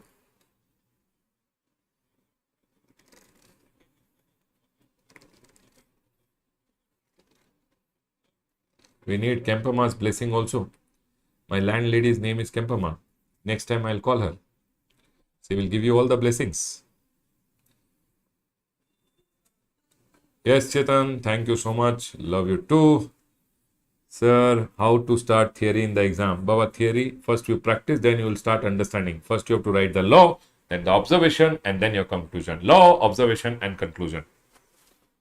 Please start practicing, Dinesh, Sanjay, then you will be able to know how to write.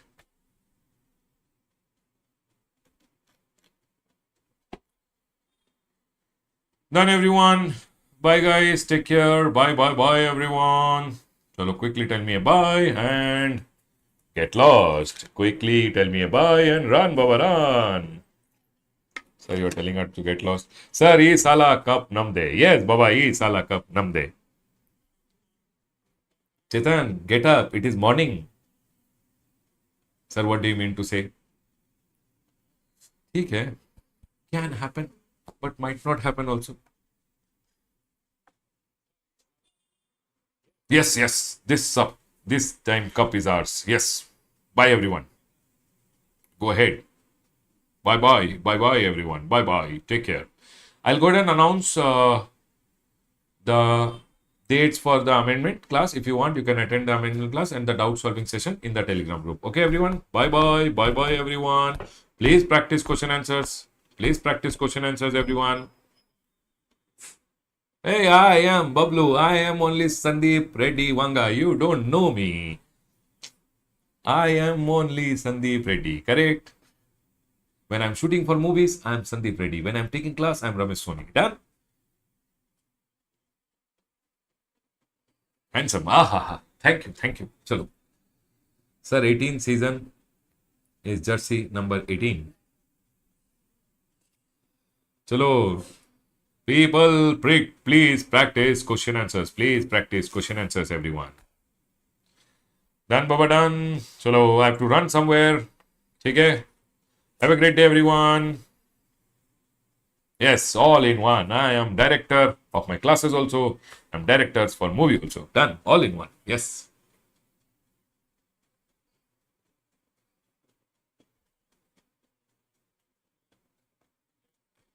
Why will you miss me, Baba? I am still there. Don't have to miss me. You want to talk to me. You want to go ahead and meet me. You meet me, then you come to the institute.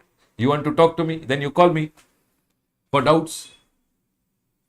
But during the doubt solving session. Okay, Guru. You don't miss me. I love you, Guru. Please start practicing question answers. I don't want to see you all in intermediate ever. I want to see you guys next in CA final, everyone. Kohli's jersey is 18 number. Okay. So this season is Kohli's season. Okay, done.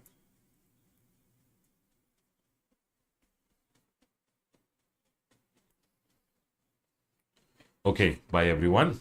I need to rush somewhere. Have a great day, everyone. Chalo, bye. Bye, everyone.